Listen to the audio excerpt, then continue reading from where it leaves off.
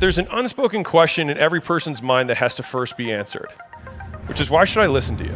You are truly supposed to be the most brave person in this entire company. So if you're not even willing to get in front of a camera, can you ask your employees to do anything? When I look at most people's calendar, they're just spending a lot of time on $10 tasks. And what I've learned is you can't build $1 million company running around doing $10 tasks.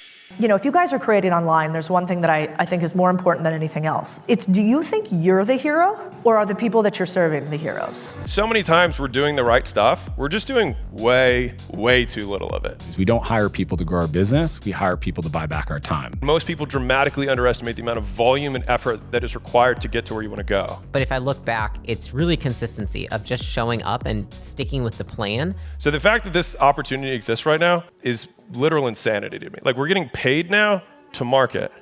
Hey, what's up? Sean Cannell here with Think Media, bringing you the best tips and tools for building your influence with online video. I'm so excited for this deep dive ultimate guide for building your online business empire with content. You're gonna be hearing from top CEOs, 5 of them from our event, Grow with Video Live, as well as our Think Media podcast. This is a power-packed sequential episode. So of course there's time codes and chapters that you can skip around in, but it's gonna build content strategy tips for creating viral content, what business owners need to know about building teams, creating media companies so that you can generate more leads, clients, and sales.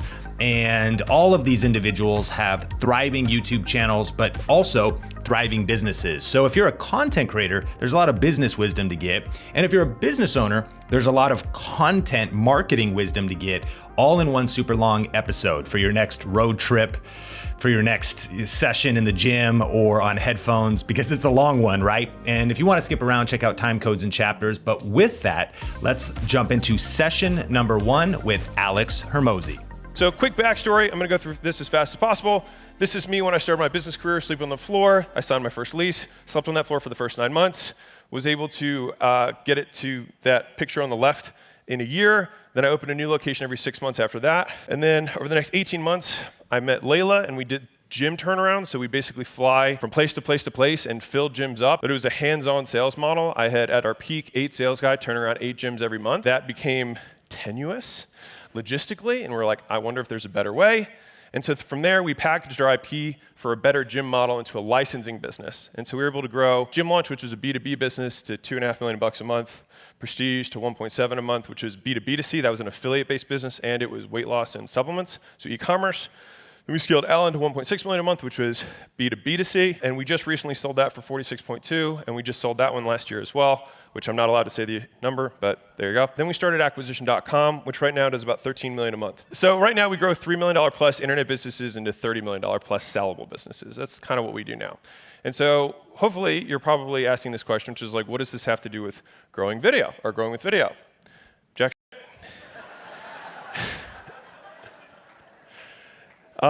But I started making video content with 3 goals. So number 1 was to attract internet business owners doing $3 million or more who align with our values. Number 2 is to help all businesses below our minimum deal size to just grow to the deal size. That was kind of the idea. Like, how do I just get everybody who's at $1 million to $3 million or $100K to $3 million, whatever, just get everybody up above that level so we can hopefully work with them. And then 3, to create a place where I could document and share the best practices of building world-class companies from my experience. And like, we're not the Elon Musks and the Bezoses and all that, but I wish that those guys had documented what they had done. Like, how cool would it have been to see like the vlog of Amazon in 1996, right? How sick would that have been? And like, every day is like, yep, almost lost the company today. Like, 6 months later, almost lost the company again. I thought that would have been awesome. So I thought, you know, I did a really poor job of documenting everything up to this point. And so I was really committed to like, all right, for this next phase, I really want to do a better job of it. So that's the idea. Lo and behold, businesses doing $3 million or more started reaching out to us, which was awesome, right? Success. So I guess this might have something to do with video. But believe me when I say that no one is surprised as me about this kind of organic stuff in general, because I've never done it before. So we're on this ride together. All right, so here's the goal for the presentation. Give you a few lessons that I've learned to take you from wherever you are to a little closer to wherever you want to go with this presentation. I'm so good at content. There's the little man. Okay, Great. So disclaimer, again, never done this. I also didn't want to be famous or known for a very long time. There's me saying I want to be rich, not famous. But several experiences changed my mind, so I'll walk you through this really quickly. So when Kylie, do you remember this when Kylie was announced that she was a billionaire? Well, that's what I felt like that day. I was like, what am I doing wrong? And then The Rock, killing it, and then boom, he's got a $2 billion plus tequila brand that he was able to launch off his organic audience. Conor McGregor, $600 million with Proper 12, it's probably grown since now. Huda, now is a $1 billion brand. And so I can be a little slow sometimes, but I could kind of read the writing on the wall. So there's the writing on the wall. But I didn't want to build an e-commerce brand because all those were e-commerce physical products brands, and I was like, it's not my vibe. I already did that once. It's not my favorite of the businesses that we've done. So I still kind of dragged my feet a little bit. And that's when I heard this guy, Nomad Capitalist, who teaches people to not be U.S. citizens. That's not the point, but so you can not pay taxes. But anyways, that's when I heard a podcast by this guy, and he was like, oh yeah, I get about 3,000 applications a month. I was like, holy cannoli. I was like, well, if I had 3,000 applications a month, I would make at least $1 if that were my life. And so I realized it could work for B2B, not just e-commerce stuff. I was like, that's neat. And then I heard Neil Patel was doing $100 million a year doing B2B agency services, all off inbound. I was like, okay, this might make sense.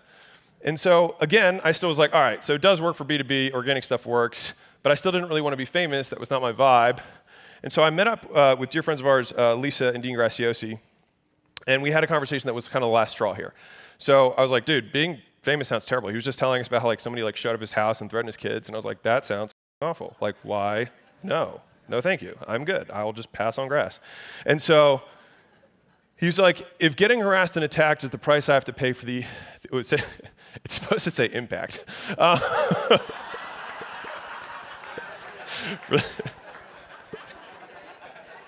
That was perfect. For the impact that I want to have, then I'd pay that price every time, which totally takes away from the impact of that message. But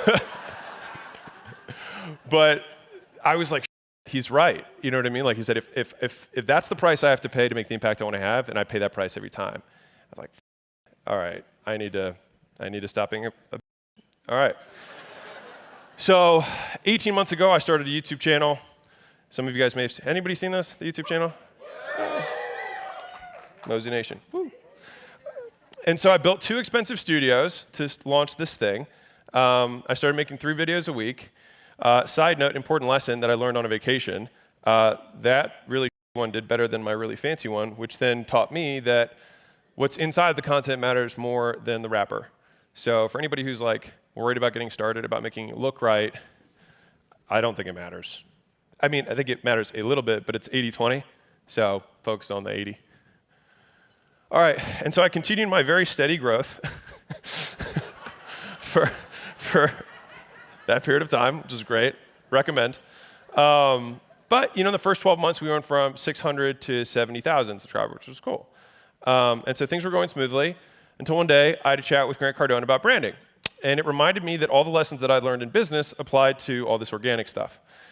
And so I was on this call with him, and I have the full video on my YouTube channel if you want to check it out. Yeah. He was like, bro, I'm not even going to try. He was like, bro, pull up your Instagram. And I was like, okay. He's like, pull up my Instagram. He's like, I got 10 times the content as you. 10 times. He's like, bro, it's volume, bro. Volume. And I was like, that's deep.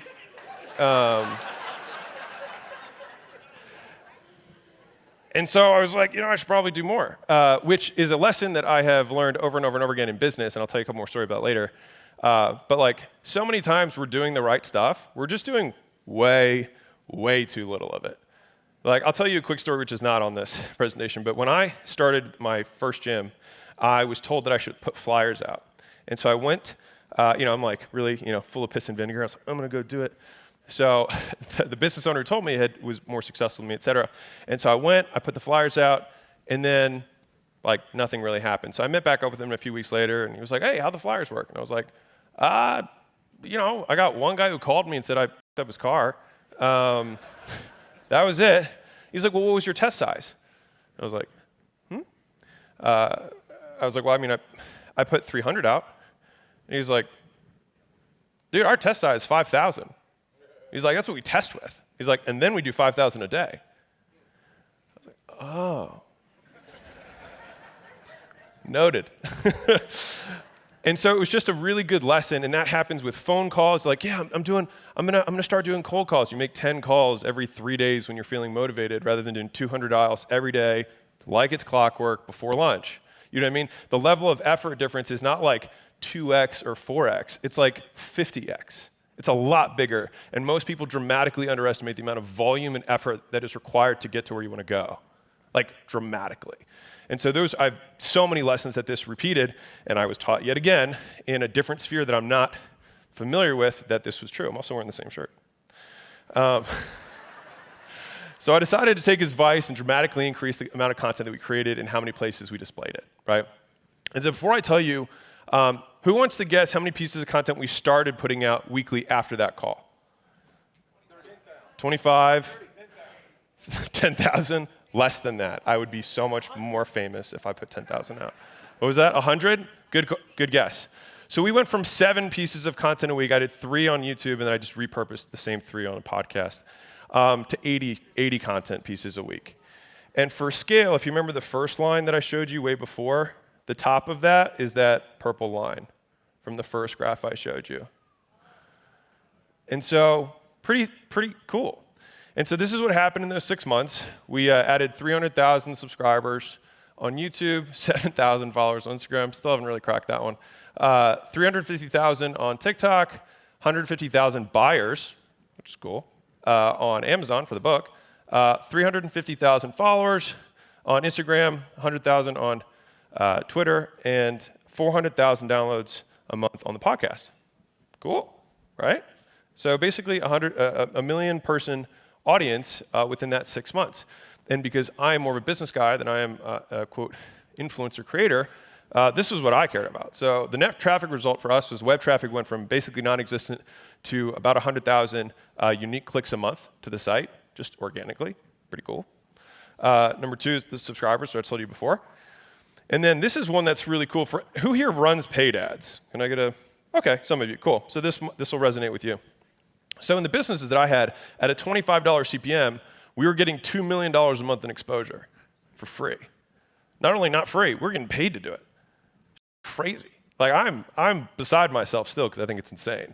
So the fact that this opportunity exists right now is literal insanity to me. Like we're getting paid now to market. Like what a world, right? And so the business result from that is that we get about 400 companies a month that apply for acquisition.com, so we can help them scale. And in that time period, we grew from 7 million a month to 13 million a month. And disclaimer on that is that part of that was just the companies themselves grew. It wasn't like new companies. But still a lot in 6 months. And so if you're anything like me, you're probably thinking, well, that's really great for you, Alex, but what about me? Which is why I made section 2, which is how and how much, all right? So here's where you come in. All right, so let's start with how much. So just a reminder here in terms of time, I'm not like a creator full-time, so it's like 93.7 is probably the amount of time that I allocate towards this. And so money-wise, this costs me $20,000 a month to do. All right, you can scale this down however you want. I also don't have a tremendous amount of time that I allocate towards it, so I have to compensate with that with money. You could probably do this on your own. This is how I do it. So we have a Twitter editor, a YouTube editor, a LinkedIn editor, a podcast editor, and an IG and TikTok editor, all right? And there's 2 of us, so times 2, so it's actually $40,000 a month for the both of us, okay? The amount of time that it takes me is 2 days per month and 4 hours per week, and that is what I dedicate towards this. And so, quick recap, I have a daily mind dump, which I'll show you how I do it in a second, because I'm going to show you the whole model. I do a weekly Twitter review. It takes me like 4 hours, because Twitter is actually really important to how I do all this stuff, which I'll explain later. And if you guys aren't on Twitter, it's my favorite platform. But we do 1 day a month of recording, and then for shorts, and then 1 day a month. It's usually like a half day. I'll do like 4 to 8 YouTube videos, the ones that are direct to camera, and that's it. That's the jam. So that's the how much. That's my investment. That's my cost to do this. And so here's the how. And so this is the content creation model. All right. That's the big visual, and those are the bold bullets. Fantastic. Let's start with the first one. So, test, record, inject, contextualize, distribute. So the old way that I used to do content was I would just have this ongoing email thread to myself. I don't know you guys have like notes or like a chain to yourself? Because you probably get ideas, you're in a conversation, like, oh, I should make a piece of content on that, right? And then you email it to yourself, and that's how I did it for a long time. And the new way is the Twitter way, which is being blocked by the thing because it formatted weird. But I post all of those ideas as tweets on Twitter rather than just sending them to myself. And so all of a sudden what used to be my inbox is actually just my like tweet thread. All right? And so I tweet about 5 times a day-ish. And the nice thing is that Twitter is a very forgiving platform. So it's just like stream of consciousness, and it takes notes. You don't have to pick videos or captions. I like it because it's just thoughts. I love Twitter so much for that reason. And so I'll post this stuff, and I'll be like, okay, those are the ones that people thought were interesting. And then the threads become long format, and the shorts become short format, or the tweets become short format. Pretty simple. Step 1. Everyone following with me so long? Yeah! My man. Anyone feel like they could do that? All right, doable. Yes. Second step is recording, right? Why am I doing both? I realized this because you're like, why do you do short stuff? I was kind of against shorts, and then I realized that I've never actually consumed anything from Gary Vee that's long. But I like Gary Vee a lot. And I was like, oh, well, I guess that worked. So that's why I do both. Right? And so I think it's a width and depth thing. I think the shorts give you a lot of breadth. I think the longs give you a lot of depth, right? And so there's a visual that I put together that took me too long to say that same thing. Great. So this is everything that I know about how to make content that, quote, goes viral. I watched a long interview with Mr. Beast. My big practice of trying to learn stuff is go to the person who's the best at it and listen to them because they've already reorganized the information for you. Hack. And so he's like, listen, all these guys make this all compliment with their tags and the hashtags, and if any of you guys sell that, this is not me offending you. I have no idea what I'm talking about. Remember, big grain of salt. But he said, it's just CTR times watch time. That's it. You got to get people to click, and you got to get people to watch. I was like, okay, that makes sense. He's like, and that's what YouTube wants. They want people to be interested in the content to get the click, and then make sure that the content fulfills the promise of the thumbnail. Cool. I was like, I can do that. And so this is the general format that I've used for the longs, which is like a hook or a question that I'm answering, usually a story that's relevant to answer the question, a framework that I've applied to repeat that process, and then an explanation of why I think it works. And that's it. And if I want to make longer stuff, it's just that process with multiple stories, repeating that over and over again. The shorts is a hook or a question, a hammer, which for me is my tweet. I put the tweet as the next thing I say because I already know it converts. And then I have an example and an explanation. That's about it. That's Alex's $1 million thing. There we go. Fantastic. And so this is an example. So it's like 28 ways to guarantee poverty, or 28 ways to stay poor, right? So I made this thread, got a lot of shares, cool. 28 rules, reprogram your mind to be rich in 22 minutes. So I have to change the headline and stuff, but the content was identical. I just did it in a video, right? And then the short ones that do well, it's like, all right, overheard from a Navy SEAL, blah, blah, blah. Authenticity is just a fancy word. Boom, I just make a short version of the same thing, just saying the tweet. Does this make sense? Yeah. Okay, cool. And then I upload it. Fancy so far? All right, ta-da. Next one is inject. So we grew the podcast actually recently from like 20,000 a month to 400,000 a month, and a big part of that was just having call to actions. Sounds really dumb, but I wasn't doing it, so do it. And so the way that we did it was we recorded 2 versions of each of the call to actions. So like call to actions to other channels, lead medics, share or tag. If you have a lower ticket product, I don't, but or if, for me, I guess I have a book, it's 99 cents. Leave a review if you want to ask for clients or, send a question, or there's my book there, Grand Slam offer. So I would just record 2 different CTAs for that, and then I just inject them into the content. So this is what it might look like.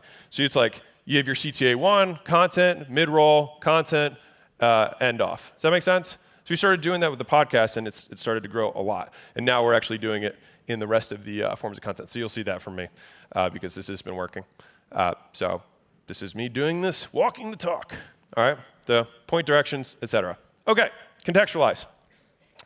So anyone seen this one before? Everyone see this like meme that went viral? So it's like everybody kind of appears somewhat differently, even though it's the same person, depending on the setting that you're in. Right? On Facebook, you look a certain way. LinkedIn, you look a certain way. Tinder, you look a certain way.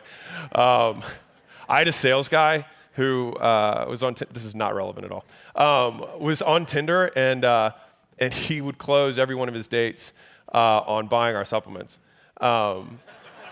So that he could get, he was like, it always covered dinner. Savage. Anyways, just, shooters gotta shoot. Okay, so you have to make this stuff contextual, and so this is what we do. So this is the same video, right? It's that same Navy SEAL video I made earlier, right? So that's a Reel, that's a TikTok, and then that's the YouTube Short.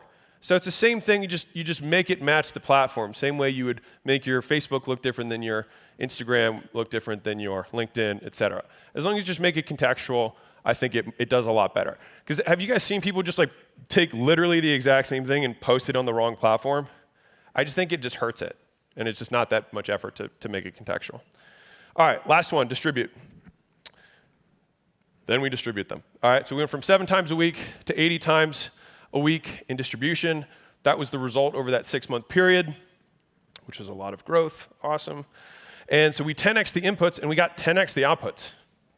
Surprising, right? So who here would like 10 times the output? Well, then you can just 10x the input.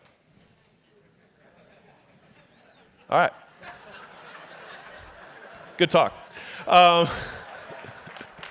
So, quick recap. All right.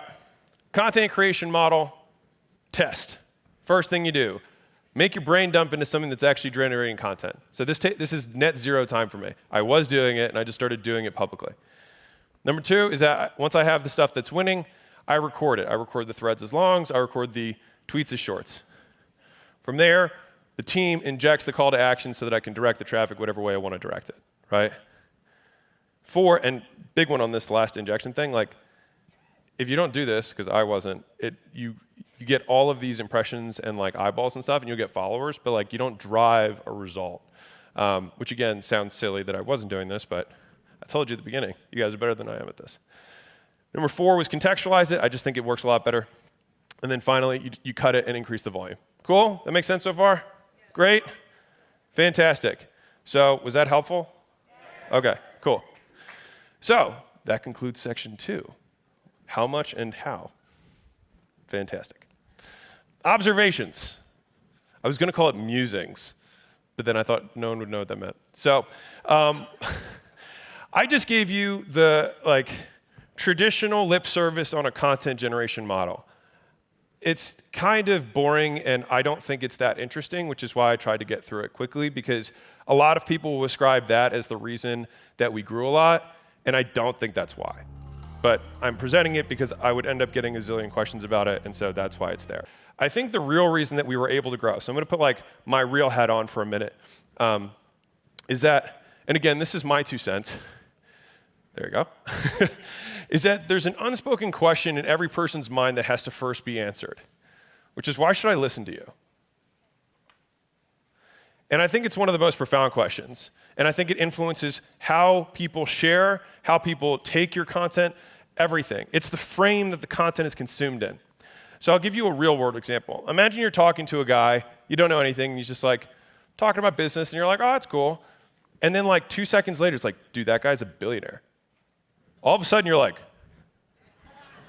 right? The frame matters a lot. Elon Musk makes a tweet that's like, I'm on the toilet, and it gets 500 million shares, right? This guy's hilarious, right? It's because it's Elon, right? And he has a brand that he's established, and there's context there. And so I think that we should have this question answered for ourselves and our prospects before creating content, all right? And so imagine for a moment that I had done this whole presentation up to this point, and I had a 1,000 person total audience between all of those platforms. Same presentation. How different would that feel? Right? Just imagine, dude on stage, you don't know me, and I have 1,000 people on Instagram, and that's it. Same presentation. You would receive it differently, right? Right, I would, because I would think it was stupid, pointless, preachy, better than thou, full of, and if you're so good, why don't you do it? That's what I would think, right? And so we have to answer the question, why should I listen to you? And I think a lot of you are making content from a weak frame. And that's just what I see. That's just me witnessing it. Like, you know, it's like the 18-year-old relationship coaches. You know what I mean? They're real. You know, like, they're out there. Some of you are here. You can, like, being real, right? You know, or it's like the business coaches that are doing $5,000 a month.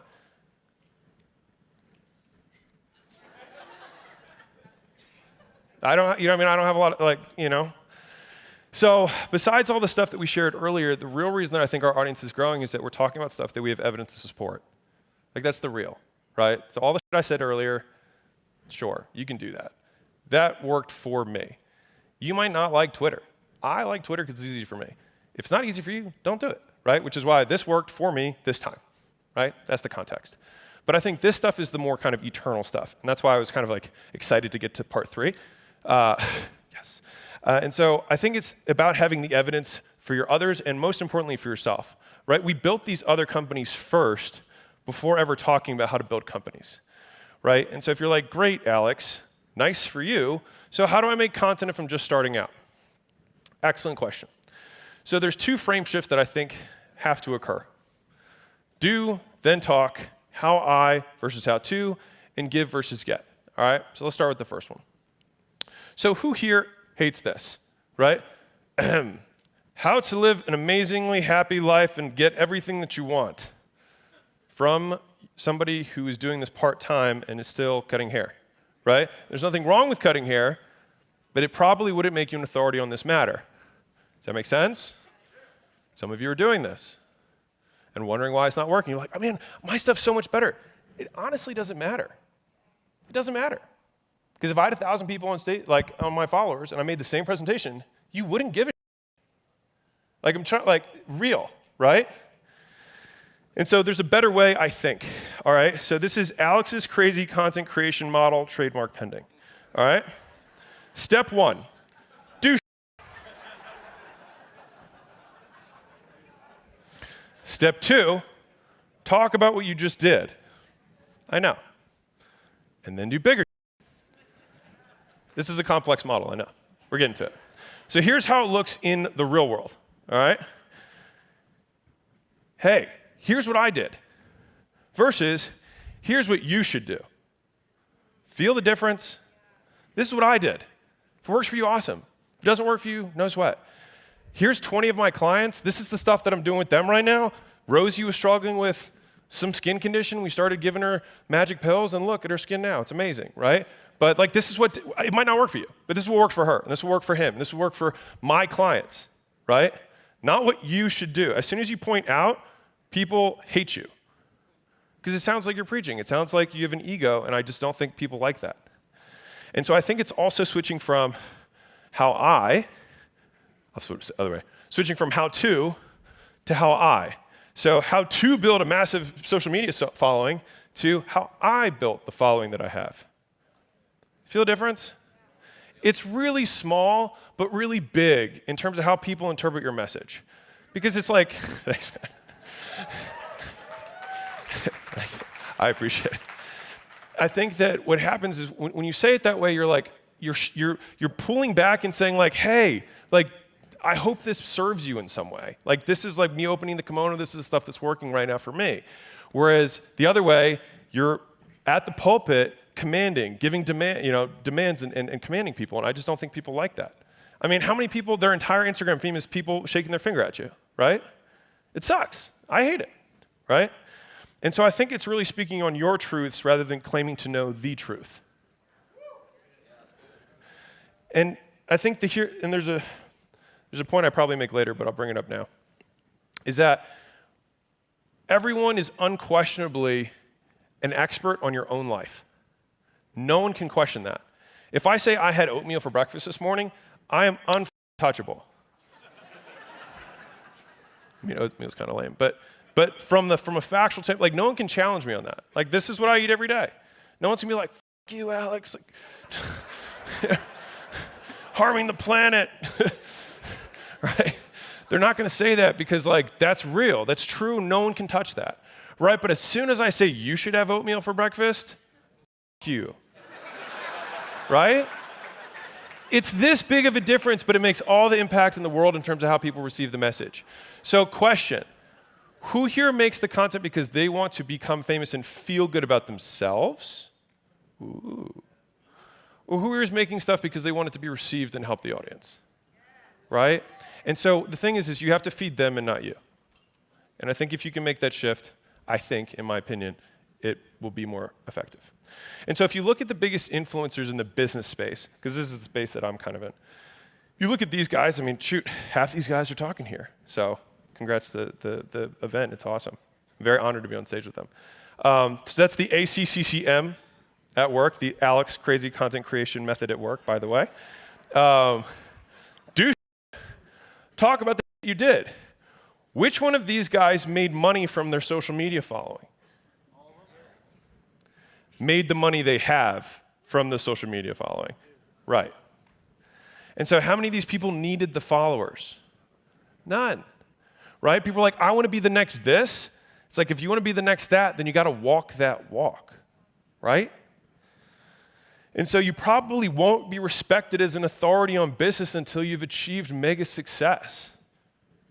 The same reason you look at your competitors like, that guy sucks. It's like they're looking at you, right? And it's because, why should I listen to you? And so here's the good news, because you're like, well, Alex, what do I talk about? Here's the good news. You can become a niche-specific authority.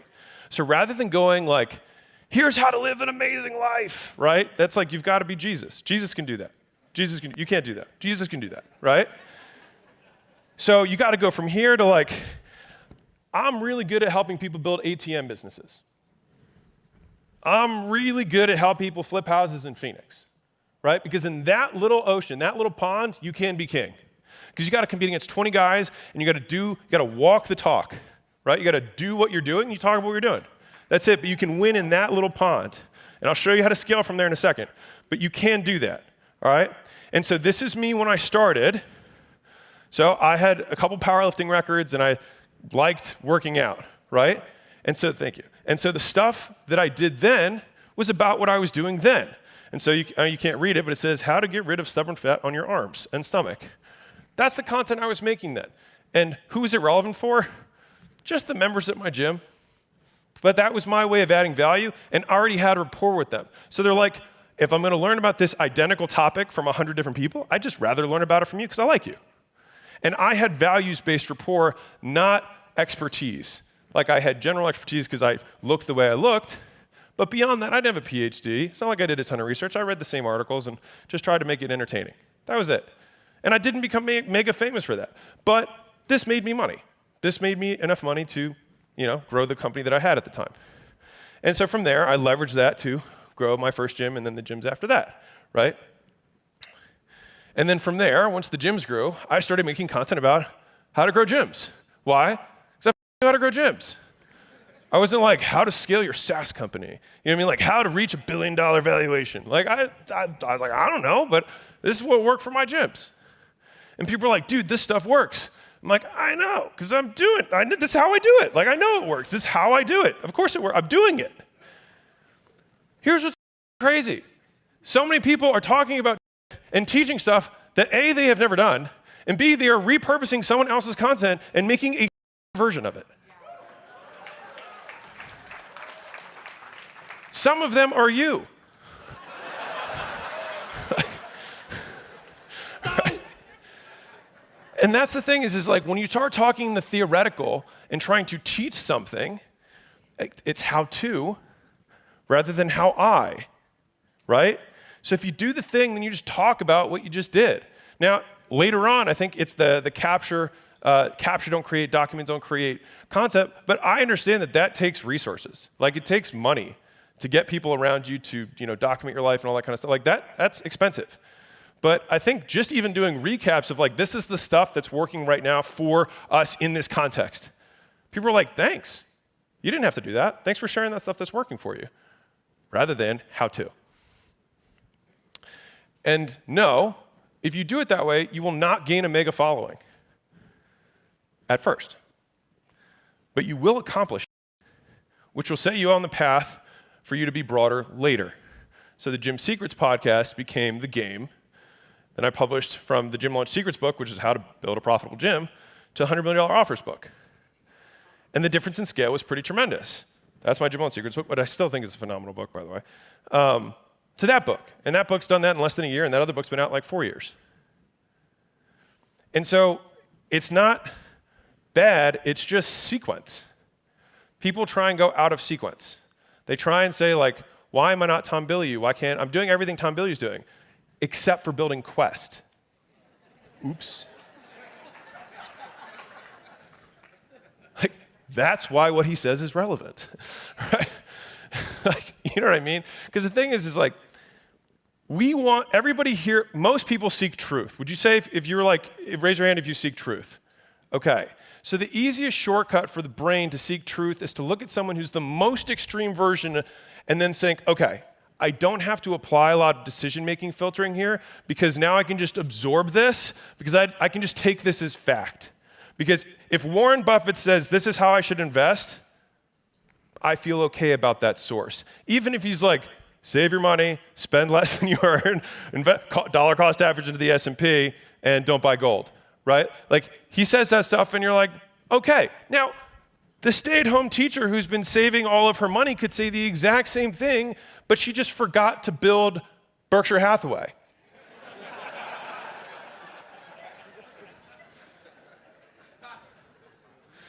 And so the thing is that, and I'm actually very against the whole confidence mantra of like people being like, you gotta believe in yourself, you gotta blah, blah. You have to do things so that you have evidence that you can support why you are good.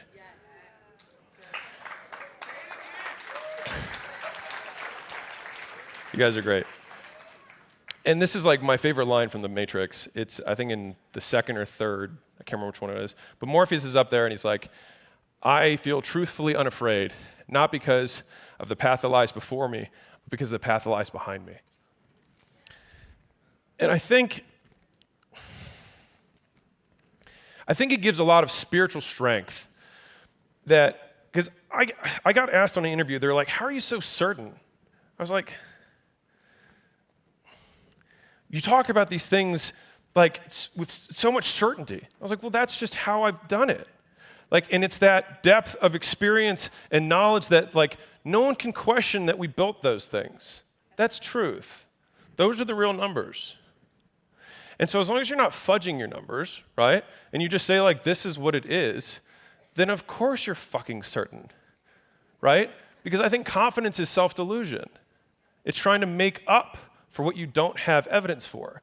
And I think it's a much easier practice to stop pretending and start doing the stuff that you should be certain about.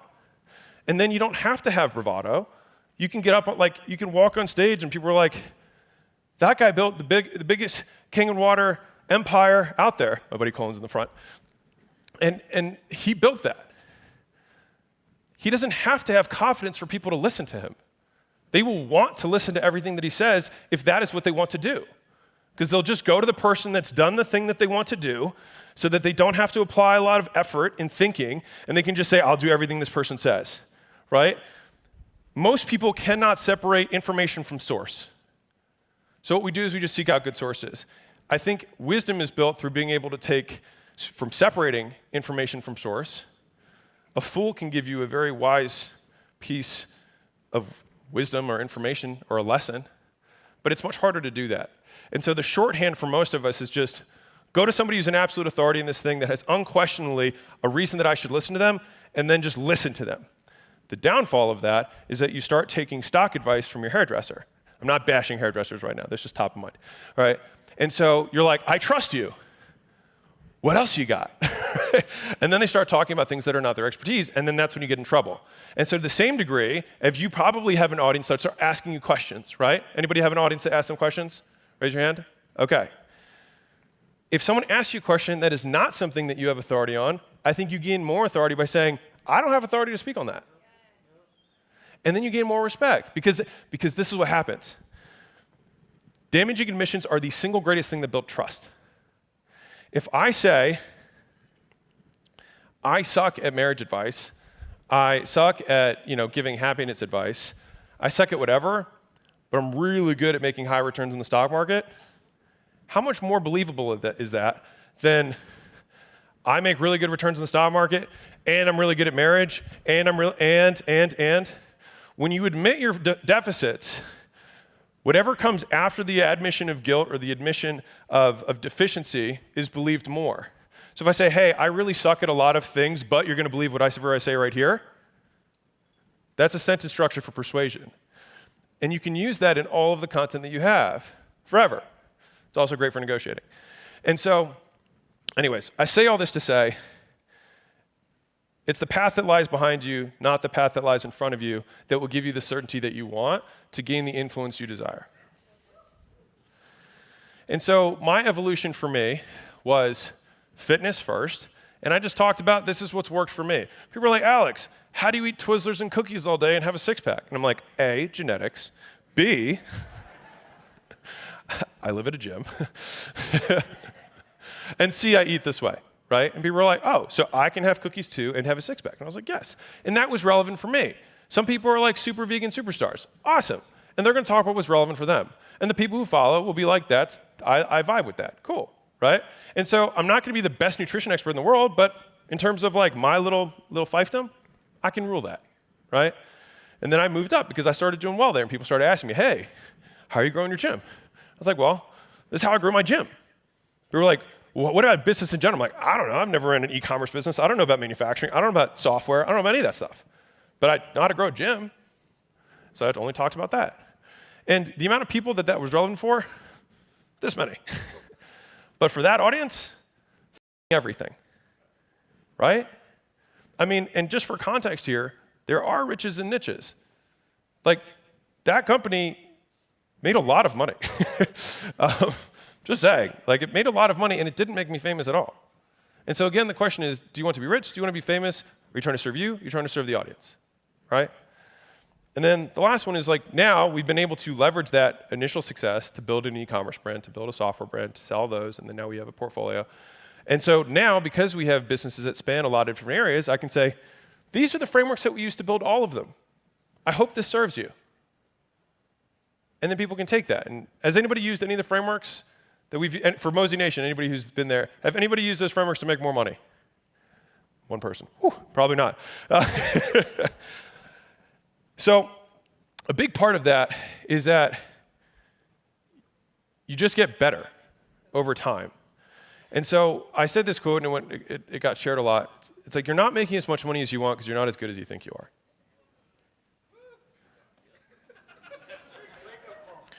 I'm just being real. Like, I don't know, I could have done like here's my 17,000 content model, you know what I mean? But like, the real is that you're probably not that good yet, and that's okay. Like, the only person beating you up is you, right? And so the only way to get better is volume. And the only way to get even better than volume is volume times time. Because volume, you can write this down, I don't have this in the presentation, but this is like the equation of life. Volume, or at least business. Volume times time equals skill. You got to do it a lot of times for a long period of time, and you will get better. That is a promise. If you suck today, you will suck less tomorrow.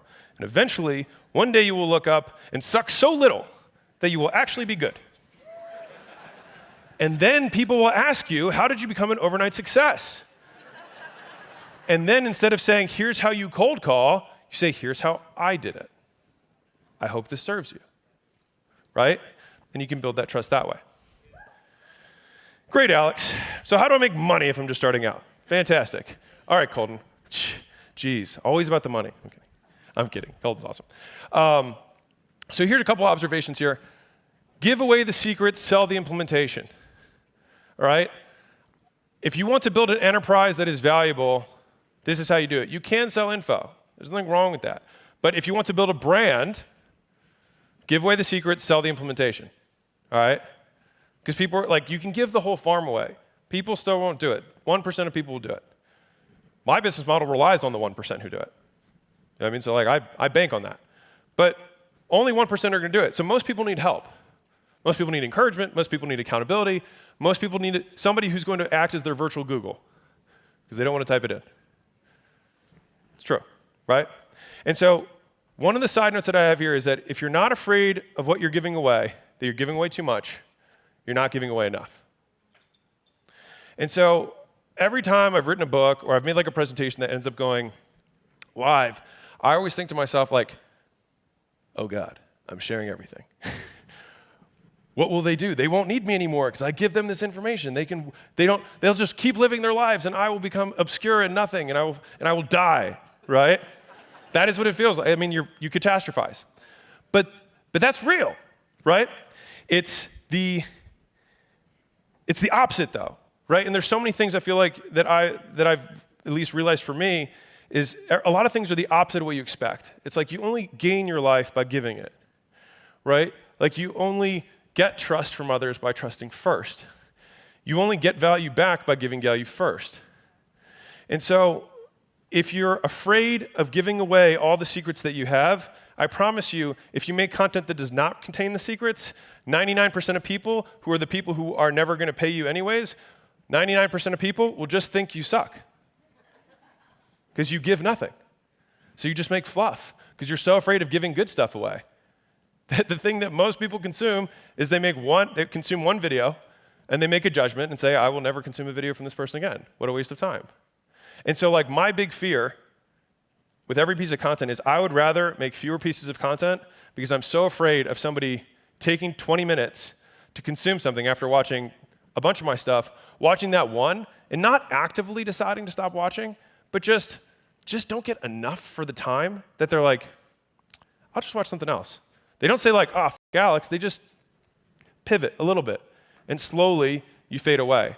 And so I would rather have quality over quantity, but quantity beats just quality, right? But I would personally, this is me, I would personally prefer to have better stuff and give away as many secrets as I possibly can to get people to start taking steps towards you. Because what also happens is if someone goes and uses stuff from the YouTube channel and grows from $1 million a year to $3 million a year or $5 million a year, they don't have questions on whether or not we can provide value because we already have, right? And then it makes the sales process dramatically easier because you say, what brought you here today? And they're like, well, you made me $2 million a year. I love you. And you're like, awesome.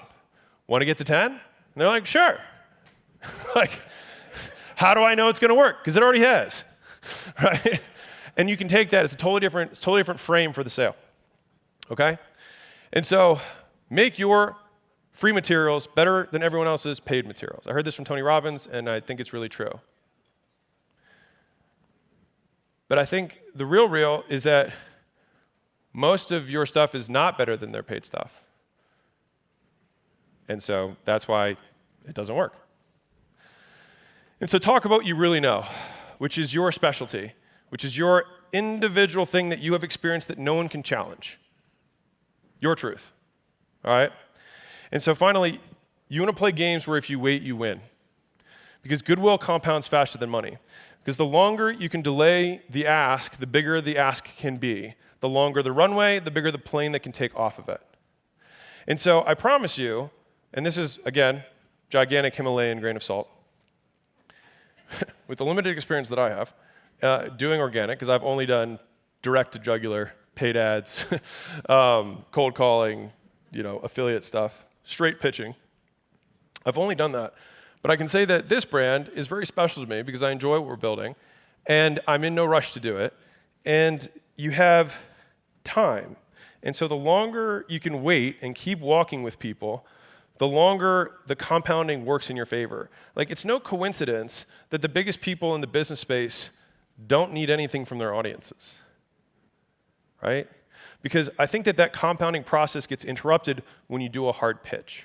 That's my opinion. I could be wrong, but that's my opinion. And so the idea is how can we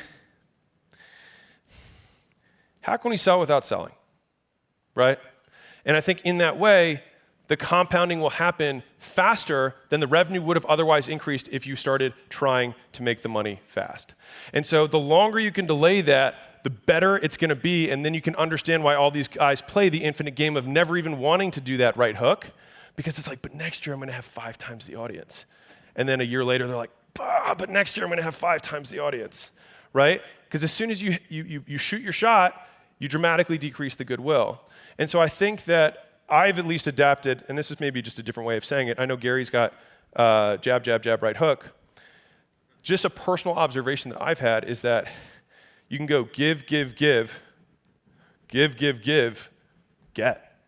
You don't even have to ask. People just start handing things to you. Because if you deposit enough goodwill in there, it just starts coming back. And I know that sounds crazy, but like the amount of people that DM me are like, hey man, can I give you 10 grand for 10 minutes? And I'm like, no, I don't do that. Like, how about 20 grand? I'm like, no, I don't do that. Right? The amount of times people inbound and they're like, hey, can I have you on my podcast? Can I have you on my stage? All these things start happening because you're not asking for anything.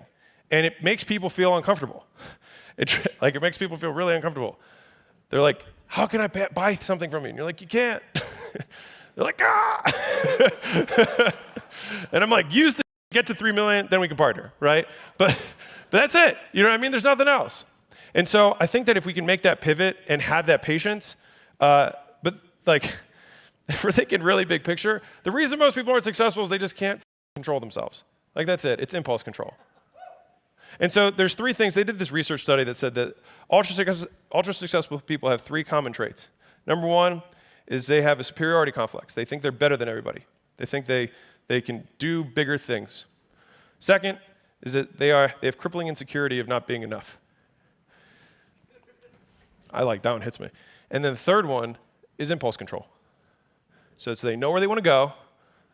They have a way drive to not be a failure, and they stay focused on it because of impulse control. And so the idea here is if we can do that, we will be more successful. And the reason that most people don't make money is because they can't wait 12 months. Like I have this 18-year-old who was my neighbor, and I said, I'm going to have you sign a contract that says, I want to be a millionaire. I was like, you got to wait 5 years. And you can't make any money between now and then. Would you do it? He was like, yeah, I would do it. Every single person can do that. I guarantee you if you delayed your ass for 5 years and you just provided value to people for 5 years, you'd have a bigger audience than you knew what to do with, and you'd be a millionaire in 5 years. It would probably happen a lot faster than that. But if you committed to doing it for 5 years, you would. But guess what? No one's going to do it. And that's why most people aren't successful. And so like we come to these events and you have the models and all the stuff, right? But people still eat cookies when they're trying to lose weight. And so it's a concept of local versus global, which is there's a local benefit to eating cookies. You feel better, whatever. The global benefit goes down, though, because you don't get the six-pack you want. If that's the goal and you're counting macros, you get the idea, right? And so most people cannot sacrifice local benefit for global. The sales guys don't want to put the notes in the CRM, even though that benefits the entire organization, because it's a local cost, right? And so, as a side note for operations for a business, operations are supposed to bring global benefit in excess of the local cost. And so, when we're trying to achieve the things that you're trying to do, right, the local benefit is just make the ask fast. The global benefit is the longer you can wait, the bigger it can be. And so for me, I'm like, why not wait as long as humanly possible? So I'll wrap this up. Speak from strength. Share your experiences to add to the body of knowledge. The problem with a lot of the social media stuff and books that are out there now is that the barrier to entry in terms of what it takes to publish content is so low, it's almost not visible, right? It's so low.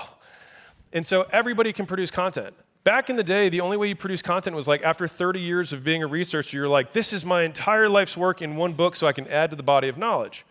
People are like, wow, thank you for that. And that's how content was made, right? And if you wanted to do a direct, a marketing piece, you had to edit it and put it on a piece of paper and look at it every single way and know that you're going to pay 50 cents for every single person who's going to receive it, and you better be damn sure it's beautiful, right? But people don't want, like, it's so easy now to publish that most stuff is shit, right? Most stuff sucks and is a total waste of time. So just try and talk about the stuff that's not a waste of time that you actually know, so you can add to the body of knowledge. If you say, hey, this is what I did, consider yourself a mini researcher. Like, these are the experiments I ran in my business. These are the experiments I ran in my weight loss clinic. These are the experiments I ran in my plumbing business. Just talk about the experience because no one can question that. Second is that teaching on principles is difficult until you've achieved a material amount in the field, because there are others who will teach it with more depth of experience. It's very difficult to teach business unless you're very successful at business, because there's just another person who someone will listen to more, right? but no one can question what you have done. Hey, if you got value out of that session, can you smash the like button? And I would love to hear one of your biggest takeaways in the comments below. We're about to jump into how to hire and build your team, even if you don't have a big budget, whether you need an assistant, a video editor, whether you're wondering if you're ready to scale or not, and how do you actually build a media team around you if you're an entrepreneur. This is a power-packed session that we're going to get into, but I do want to let you know that some of this content is from our Think Media podcast. If you want to start or grow a YouTube channel and build a thriving online presence, I want to invite you to check it out. And we have interviews like some of the ones you're hearing here. We have solo rounds all about unfiltered tips for building a profitable YouTube channel. I'll link to it in the description below, and it's also on all of the audio platforms. And we bring you 2 episodes every single week. And so check out the show notes for that and other resources. And now let's jump into session number 2 with Dan Martell. First question is, who should you hire first? Like which, as a founder, and so to define founder too, a lot of people listening to this might be accidental entrepreneurs, or they didn't really found anything. They might be in network marketing, or they're in real estate, or a loan officer, and they want to use YouTube to get leads, clients, sales, but they're nevertheless the principal, right? They could be the CEO. They might not define themselves that way, but now they need help, and they need help with this content thing. Who do you recommend hiring first? It all comes down to like what you're spending your time on, right? It's actually interesting because I wrote the book for a very specific, 1.2 million in revenue, 12 to 13 employees, agency owner. Like I had a very specific archetype, but I wrote it in a way, hopefully, that was going to resonate with creators, freelancers, C-level people at companies, directors. Like what happens at the end of the day is like people create value per hour of unit of time, right? And I start the book by talking about the different levels of trading your time and time for money, and then money for money eventually. So every person can just look at their calendar and say, where do I spend my time on things? And of those activities, what actually generates the most wealth or income, and what lights me up? So to me, the best person to hire first is all the things that you don't like to do that you could pay people the least amount of money to support you. So if somebody's, an employee at a company, but you're making good money,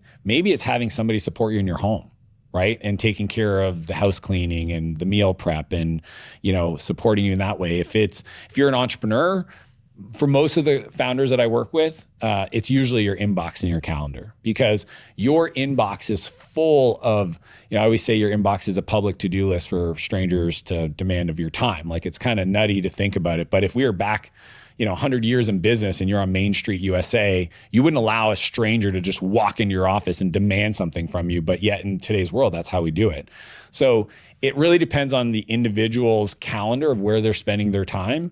And it's really that filter of like, what's the least expensive thing you hate to do?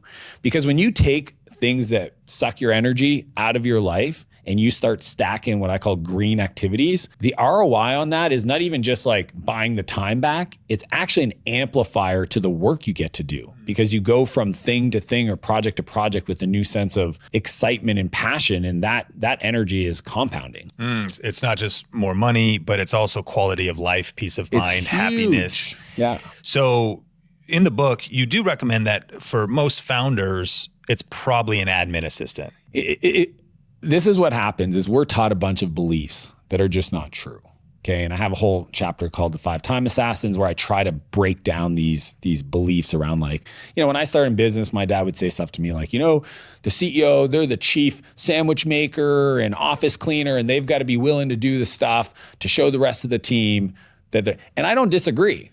But at a certain point, if that's 10 to 15 hours, if I own a CrossFit gym and I'm spending 10 to 15 hours of my week managing the cleanliness of my classes and the space and putting equipment away, and instead of coaching, where that coaching hour could be worth $100 to $500 an hour, why would you do that trade? Like what are you trying to prove to anybody? What I would much rather, and I talked about this bike owner in the book, he owned a bike shop that I go to frequently.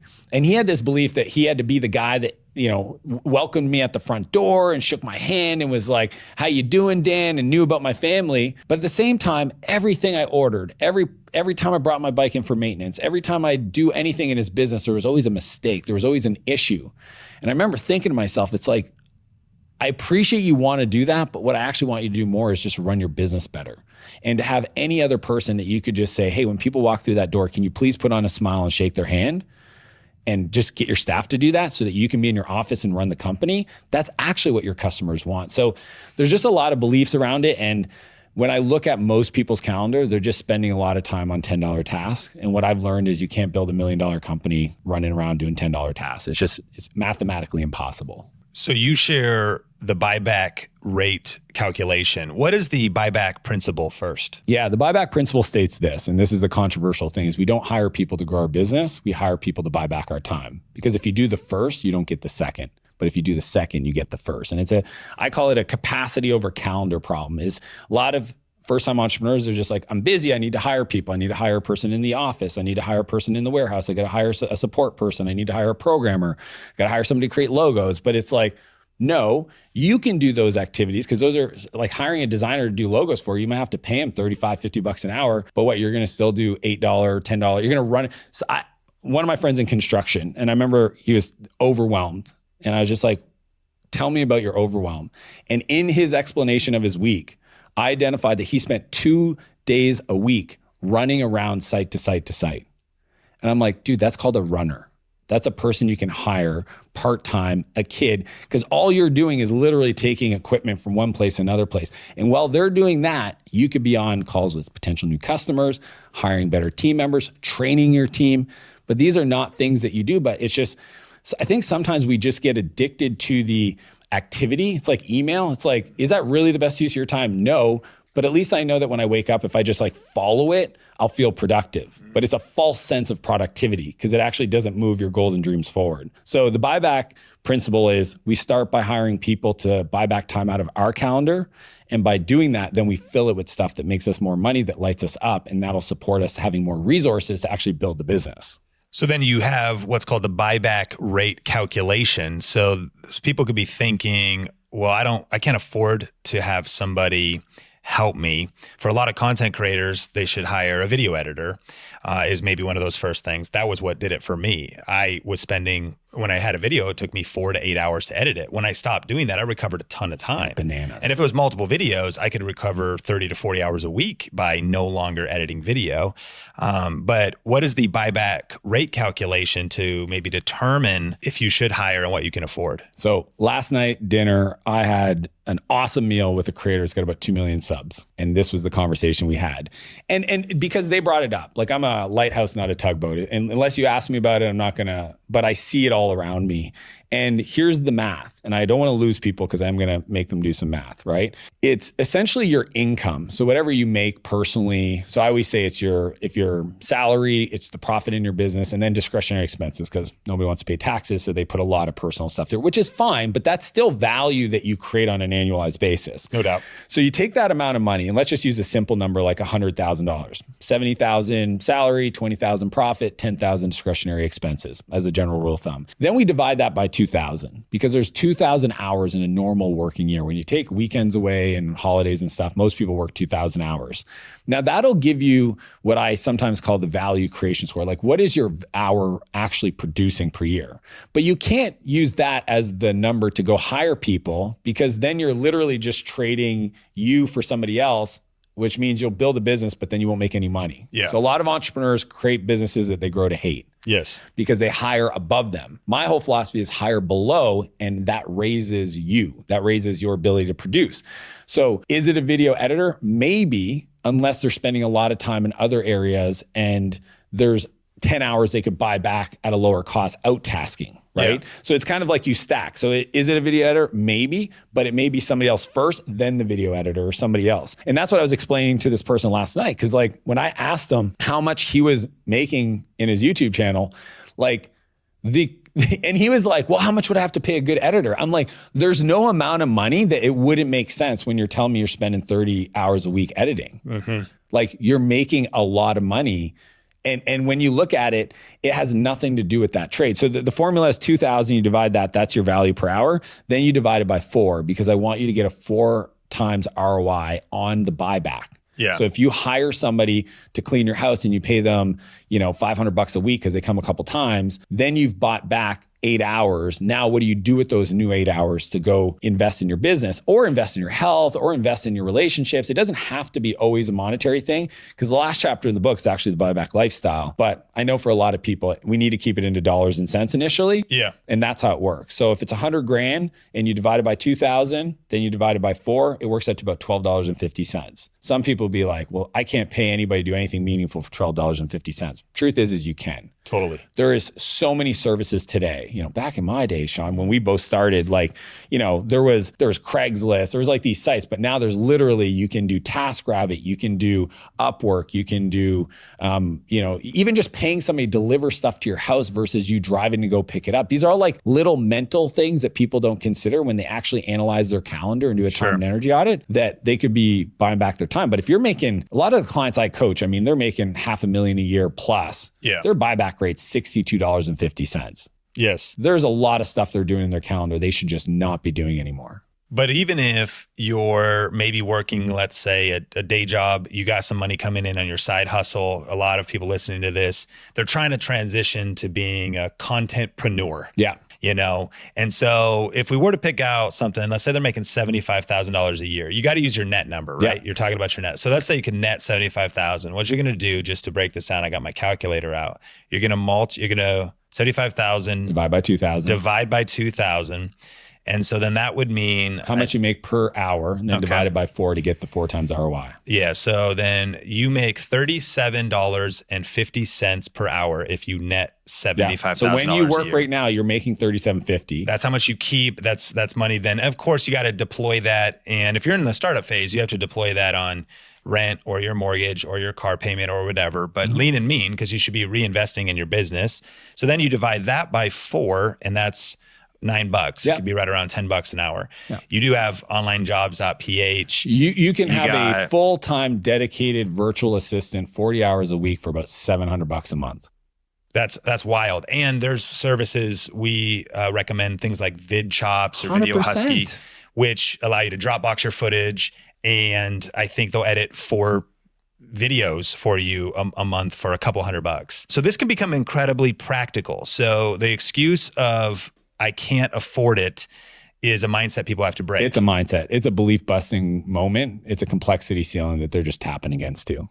There's some other excuses. What about the one, I don't have time though to actually sit down and figure this out? That's my favorite one.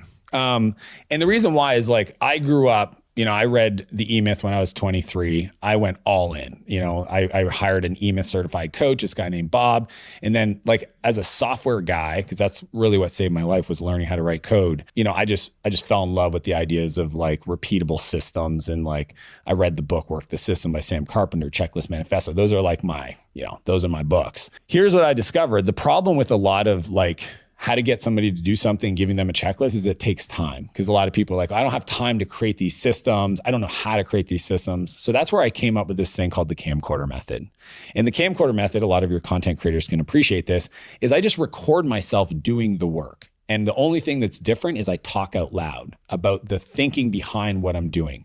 So if I'm processing my inbox, I'm and it's not entertaining, right? It's me sitting there, open up an email and go, oh, that's from Bob. I know Bob. If I search my emails, here's my history with Bob. So he's asking me for 15 minutes. I'm going to go and I look at my calendar and it's I only do meetings in the afternoon. So I'm going to give him this 15-minute spot, or I'm going to send him my Calendly link or whatever it is. And you just talk yourself through doing this. A lot of the camcorder method stuff I do today, still, this is a process I do on a daily basis, is either on my iPad using the recorded with the audio. So I'll draw stuff and I'll record that to the cloud and then just share my iCloud link, or I'll jump on Zoom, share my screen, and it's just me, but I'm recording it on Zoom because it's just so easy. And then my assistant can pick it up and put it in a folder.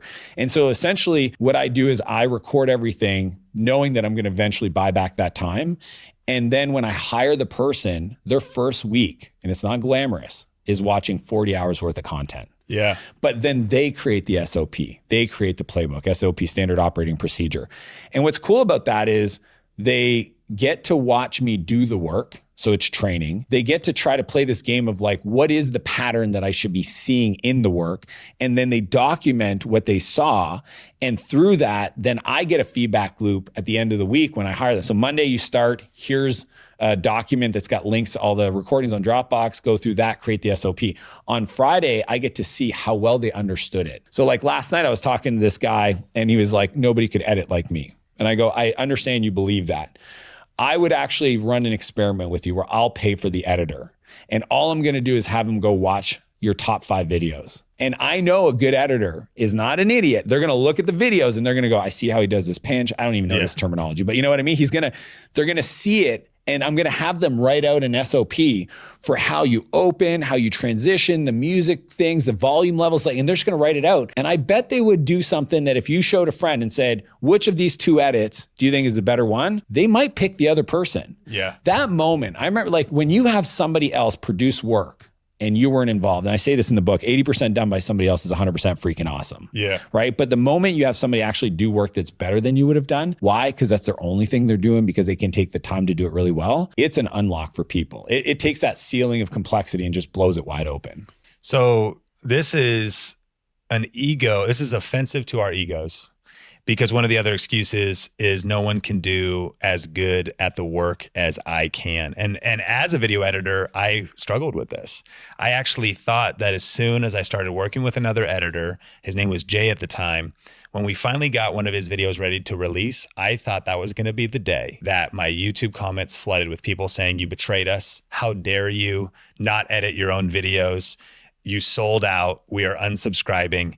And Dan, can you guess how many comments I got when a video edited by somebody else came out on Think Media? As many as you had before, and nobody said anything. And nobody said anything. Nobody Zero does. comments. Nope. And I just remember I'd been editing videos since 2003. So I had, it was one of my biggest skill sets. The truth is 2 things, right? No one is as good at the work as I am. That's either a myth, or if they can at least do it 80%, that's 100% freaking awesome. Yeah. Because 80% is going to be sufficient. In creativity and in content, it's also kind of subjective. Yeah. What do you even mean? What is a good edit? Well, is it going to entertain people? Do people like and enjoy it? A lot of creativity could be really subjective. Well, and there's a framework I teach in the book because I did write it for that. When I wrote down the 25 people in my life that I love, that I knew were struggling with buying back their time, I pretty much like used them as like, okay, what's their objection? This, what's this? Okay. And one of them was this concept. Like, I'm a creative. What I do is very nuanced. Nobody could do it as good as me. So I teach a few concepts like chunking, but the one that people really resonated with was the 10-80-10 rule. And I watched Steve Jobs do this. I watched Gary Vee do this. I watched a lot of people that we admire build these massive companies that you would argue the product is innovation, is creativity, it's soul, musicians.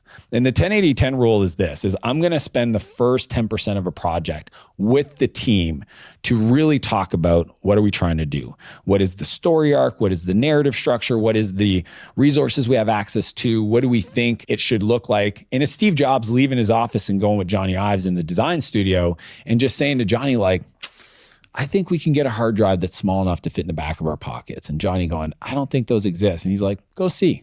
Right? Or, hey, what if we did a translucent background on these iMacs or like lollipop colors? And he's like, they don't make that kind of plastic. Go see. Right? It's that first 10%. And then, Johnny would take these crazy requests or ideas and then work with his team to prototype and to pull out the CNC machine and do foam models and all this stuff. And then they would eventually get to a place where they had these finished products, but Steve would still come in at the end, that last 10%, and polish it. Right? So that nothing ever left the factory floor without his stamp on it. So that's what I'm saying to people. I'm not saying you delegate and abdicate and just be like, I hope it works out. Yeah. It's just take that 80% of the heavy lifting, give it to somebody else. And then at the end, you can come in and look at the edit and go like, oh, let's do this here. Let's do this jump cut, boom, boom, boom, boom. And then the final product still has your essence and soul. And I think that framework has helped a lot of creators go like, oh, I can see how now I have these different like work streams where I can still be creative using the 10-80-10 rule and not feel like I'm going to lose that. That's super powerful. So the first 10%, you kind of are maybe giving the genesis idea, the direction, you're giving some raw ingredients. Yeah. Then 80% of the time, somebody else is doing the rest, the middle 80%. And then in the final 10%, you're tweaking it, but you just bought back 80% of your time. Yes. And so you have massive leverage created there. We're really onto something, I think, speaking to creatives, because there's a unique resistance to this when it comes to creativity. And I think for some, like the creator you were speaking to last night, many I speak to, who they just hold it so close, their creativity. But there's an incredible story about Andy Warhol, the famous artist, right? Who produced something like 85,000 pieces of unique art in his career. Yeah. And that story really inspired me in the book because it actually made me think about, what is my art? And when I think about these videos, it is video. I think I've uploaded over 2,000 videos now. We're now doing vertical video and we're doing around 328 pieces of content a week. This is all insane. There's no way this is happening if there wasn't 18 people working at Think Media and 10 contractors and systems. But clearly it is not my hand on 80% or even it might be less than that of the work. And Andy Warhol was similar. This is an actual artist, who's doing painting or silk screening. Break down that story of what he did that maybe creatives that have a resistance to like letting go of their creativity might have. Yeah. I mean, this is the fun part and it's why I use those examples in the book. Okay, I didn't use Elon Musk. I didn't use Mark Zuckerberg. I didn't use all these tech entrepreneurs. I said, no, let's go to the most creative art forms. Art. Yeah. Tom Clancy. Yeah. Oprah. Right? Yeah. These people that you're like, oh, they're just so creative. Steve Jobs, right? But how do you do it at scale? So here's Andy Warhol, and he figured out something when he looked at how he produced his art and what was valuable to the art. He realized a few things. One, me being out with potential buyers, telling them the stories of my art and my life, that's actually what makes art valuable. There's a great book called Show Your Work by Austin Kleon. Yeah. I love it. I'm not even an artist per se, I do business stuff, but I love the idea of like understanding what we do that creates value. Because that's in the book, I make this strong argument of like, replace your time, fill it once you buy it back with things that light you up, that actually move your business forward, that you would do. Like the whole part about building an empire is creating a life that you never have to retire from with unlimited creativity. So Andy Warhol saw that, hey, my time should be better spent talking to customers and coming up with creative ideas to play with. So he created this thing called The Factory, and he had like a dozen interns that he would walk in and he would do essentially the 10-80-10 rule, where he would be like, I got this crazy idea. Let's do this treatment on this photography or whatever, and like do a bunch of variations, right? And I think that's if anybody's stuck on this about their creative output, I would actually argue that you will do more creativity. I think you'll have more it's like almost like more taste making. You'll be able to have more to look at. You have a team and they're showing you stuff and they're like, hey, I found this really cool site that lets us get these kind of audio clips. And you're like, oh, and then you as the creative can be the person that does the remixes, right? That goes, I wonder if we took that audio output and paired it with this visual treatment, how would that look? And instead of you having to do it, they literally can do it while you go to your next meeting. You might go close a new sponsor, do the thing only you can do, be on this show, right? Yeah. But like the way I think about it and what Andy inspired me, Tom Clancy, I mean, just so people know, Tom Clancy's dead and he still writes best-selling books. Wow. Think about that idea. Yeah. He still writes best-selling books. That's he wild. is no longer here on earth. Why? Because they built a system around his creative output. And a lot of people, like I remember, I only found this out because I watched a pilot. I was at the lounge in Toronto at the airport and he was reading this book and it was like thick. And I was like, wow, that's Tom Clancy. Like, he goes, yeah, it's crazy because he's not even alive. Yeah. I go, he's not alive? He was like, no, he died like 10 years ago. And I was like, and you still read the book? He goes, I really like the book. Wow. I like the format. I like the structure. I like that type of writing. And they found people that could essentially replicate his voice and his structure. And I think that's the part that it attacks the ego. Yeah. Right. But I would argue that what I would love for every creative, and all the podcasters I've talked to, is like, I want you to be on air. That's your unique genius, the way you show up, you ask questions and you engage with but as soon as the cameras are done, move on. And build a team that can take all this stuff and then just have it show up on social media, show up, and support the sponsors, do all this stuff. And I think and then do more of that, right? Like buy back your time to go produce other shows like you're doing, like, and just look at this stuff. Cause I think I don't know. I just can't see a world where if somebody's truly about their art and creating, that a future where they don't create more isn't what they want. The only bottleneck is they're doing stuff that isn't actually part of the creative process they can't get support on. Yeah. And that story inspired me. I actually thought, I'm like, Think Media, our goal is to make it like the factory. Like, how do we scale creativity? How do we also enroll other creatives, increase our outputs? And what's fascinating is that Andy Warhol, it wasn't just the art that he figured out. He really developed the skill of business, and he developed the skill of systems. And so sometimes as YouTube content creators or as business owners trying to pump out more content, we don't think about that as much, but that's really where the game is. And that's a lot of the value you add in this book. I want to go back to just giving us some practical handles for getting control of our time, of our week, and maybe looking at maybe just some self-awareness of where we're wasting time, but also what we should hire first. And you recommend people do a time and energy audit. A lot of people recommend time audits. You add on energy. What's the difference, and how much of a window of a time should we do? And what do you think we'll discover in that? How do we do that as listeners? Well, I kind of alluded to it earlier. Like, the energy part is actually the missing piece, and especially creatives. Like, if I'm super creative for 2 hours and then I got to jump on an hour call with my accountant, man, try to get you back into the creatives. Like, it's just so. I think what was interesting when you talk to, you watch a Dr. Dre talk about being in the studio, or they just lose track of time. I used to call it art class. Like, when I'd go to art class, the bell would ring, and 45 seconds, what felt like 45 seconds later, which was an hour, the bell would ring again, and I just lost track of time. I would love for everybody to look at their calendar through that lens. What would change? How would you show up for your family, for your team, if you were giving yourself permission? Because that's what it is. I'm really trying to convince. That's why I wrote the 5 Time Assassins. It's like, I want to give people permission to edit their calendar through this lens. And the way it works is, and this is the first thing I do with all my private coaching clients, is 2-week audit every 15 minutes. You can buy these little timers if you want, or use your phone, but essentially every 15 minutes goes off and you got to write down what you just worked on. And you do that for 2 weeks. And it sounds like super tedious, and it is, but it's by design, because by the second day, people are like, wow, I'm wasting a lot of time. But keep doing it. Get that 2-week audit, because it gives you enough of a visual into your calendar to see.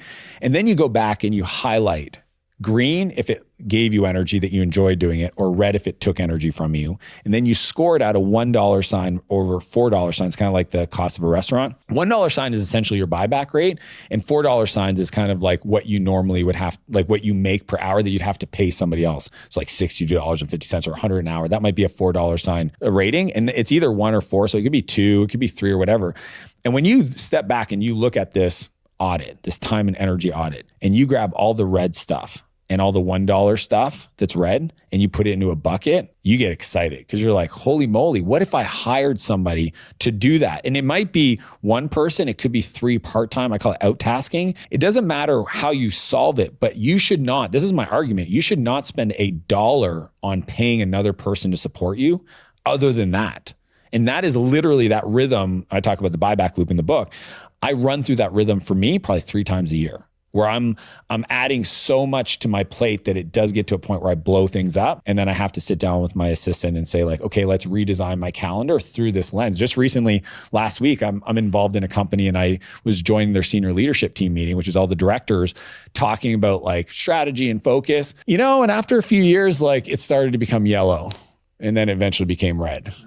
And I just talked to the CEO and I said, I'm probably not going to come to that meeting anymore. Yeah. And you know what? He's like, that's cool. And it was just like, all of a sudden now I've got this 90-minute window back in my calendar to fill up with things that are going to light me up in green, and like do more talking about the book or supporting entrepreneurs or whatever it is. And it's just like, for me to go from a meeting that's even yellow, it just affects my headspace. And I just think there's so much more output that could be had if people, I would argue, this is the number, like people are like, well, how valuable is this? I think it's a 3x increase in your output. Wow. A 3x. Your creativity goes up. Your ability to just think about somebody and then just like text them, and then all of a sudden there's a collab happening, right? Like, I really think that if you go from anything that's red or yellow, like in your calendar, to just green, just doing the things that light you up, you will actually amplify, because it creates momentum and energy that is a 3x amplifier. And I think I saw a piece of content from you. I've heard a lot from our community a myth in hiring, and you could tell me if you believe it's a myth. They want to kind of do this mindless hiring. I just want to hire somebody to even think about everything for me, do everything for me. And they might think, I need an operations manager. I need to hire a CEO. COO, yeah. And then they have there's not a lot of momentum yet. There's maybe money coming in. But what you're saying, no, actually flip it. Like if you just did that time and energy audit and got rid of just the $1 signs, a lot more affordable to go admin assistant, obviously, than a six-figure position. By a fourth or a fifth. And a lot of people think that they just kind of want to dump the whole thing. Yeah. And they probably can't afford it. Or would you also, they're not even to a place of sophistication where that's what's necessary. They don't have enough in place. I mean, I call it in the book, I talk about this pain line, right? Most entrepreneurs, when they get to the pain line, and it's different stages for different people. It could be at 50 grand in revenue. It could be at 100, 300, whatever. And at that point, they decide to do one of three things. I call them the 3 S's, right? They either decide to sell. Hey, Dan, I don't want to do this. I'm going to sell. I'm going to go into something else, right? In real estate, it's like I'm wholesaling. I want to go into Airbnbs, right? Yeah. Or they decide to stall. I made more money last year, right? So like they grew this year, they grew their agency, and all of a sudden they're like hating their calendar, their life, their time, and they're making less money. So they're like, I'm going to go backwards. Problem is your customers aren't going backwards. Your best players on your team, they ain't cool at stalling. They have a vision for their life. They're hoping you're going to support. And if they feel like you're not growing, they're going to go find some other companies. Your best people leave. But the third one is sabotage. And sabotage is a fascinating one, right? Where sometimes when they hit the pain line, instead of actually digging in and doing a time and energy audit, they do these crazy things like, I'm going to shut down all my products. I'm going to hire a COO. And I actually step back and I go, it's not a logical decision. It's an emotional decision. And it's a sabotage that's going to give you ground cover to downsize. Yeah. Like it's actually, they don't know it, but I've just been doing this for so long. I've got like 10,000 hours of watching entrepreneurs make really funny decisions. Yeah. They're hand grenades. They literally throw a hand grenade, like hire a COO when they can't afford it, or they'll hire, like I had a friend of mine, Nate, the other day, he's like, I read your book. Awesome. Hiring a salesperson. And I'm like, oh, because I have this whole replacement ladder where I talk about the sequencing. Sales is 4th out of level 1, 2, 3, 4. I go, how many sales calls are you doing a week? He's like, 4. You don't have enough. But I'm not saying anything. I'm the lighthouse. I'm just like, okay, you might want to reread the book, because here's what's going to happen. You hire a salesperson, and in 3 or 4 months, one of two things are going to happen. Either you fire him because he's not making any money because you don't have enough leads anyway. He's not going to be able to sell at the same win rate you're doing today because you're showing up with so much enthusiasm. The person's buying because of you. They will be going from call to call, not making any sales because there's not enough volume to create momentum, right? Great salespeople literally need to do 5, 6 calls a day because they need that rhythm. The first calls, nobody sells the first call of the day. They need to go through it. They got to get ramped up. It's almost like an engine turning over. And so like people make these sabotaging decisions, like, they read a book and they're like, I got to hire a COO. It's like, you don't even have an assistant. Sure. Like, let's start there. This complexity is really high. Yeah. But I always look at it as like they're throwing a hand grenade in their business to sabotage themselves from not having to do the thing to push through that pain line. So that's also one of my favorite chapters, the replacement ladder. And of course, the book will be linked up in the show notes. It's pretty wild. It's only been out 6 weeks at the time of recording this, over 150 5-star reviews. I understand why. I got the whole book marked up. I can't believe that. That blew my brain. And it's just absolute gold. I also want to encourage, like you said, you wrote this for those that are very far along on business. And there's a lot that listen to this that are at 6, multiple 6, and some 7-figure earners. But a lot of people are also at that beginning stage. And I always encourage people to be learning above your weight class, and to be learning to delegate, learning to build a team, learning to hire before you're ready, and thinking about those things. So highly recommend that. But what is your advice for those that are in the side hustle or the startup season? If you're listening to this, people have jumped on this very real opportunity of building a business in the creator economy. I think TubeFilter said 200 million people have earned money in the creator economy. Influencer Marketing Hub said, I think 2 million are earning 6 figures, and they didn't develop software. They don't have a product, or maybe eventually they have merch or something. But it's this new, very real. Signal Fire said this is the fastest growing type of small business. 100%. The being a content creator. And so for those that are in that side hustle startup season, they probably didn't get funding. They're bootstrapping. So they have a day job and they're trying to get from there to, being able to do this full time. Yeah. From that perspective, what would you say to them, Dan? One thing, pick a budget and just buy back some time. Like, I really think it's that simple. I had a client and they just couldn't get their heads wrapped around having a house cleaner. Sounds crazy to any of us that do, but it's just like, for whatever reason, like having a stranger in their home was a tough thing. Their wife wasn't on board. And I just like, look, just grab $200, hire somebody, do it for 2 months. If you don't like it, stop. But at least, my friend Brad, his dad had this great saying that said, the person with experience is never at the mercy of the person with an opinion. If you don't try, it's an opinion. It's not facts. Yeah. So I would just recommend, doesn't matter what stage you're at, just force yourself to go learn the skill of delegating. Go learn the skill of a camcorder method. Go learn the skill of having somebody support some element of your creative output, right? And just realize that muscle today, even though it will be super small and weak, the more you practice it, the more you invest in it, the more it grows. As you grow, your art, your creative, your output is going to be on the recipient side of that. And it's going to benefit from doing that. And there's just no person that any creator admires, from the Logan Pauls to you name it, that hasn't figured this out. Yeah. It's part of the equation. Don't wait too long to figure it out, where you grow a business or a side hustle that you eventually hate doing because you haven't figured that part out. You have built this YouTube channel. You're going to be getting your silver play button soon. Very soon. Right on the verge of 100,000 subscribers. A lot of entrepreneur friends of mine that are like you really want to crack the code on YouTube.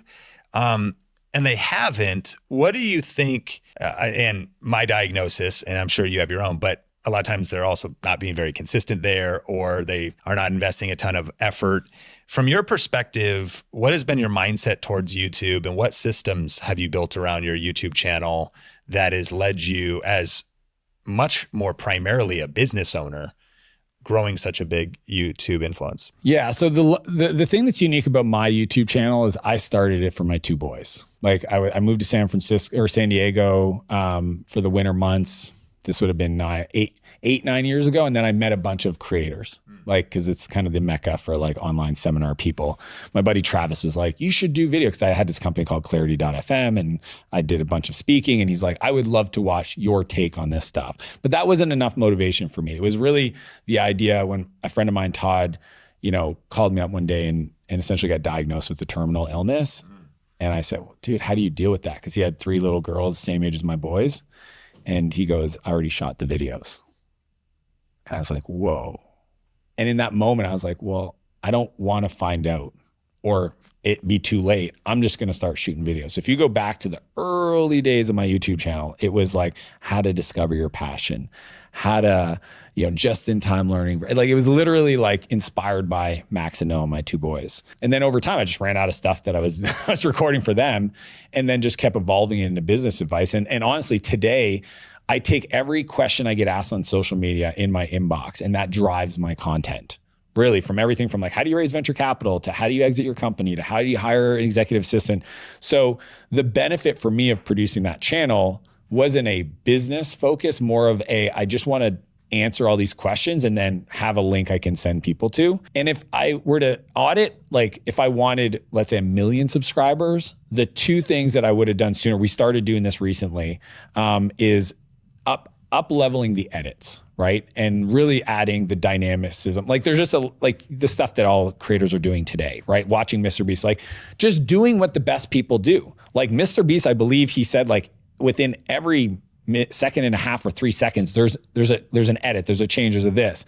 So we started doing that. The other thing is collaborations, right? Like I used to coach Leila and Alex Hormozi, the other residents of Vegas, and watching Alex literally just come on the scene. Because we used to talk about this before he ever had a meaningful YouTube channel. He had his podcast, The Game, and he did publish stuff. But just deciding to go all in, and then I watched what he did, which was the collabs.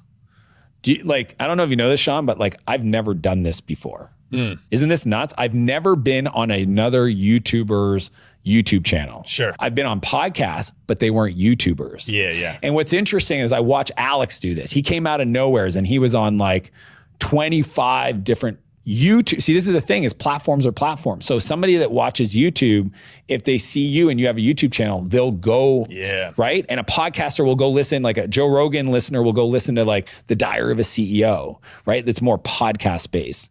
And it's interesting watching even just like content output and media channels. Like you see these some podcasts that have huge audiences and then their YouTube channel has like 80,000 subs. It's like, but you have millions of listeners. It's fascinating. And Oprah talked about this one. She goes, when she left her daytime TV show and she started her own network, she said, I underestimated the power of the medium and a time slot.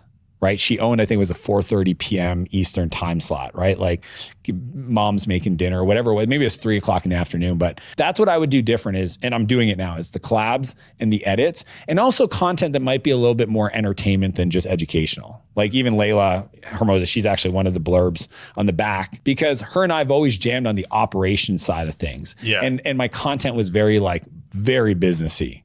And now I'm trying to add a little bit more entertainment to it. I'm trying to make it a lot more fun. I'm trying to make it broader appeal to people starting off and not just folks that are running 8-figure companies, which is what I did predominantly because those are my customers. Those are my audiences. And how much content do you create in your system for it? Like when are you shooting and how many people are working on it? We do batch video. We today, and I'll unpack as much as I can know because I have a team that manages it, but essentially we shoot probably 4 to 5 times a year. We batch, so multiple shirts changes. I jump on, they're on Zoom. I'm in my office. I have 2 cameras recording me all day long. So there's the YouTube content, which we actually shoot and there's an outline for each video. And then there's literally, I think I asked my videographer this morning how much backlog content we have to work through. Is 150 hours. Wow. Because I record all my board meetings. I record all my team meetings. I record all my coaching calls. I record all my podcast interviews. And then the team goes through that, identify clips and put them out.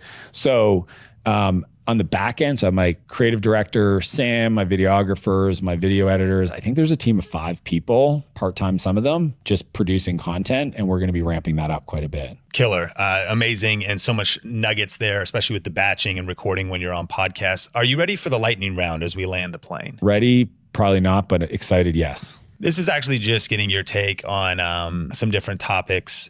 Especially, I'm fascinated to hear what you think. Everyone is talking about AI, and many people are afraid. They think it's going to be a massive disruptor.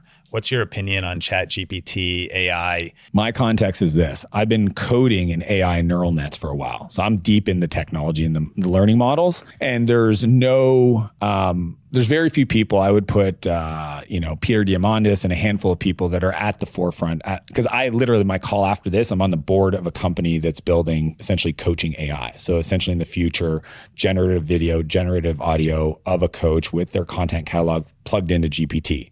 I probably lost some people, but whatever. Here's my thought. Every company, every role in the world will have a co-pilot AI for their role. A video editor will have a co-pilot AI. We're already seeing this stuff. It's happening at such a pace. Like literally on a daily basis, somebody's sending me a link to another AI tool like Rewind.ai, which records everything you say on your screen and in your office, recorded locally so nobody sees it, encrypted, but then you can literally have perfect recall. That's today, that's available.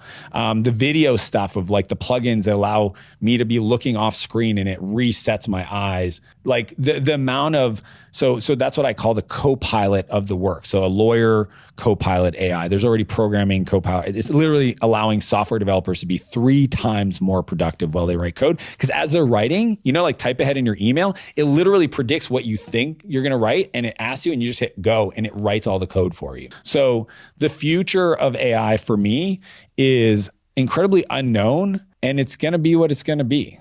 Like it's going to be disruptive to a lot of people that are deciding to not lean into it a little bit. But the ones that jump on it, like GPT and 3.5, which came out in November versus 4.0, 4.0 is 100 times better than 3.5. Jeez. So if we're impressed with ChatGPT today, wait. Do you agree with Elon Musk that thinks that AI is super dangerous? Super dangerous. You think it's dangerous? Yeah, I think it's dangerous. And what gives me hope, OpenAI was actually a nonprofit that Elon kind of founded with Sam Altman from Y Combinator. And I knew the whole Genesis story and they've been working on it for 6 years. Seeing Microsoft come in and write those kind of checks to like own part of it or whatever the weird financing deal was concerning. But then there's other projects, luckily, that are competing against ChatGPT that are open source. So I'm feeling better about about that. And if I didn't see that, I would be super concerned. So now that doesn't mean there shouldn't be some level of governance at the federal government level to make sure that the Apples, the Facebook, the Amazons, who really have the best opportunity to create, like general AI and like some really dangerous potential things, to not create, what they need is somebody to kind of think about like driving cars. Like there's rules about how roads work. We need that for AI, or cars will smash into each other. AI has that potential of going from like super cool to absolutely chaotic if it's not properly managed. If you had only one social media platform, where would you invest your time? TikTok, Instagram, Facebook, YouTube, somewhere else? Starting today, the only reason I wouldn't say TikTok is because I'm uncertain about how the government's going to respond to it. I do think TikTok, I hope I don't get shadow banned somehow from whatever, who cares? There is some government back end stuff that I'm concerned about as a software technical person. I think TikTok, I always like to go to the one that's got the most traction, but is still underdeveloped. And TikTok is definitely one of those. It's just, no matter what platform you're building, collect the email addresses, build an audience. Like the amount of people that have a YouTube channel, like Tim Ferriss used to be this guy. He used to have a blog. I remember meeting Tim and I was like, Tim, you need an email address. And it wasn't until Ramit Sethi finally sat him down and said, Tim, you have to collect an email on your blog traffic. And eventually he did it. Now he has a 2 million person email address. Wow. When you have a 2 million person email address and you own that, then TikTok decides, government shuts TikTok down. No worries. I'm going to go launch the next thing, and I have the access to the audience. So I think I think TikTok would be the one. If I wasn't concerned about the government, I'm a big fan of Instagram. I still love Instagram stories. I think there's a lot of opportunity. YouTube Shorts are really fascinating. So yeah, it'd be a toss up between TikTok and YouTube, but regardless, collect an email and build a relationship with your audience. Business Insider just dropped an article that said why it's always a good time to start a business despite inflation, layoffs, and a possible recession. Americans created 10.5 million businesses in the past 2 years, according to Census Bureau data. And that momentum is expected to continue in 2023 despite inflation, layoffs, and recession fears. What is your take on the current state of the economy? Entrepreneur actually called this the year of fear and uncertainty, yet the ambitious and risk takers are still stepping out. What is your thought of the current economic state with inflation, shrinking back, going on offense? What's your take? Two things. All business economy value creation in the world has nothing to do with the economy and has everything to do with mindset. Like it's just that simple. I think I looked the other day, $5.1 trillion of the economy exchange hands today. 5.1 trillion. Go get a piece of that. Yeah. Go figure out how to do it. That has nothing to do with the economy. That has to do with your psychology, your mindset, your habits, your beliefs, your character traits. The second thing is this guy, Keith Rabois, very well known in Silicon Valley, was early at PayPal and Square. He was the CEO of Square. He's one of the top investors. He said this to me. I met him in 2008. And I said, Keith, when I look at like the Googles, the PayPals, and all these other companies, Facebook, they were all started in a downward economy. Why do you think that is? And he said, it's very simple. He goes, during those downturns, you have an increase in IQ per square foot. And I said, what do you mean? He goes, if we would have started PayPal today, in 2007, 2008, all the smartest people, the Sam Levchkins and the Max this and all these people that you mentioned, Reid Hoffman, Elon Musk, they would have been doing their own thing. They would have been in Y Combinator. They would have been this accelerator. They would have been doing stuff. Because the economy was compressed, we had the ability to attract world-class talent. So the IQ per square foot went up. And that's why you see literally their stats around the best companies are started in a downward economy. It also allows you to, because people are like, that are willing to join this like crazy idea when the economy's not good, you're attracting a certain type of person that when the market comes back, it's a slingshot effect. Mm-hmm. So I tell everybody, like, over the next 2 years, giddy up. If you're looking to start, I would start right now, where maybe labor's cheaper. I mean, I went for the last 5 years hiring people. I felt like I was on the receiving end of, what have you done for me lately? I want 3 times more, per year. And now it's like, oh, now it's fair. Mm. And I think like this is a great time to start and build a foundation and a platform to take advantage of this upswing. And that's just the reality, and that's the stats. Hey, I hope you've been enjoying this content creator's guide to building an online business empire. Coming up next is Leila Hormozi, and she's actually going to be revealing her content creation secrets and a lot of stuff on the mindset needed, especially if you're a business owner. Should you be the one on camera? Is it important you build your personal brand? Or is there another way to approach content creation if you just want to drive sales, if you want to get more leads? And it gets very tactical, and it's a very power-packed conversation. So we're going to get into that in just a second. But I do want to ask you a question.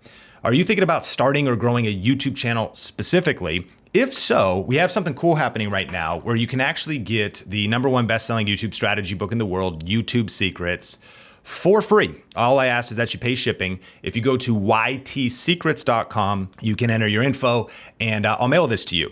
And there's a couple other bonuses that come with it. You know, right now, as far as the creator economy goes, that's speaking about the space of personal brands, content creation, YouTube channels. Goldman Sachs research revealed that in the next 2 years, it's going to double the total addressable market. And so even though competition is super fierce, there's still massive opportunity to grow your personal brand, start creating content, but you're going to have an advantage if you have better strategies. This is the updated second edition. This book covers the 7 C's of YouTube success, which is the foundational framework. And then it also goes into some new and updated tactics in the second part. And so we'll link to that in the show notes, or you can go to YTSecrets.com to grab your free copy of YouTube Secrets. And with that, let's jump into session number 3 with Leila Hormozi. 282,000 subscribers on your channel, Leila, 5.4 million views in just the last 30 days. And so your growth has just continued to multiply. What is the #1 lesson you've learned over the last year about creating successful content? You know, it's funny. I look back at, like, I think a lot of the times, especially with content, I find myself wanting to change a lot because just like, it's funny. It's like almost, I forget the same principles of business and other areas of life. Sometimes I don't apply them to content because it's probably the newer thing for me. But if I look back, it's really consistency of just showing up and sticking with the plan, because I don't think that I realized the amount of skills that I was going to pick up if I just stuck with it. Like my ability to articulate things, my ability to understand when somebody's asking me a question, what they actually want to get out of me, my ability to build rapport with an interviewer, my ability to know what kind of content is going to do well on Twitter versus LinkedIn versus YouTube. Not saying I've mastered those things, but I think that just doing it and sticking with the plan that I had of committing to doing content no matter what the result, that has yielded me more returns than any like strategic change that I have made. Just continuing to use the feedback from the content, how I feel about the content, watching myself in the content to apply to the next time, and then just trying to do a little bit better, like 1% better every time. What's the untold weight of being consistent at content and the practical day-to-day that people wouldn't understand that you carry? And I would mean like you wake up in the morning on a shoot day. Is there anything rushing through your head like self-doubt? Or is there anything rushing through your head of like, you maybe could do the ops CEO stuff because you've built that muscle, but to be consistent, the resistance you have to overcome, what's the emotional pressure? Honestly, like what really happens is that most of the time when I have a shoot day, something in the business blows up. Like we joke that it's like, oh, did something, and it's like the amount of times, like, I mean, you know, we have a portfolio, we have all these businesses, like 2 shoots in a row, something, I get a text like 10 minutes before I'm going in, some huge legal thing, right? And I'm just like, fuck. And all I want to do is cancel the shoot and just go handle it. You know, I had another shoot day where, you know, I had a huge employee issue happen like 20 minutes before the shoot. And I was like, and it's somebody who reports to me and I need to handle it, but I couldn't. And so it's like, I had to send somebody else to do their best. And so what it is that when you're actually running the business and then you've got to go make content, go on a podcast, speak on stage, whatever it may be, it's that there are things happening and you are completely aware of them and you really just want to cancel what you've got in front of you to go handle them. The thing is that if you did that every time, you would never make any fucking content. And so that's what I have found is that in the beginning, like the very beginning, I did cancel content consistently. because of these things happening until I realized that it's never going to stop happening.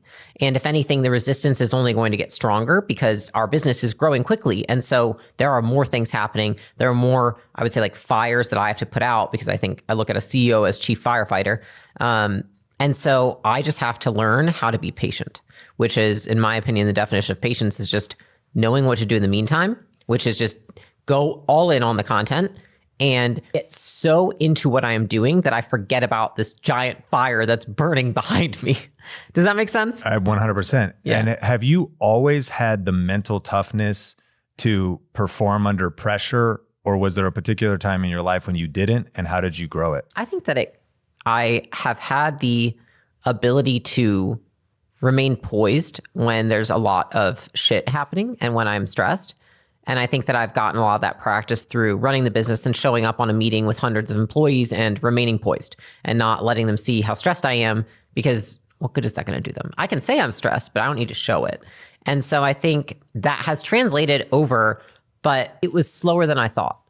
And I think because when your skill of being on camera, working off, whether it's a script or it's ad hoc or whatever, is low, then it kind of affects your ability to hone in on other skills at the same time, because you're putting so much of your attention to this skill that is low that it's hard to also recruit these other skills from a different area that can transfer.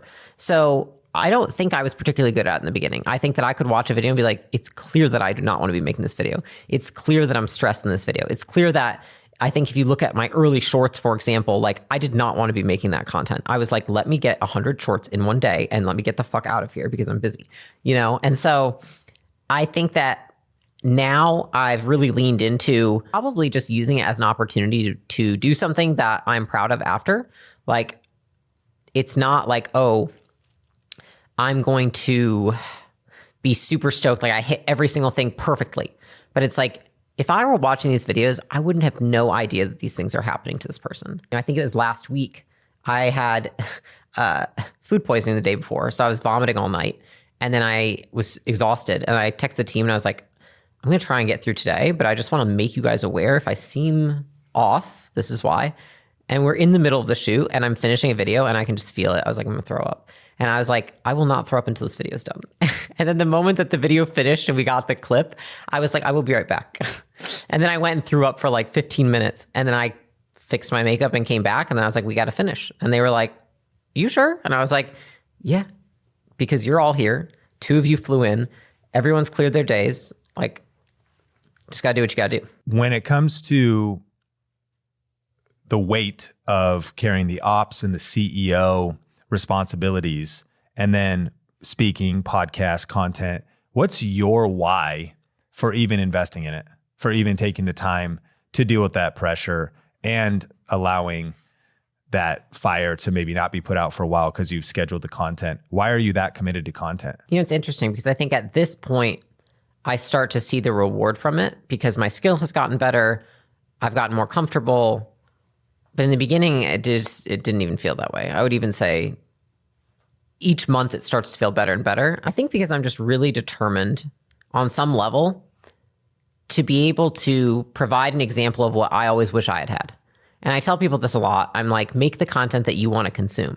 And so like, that's kind of what I'm doing. I kind of wish that I had had somebody who had, it's like, I am the person that 10 years ago I wished I had. And because of that, I want to keep putting out the content for probably some like weird nostalgic, like that is what I wish I had had. And I would like to be that for other people, whether it be true or not. It is something that motivates me a lot to think about. And when I'm talking to people in a lot of my content, that's who I'm thinking about, is like me 10, 15 years ago, what would have been helpful for me? What would have been content I would have wanted to watch and that would have made my life better? And so I always keep that in the back of my head because I think there's a lot of times where you can want to indulge in the selfishness in the moment of like, I'm fucking tired. I'm exhausted. I've got other shit to do. Like, this is not how I'm fucking making money with sponsorships on fucking content. You know what I mean? But when I anchor with that, which is like, well, you did all that in your last business and you still felt like there was something missing. And I think I can anchor to that, which is like, what was missing was that I wasn't sharing anything I was learning with anybody else. And so to a degree, it felt selfish because I could be helping other people if I just put an extra 20% of my effort into something. And I think that's what I remind myself of now. Now, I will say at this point, there's probably a lot more reinforcement. Like if you do it long enough, your content starts to reinforce you because you're like, I know what's going to hit. I know this, I know that, right?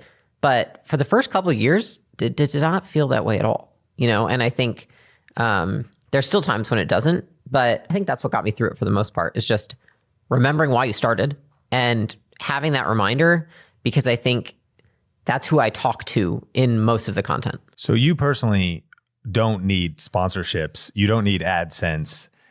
You've got acquisition.com and a lot to do, but you also, acquisition.com invests in companies. What percent that you acquire or jump on are doing content well when they start? None. None of them are they actively creating content and not just doing it well, or they're not committed to creating content? It's like more of our businesses than not don't create any. And do they not need to, or would, from your opinion, do you say one of the ways we would grow the company is you should consider this? And where I'm going with this is there a framework to help a business owner determine if they should invest in content? Yes. So I'll put it like this. If a company comes to us and the way that they acquire customers and build their brand is not propelled by content and they are smaller, then I think that it would be probably quite the burden on the business to suddenly start saying you need to start making content, because they've got something that is working. Is it what I think is absolutely best? No, but I think that if it's working, let's keep doing it. Let's do more of it. And then once we have bandwidth, we have some team members in place, and we have more momentum on these other things that we're doing to grow the business, then let's say, hey, we've got excess resources. Let's put it towards this thing. I think it's a matter of sequence. If somebody starts a business and it's working really well and they're not making content, I think that trying to stretch yourself 50-50 between two things when you have no help is probably not the best idea, regardless if it's content or something else. And so for me, it's more of a matter of sequence of like, okay, once we have excess resources and we have excess time and we have skill on the team to take over these other things that do work well so that they can maintain those things, and if not even just grow them, then I would say, let's look at adding in content. And so I also think that to that degree, I'd think through, well, what kind of content? Is it content around the company? Because I would say that like two of our brick and mortar chains, for example, the founders don't make content, but we make content around the brand, right, of the chain. It's a lot of like client testimonials. It's a lot of like, walking into the locations and showing them around and saying like, this is what we have. And like, it's a different style than like what me and Alex do, right? And so I don't tell the founders like, hey, you should make personal content. I'm like, hey, this would be really cool if we captured this in the studio, if we did this, or like, how about when, customers are walking in, we're showing these lines, or like just stuff like that. So I think then the next question is like, should the business make content or should the person make content? Which I think is absolutely a case-by-case basis, because some founders in our portfolio, for example, I think less than more, like maybe two, would have they have enough of a base level skill set that making content wouldn't be such a stretch, and it would probably do pretty well off the bat. Whereas a decent amount of them don't have that base level of skill. And I think we just need to hone in on like, hey, if they don't even have the skill yet of like running a really great meeting for their entire team and like showing up as a fantastic leader, then why would I think that they could like speak to an audience on Instagram well? It's actually a very transferable skill. And so I look at that, which is just, what's the return on effort? And is that what's best for the business right now? It's not that I don't think they would ever make content, but at what point? And I love making content, and I think it's a great way to grow a business. I also think that there's just a sequence for everything, and you have to solve for like, what is most important right now, that if we were to do this one thing, it would grow the business the most. If that's content, cool, let's do it. If it's not content, let's not try and do content too. Let's tackle what the constraint is right now. So probably, would you agree with this, that most businesses in the proper timing should build their business's brand, and if they can use content for acquisition, they should. Yeah. Personal branding might not be for everybody. Do you agree with that? I'll put it like this. I think personal branding is just showing who you are. So if you're a shitty person, it's not going to do well for you. If you're a great person, it's going to do really well for you. If you are a likable person, it's going to do great for you. And at the same time, there are people who are shitty people and have great followings because they're polarizing. So I guess that's a thing. It's just not my thing. I'll put it that way. Like, I wouldn't want to make content if people just shit on me all day. Sure. It could get views, sure. But like, I don't know. Part of me is like, that wouldn't be fun. So What would you say to the busy business owner listening to this that does want to create content but says, I'm too busy? it is a great excuse for people who are scared and they're nervous to be like, I'm just too busy to do it. I mean, I said it to myself for years. Like, and to be truthful, like, I still feel like I'm too busy to do it. Like, every single day that I have a content day, I'm like, oh my God, if I had this day back, this is what I could get done. And so what does that mean for me? It means that a lot of the times I don't take days off. You know what I mean? Like, I mean, Alex and I were talking about it. Like, we have not taken a full day off since before Thanksgiving. And that's just the season I'm in. And so I think for people who are going to do it, you just have to ask yourself this, which is, it's not that you're too busy. It's that you have something that you would have to give up in order to make the content. Are you willing to do that or not? Is it worth the trade? And so for me, having one less free day and knowing that I'm going to probably work on the weekend is worth the trade. For some people, it's not. And I just think you have to ask yourself that question and be real about it. So instead of saying this bullshit that you don't have time, it's actually just, I actually have chosen to do something else instead. Because when people say, for example, right, I don't have time to work out. So you're just sitting doing nothing, right? You're doing something else instead of working out. Yeah. So if you're not making content, you're doing something else instead of making content. Maybe you're scrolling on fucking Instagram. Yeah. Maybe you're thinking about making content and sitting there ruminating about how terrible or how good it would be. Like, you're doing something else in place of making content. So what is that thing? And that thing that you're doing instead, is it worth the trade? You're hitting on like limiting beliefs, and you get to coach really high level successful people, including things like maybe it's just fear, making excuses. What are those most common things that you actually think, if we could self-identify and fix those, we could propel so much faster? High level successful CEOs or operators, founders that similarly are the biggest common themes that maybe you're unlocking in people you're coaching through acquisition.com. There's a difference between people who are good and people who are exceptional. So good CEOs, I would say that a lot of the time it is fear, and they're just fearful of what people are going to think. Whereas I think in the exceptional operators or CEOs, it's that they are truly gassing it. And so they feel guilty pulling resources from their team to help them make content, because in some weird way they feel like they're so self-sacrificial that they don't feel justified making personal content or taking resources from the company that could be put elsewhere. And sometimes there's a mix of the two.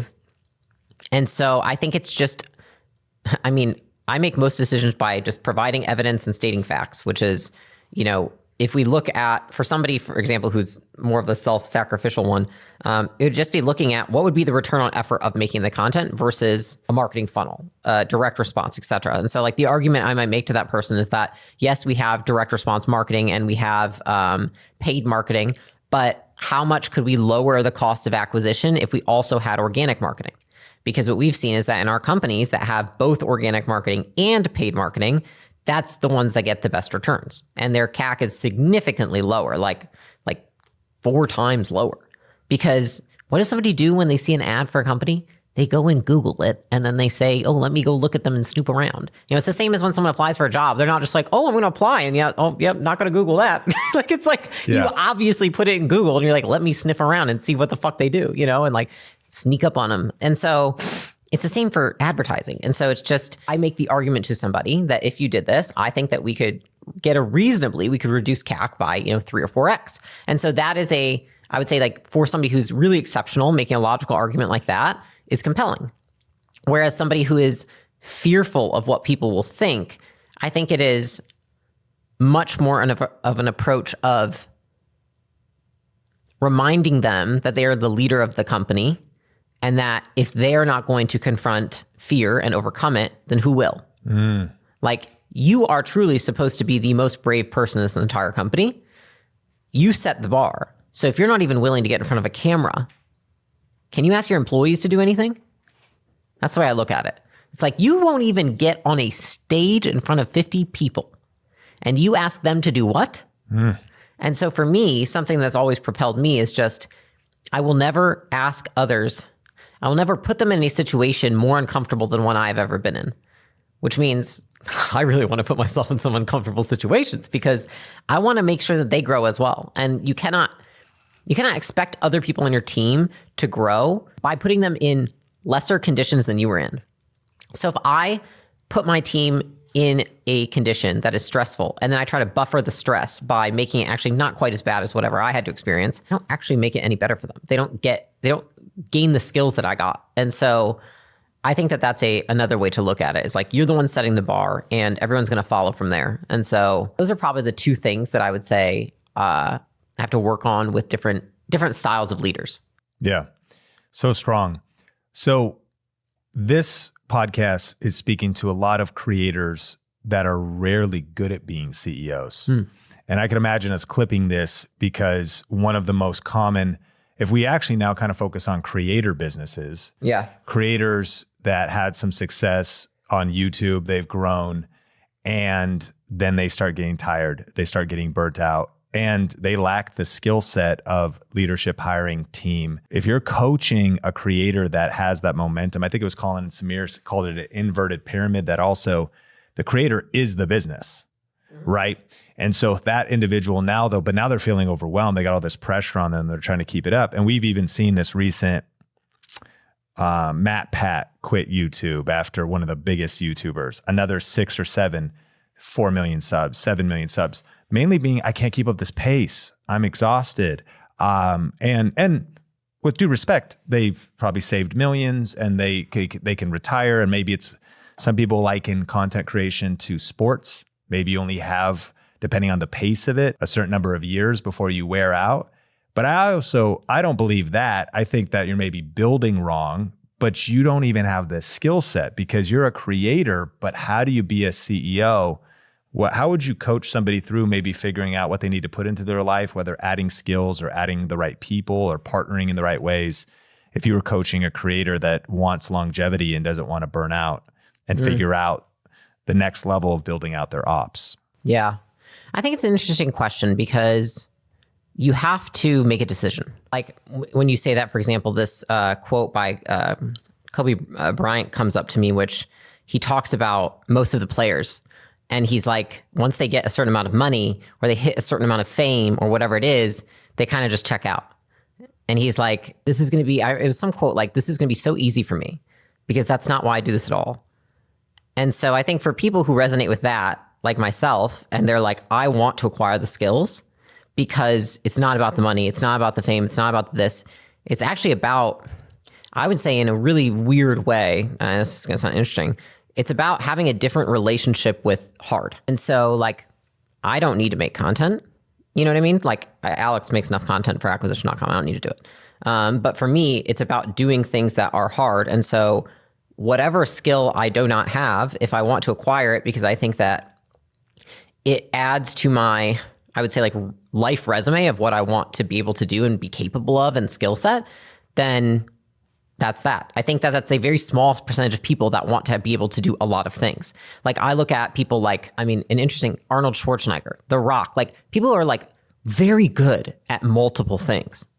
But like those people have a hunger that most people do not have. And I think if somebody has to ask the question, how do I get the skill to do both? You're already fucked. Because if you have to ask that question, I wake up in the morning, it's not even a thought. I'm being dead serious right now. Me and Alex, like when we want something, when I want to be good at something, when I want to be exceptional, I don't have to engineer and write down my damn goals. I wake up and it's all I think about. I'm out to fucking win. And so if you don't wake up like determined that you will win no matter what, do not try and do both. For most people, what most people should do is they should find somebody with those skills. And they should say, hey, you know what? Instead of getting really good at doing all this business stuff, why don't I just get really good at finding one partner? It's like, it's the same as, can you just find that one person to marry? Find that one person to partner with in business, but put all your effort into understanding what a good partner looks like what a good partnership looks like and the partner for you, rather than trying to find the skill of doing both, because you're not going to beat this person who literally will not stop.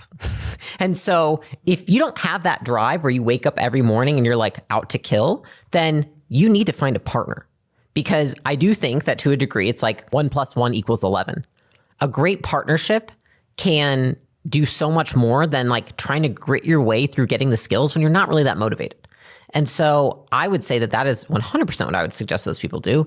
I have talked to a lot of really big creators with like, multi 8-figure followings, like celebrity status. And the amount of people who try to take on the business and half-ass it, because it's not what they're about. That's not why they got into this. They didn't get into content to be a business owner. They got into content because they liked making content. And honestly, I think they like the notoriety. They like the fame. They like the feedback from the audience. And that's cool. Just do more of that. And so I think that in those instances, they need to focus in on understanding what makes a good partnership. And I think it's incredibly similar to what makes a great marriage. And I can tell you this after observing, like partnering with lots of companies and having like a marriage, having friendships. When I look at a partnership that works well, it is not one person that is more powerful than the other. I actually think those are set up to fail. And I think that what they do is eventually if somebody is more powerful than the other person, eventually, especially if this person it changes the dynamic, and then there's resentment. And so the best partnerships, in my opinion, are when two people who are equally powerful in different domains come together and make an agreement to bring their skills to the table. So then it's essentially, if you look at like negotiation, it's you have something I want and you have something I want, and I would like to trade so that we can give it to each other. And so I think that in those instances, a content creator would need to look for somebody who is equally as competent in the opposite domain. And so you have to be able to, one, have the self-awareness to understand how good are you at making content? How many followers do you have? Because if you've got, I don't know, only, let's just say 20,000 followers, like you're not going to partner with Elon Musk. Let's just be real. He doesn't give a shit. And so, but if you're Mr. Beast, I mean, Mark Zuckerberg picks up the phone for Mr. Beast. Elon Musk talks to Mr. Beast. And so I would be thinking, it's kind of the same as dating. Like say I'm an 8. Where's my 8? You know what I mean? Yeah. And so I think that's what people have to do, because what I've seen is that, like, for example, I have people who come to us and they're like, hey, I really want to partner. And I'm like, but you're a 3.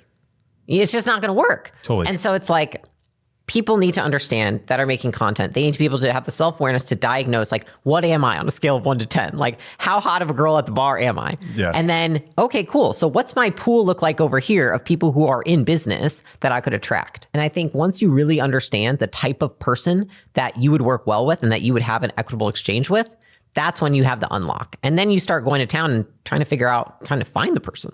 There's probably some fear that comes up because there's like a quote that says the problem with partnerships is most of them sink. Uh-huh. And maybe because this is such a native territory or unknown territory that creators they're tired, they're overwhelmed, they're desperate. I've heard one person I trust say, never partner out of insecurity. Uh-huh. Never partner. I mean, you should probably never partner out of the wrong reasons. You following what you're saying. If people were thinking about wanting to go a little bit deeper on finding the right partner. And here's a specific question for you. If you are already established, let's say you got 1 million followers, you got 1 million subscribers, brand deal money coming in, let's say you've got multiple 6 figures coming in, but you're also, and a partner's coming to you, is 50-50 outrageous? When they start thinking, I'm going to partner with somebody, I've built this over the last 5 years, 7 years, 10 years, I'm established, but I do need this whole other skill set. For the person listening, what does partner mean? Am I giving them equity? Am I just paying them a lot? When you say partner, are we now coming into this? Obviously, the terms in the unique situation could vary greatly, but for those fears, like they maybe rush into it, give up too much, make a bad partnership, and now they have huge regret. And actually, this is kind of common because maybe it's the old, rappers and record companies. Creators are largely ignorant because they're really good at being creators, but there could be they're unsure of these details. I think it's a really great question. I think there's different ways the partnership could look. I would say that it depends on, again, what is equitable. And so how would you value the skills that the person's bringing to the table? And so for somebody who's already making money, I think there's a couple different ways that you could do it. A lot of partnerships, when something's already established, you can just form a new company where you each contribute 50% of your current assets to it, and that creates the 100 of the new thing, right? I tend to say, okay, so ideal scenario is that it is 50-50. Because here's the thing. It's really hard for me when people say, they're like, but I've built it to here, right? Because guess who hears that all day, every day? Me. They're like, but I've built it to 3 million. And I'm like, yes, and I will build it to 100. So one, I don't give a fuck about $1.5 million, dude. Yeah. But two, I care about what we're going to make thereafter. And it is fair if it's 50-50. If not, I should own more. You know what I mean? And so I think it's understanding what got you here won't get you there. If you have to give up 50% of a very small number to get 50% of a much bigger, if you have to give up your 50% and trade it of the very small number to take the chance that you might get it of a very big number, maybe it's worth the trade. The reason that I think it doesn't work out most of the time is because this is what people do. They're like, I really need a partner. And because now they're thinking about it, they go to some event and they meet some guy and he's like, dude, we should partner. And then you're like, wow, he's available. Like if you look at most marriages, how they occur, it's literally like, you're like, oh, I really want to get married. And then the next guy you date, you just are like, yeah, this is him. It's not actually that he's the right person to marry. It's that he's conveniently appeared into your life at the right time. And so a lot of people get into partnerships in business because of timing and because of convenience, not because of any sort of decision making. And then people say partnerships are bad. And I'm like, well, of course you have. In what premise did you make the decision? Can you show me one piece of paper to which you wrote out if this partnership makes sense? Never. Yeah. They can never show me a piece of paper because guess what? They write jack shit down. And I'm like, when I'm looking at a partnership, I have spreadsheets full of like 10 tabs, 15 tabs of decision-making like frameworks to put together like an analysis of, should I partner with this person or not? Yes. You know? Okay. And so I think a lot of the times we take an emotional or either people don't think at all and they're just like, this is convenient, or they take a very emotional approach to it. It was like, I really like this guy. It's like, okay, well, do you have 50% like him? Is he going to be able to take you to 100 million? Has he ever taken anybody to 100 million? Has he even taken a business to 100 million before? You know, like if I were a creator and I already had income and a business person who has, say, for example, built a business to 100 million before, and I'm making, let's say 400 grand a year off of my content. And this person says, hey, give me 50% and I'll build the business to attach to the content. I do that deal all day. Mm-hmm. Because guess who hasn't taken their content to 10 million views, right? But hey, this business guy thinks that he can help build it to here. Like, sounds like a good deal. And so I think that when you start, you need to stop counting other people's money and start counting yours. And the moment that you count other people's money in a deal, like, well, if I make this much, he's going to make this much off this deal. Yes, and that's the point. Like, if you want to succeed more, you also need to be the type of person who wants everybody else involved with you to succeed more as well. And you should be happy giving them more money. Yes. And if you're not, then it's probably not the right partnership. I think that it's an interesting because it's like an art and a science, which I think you need to, one, get along with the person well enough that you want to spend time with them, right? But the second piece is you need to understand, like, what's their mission? What are their values? And then the next piece is that, do they have complementary skill set? Which is just like, are they as good at business as you are at content? In my opinion, if they are, that's an equitable trade. The problem is that most people don't spend the time assessing to figure out if that is true. Like, just like I would, if I'm looking into investing in a company and partnering with the CEO, I'm going to run background checks. I'm going to ask to talk to 3 people as references. I'm going to do a social media sweep. I'm going to do audits on all their financials to make sure it's not BS. If they've claimed that they've made a certain amount of money, I'm going to find a way to verify it. Like, I'm going to go through the whole ringer because it's a partnership. And I want to make sure that what they say is true is true. Just because I don't know, I don't have any evidence to prove it thus far, just their word. Most people just don't do that kind of diligence though. And I think it's just because they say, oh, I don't know how. And I'm like, okay, well, you can Google it and figure out half of it, or just do what I just said right there. Is it a good idea or bad idea for couples to start a business together? Such a tough question. It doesn't matter about the couple. It doesn't matter if you are a couple or not. I think what's more important is, do you have complementary skill sets? You know, like Alex and I talk about this all the time because we see people who are like in business together and it's fucking awful. It's just like atrocious. Oh yeah. Okay. And it's just like, it's the law of convenience. They're like, but you're here. Yeah. Like, and you'll do what I say. Yeah. So come and do my business and be my partner. Leila, can't she be like you? Oh my God, kill me. So I think a lot of times what it is that because somebody doesn't know how to find a good business partner, they say, oh shit, what if my spouse became my business partner? But that person has 7 years less of experience and no complementary skill sets to you. I mean, I would just look at objectively. If this person was just your friend, would you be like, hey, John that works at Jimmy John's, like, do you want to be my partner even though I've been in business for 7 years, you've been working at Jimmy John's, you don't know how to do anything? It's like, Totally. Well, he's here. Yeah. He's here. You know what I mean? Yeah. It's just like they just don't know how to find people. And so they just go with whatever's convenient. And I think a lot of people do that with their spouse and then say, cool, now let's get into business together. You have to look at all partnerships the same. Is it an equitable trade? You know, and I think that Alex and I are constantly, and we talk about, is it an equitable trade? And we will make comments at times when, say, the business is more like Leila heavy versus Alex heavy. We'll make little comments back for like, I feel like you're pulling the weight right now. I need to step it the fuck up. Right? Because it's like normally what happens is there's a stress on one of us and that goes back to a stress on the other. It goes back and forth. And we're always like trying to make sure that we're like, if one of us is leveling up their skill set, the other one is too. And it motivates us to keep doing it together. And so I think for a lot of people that are married, one, never get into business with your spouse out of convenience. It makes no sense and it's going to set you up for resentment. I'd say two is if you're considering going into business with your spouse, write a job description for yourselves. Alex and I've probably rewritten, because he doesn't write them, our job descriptions so that we have clarity 8 to 9 times in our business career. So it's like a minimum once a year. And we change our titles as well to make it easy for us to understand. Like there's a reason that I'm CEO and he's founder, because I am CEO and he is founder. There's a reason that in Gym Launch we were co-CEOs because we were running it together. There's a reason that at one point he was CEO and I was COO because that's what we were doing. And so I've never treated our business partnership differently because of our marriage.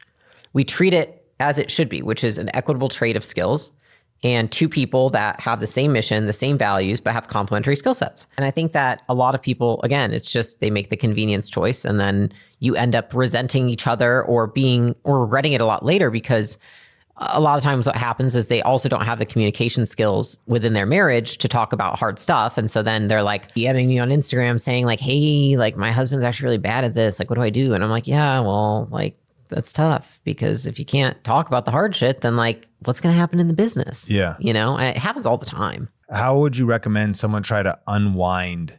Like, what is their steps out if their spouse isn't the right person or because unfortunately, 33% of people listening to this just was like, oh my gosh, I might have partnered with my spouse out of convenience. Or for creators, this happens a lot. One creator, it's massive. One creator is the talent on camera, and it's maybe natural for the other person to be like the manager, manage emails, brand deals or whatever. Yeah. So it happens kind of organically in creator businesses because there are many couples. You could step all the way into like family vlogging and you're technically a show of your whole family so that you see tons of couples.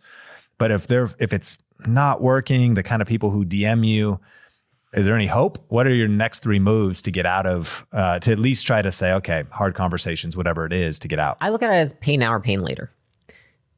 If you do not have the conversation, then you set yourself up for resentment because it's not working for either of you. And so when there's a discrepancy in value contributed in any relationship, one person resents the other. And so I think resentment is the number one killer of a marriage. And in my opinion, I would do anything to avoid that, including any short-term hard conversation. I think you just have to ask yourself, if I do not have this conversation, what does my life look like in 5 years? What does my marriage look like in 5 years? And the likelihood that this person magically becomes the best partner ever on their own volition without you trying to coerce them into doing so is probably pretty low. And so I think you have to, honestly, you have to be honest with yourself, which is like this problem that you've been avoiding. The reason your business probably isn't growing, that you continue to let year after year or month after month fester, you need to confront it. And if you actually gave a shit about your marriage, you would do it now. Because if you want a chance at a long-term, strong marriage, then you have to confront those conversations in the present. And so I just look at it like that, which is like, in the long run, is this going to make my life, my business, my marriage better or worse? And if there's a short-term, like local cost, but global cost is actually, it's going to improve, I would make that trade all day. And I think a lot of people are just, they're constantly, I would say, like trading short-term comfort for long-term dysfunction, both in their businesses and in their marriages. And so you just have to shift the frame in your mind. Every time you choose short-term comfort in your marriage or in your business partnership, you're also setting yourself up for long-term dysfunction, and you will not achieve your goals. And so I think people need to be real with themselves about it, because instead what they do is they tell these stories. They're like, oh, no, she's going to change, or he's going to change. He's going to figure it out. He's going to do that. No, this is bullshit. Like, it hasn't changed for 2 years. So what is likely to happen is what has happened. All we have is evidence. We cannot bet on someone's potential. And so if we want to make a change, and if you're going to do it eventually, you might as well do it now. I don't know, except for that people don't have a sense of urgency about wasting their life and efforts. Let's talk about brand. You are very intentional at building acquisition.com's brand. Alex is building his brand. You're building your brand. And you are very thoughtful about the power of brand. What do you think the importance of brand is in business and in this social media content creation space? And let's take it here in this guru space. It's interesting you said that, because like, as you're saying it, something's running through my head, which is like, I put all of my effort into being a company worthy of a good brand. I do not put a lot of effort into thinking about what comes out on the other side, because I think that when I look at a company's brand, I think of just displaying to the external world what exists internally. Same with a personal brand. Like, I think that the more that I work on myself and I'm proud of who I am, the better I will show up in content, because I'm proud to make the content, because I'm proud of who I am. You know, the more effort that I put into building an amazing team, culture, and business, the more I'm going to want to talk about it, because I'm proud of it. And so I actually think that if people put more effort into, I would say, like the product rather than the marketing, they would have an easier time building their brand for themselves or their business, because you can make claims that are true versus trying to dress up something, like trying to put lipstick on a pig. And I think a lot of people are trying to put lipstick on a pig. And it's like, why don't you just go do the hard work, and then it makes it easy. You know what I mean? So people are spending time thinking about their website and their logo and the color scheme and those types of things. But you're saying do the inner work and build something substantial. Where do you see the merger of those things? Do you think about the aesthetics as well, or do you just think about the substance? I'm much more substance driven. And I think if anyone looks at our stuff, they can probably see that. I think aesthetics is fairly easy. Like, I know how to do design. I know what looks good and bad. I care more that the value of what I am doing in my business is substantial than I do about spending 3 hours designing something. Now, of course, we are hiring a designer right now, but it's been 3 years. You know what I mean? And so for me, the thing is like, I wouldn't want like somebody who's out of shape is not going to do a bodybuilding competition. Yeah. Okay. Because they know that they look bad on stage. So why would somebody who has a shitty business market their business, talk about their business, make content about their business? They're like, it's going to come off as fake because it fucking is. It's not. Like, you're the overweight guy on stage. And so go lose the weight and get in shape and then get back up on stage. Because right now we're at a period of time where fake doesn't last. And people can see when you're fake, because people who aren't fake carry themselves differently. Like, I think people can sense poise. When I meet with somebody, like my uncle, for example, he started this gas and oil business in Iran. And then after doing that, then the regime came in and they threw him in prison, because they just, if they want to throw you in prison, they throw you in prison. He's in Iranian prison for 8 years. Then he escapes. He goes to the United States. He then decides, because he's like, fuck these people, I'm going to start it all over again. He snuck back into Iran, restarted the company, became an oil and gas billionaire. And it was, they had headquarters in Iran, Russia, and the United States and Canada. When you walk into a room, you don't even have to ask, are you successful? like this guy, the vibe he gives off, it is untouchable, like completely unfuckwithable. And I think that we're coming to a day and age where that is really hard to hide because of the amount of content that is required to dominate platforms. And so I would say go do that work first, go become that unfuckwithable guy, and it will make everything else easy. It's just like in business. If you have a bad product, you've got to gas marketing, sales, CS, finance. Like it's a 10 out of 10 effort on all those things. If the things you're saying are not compelling because you're not actually who you say you are, then you have to do all the frills and think of all these crazy hooks and all these claims, but like, oh, I kind of got to move this here or say this because that's not actually true, but oh, if I position it like this, it'll make it seem that way. It makes it that much harder. But if you can just walk up and be like, this is what I do, this is how I do it, this is who I am, think about how much easier it is to make content when you don't have to think about how to position it, how you're looking. Oh, did I say this? Did I not say that? Oh, I don't want to let them know about this. You know what I'm saying? Yep. When you're creating content, what's your daily routine? And what's your daily routine in general? Shoot day, what time do you get up? I wake up whenever the stress wakes me up, Sean. That could be anytime. Like today, I think I got up at 4. And so then I worked for a couple hours, maybe like 2. And what do you drink first thing in the morning? Gatorade Zero. Do you drink coffee? Yeah, I drink coffee after I hydrate. Like Hydrate then immediately, caffeinate. or do you do like the thing that people say, like wait 90 minutes?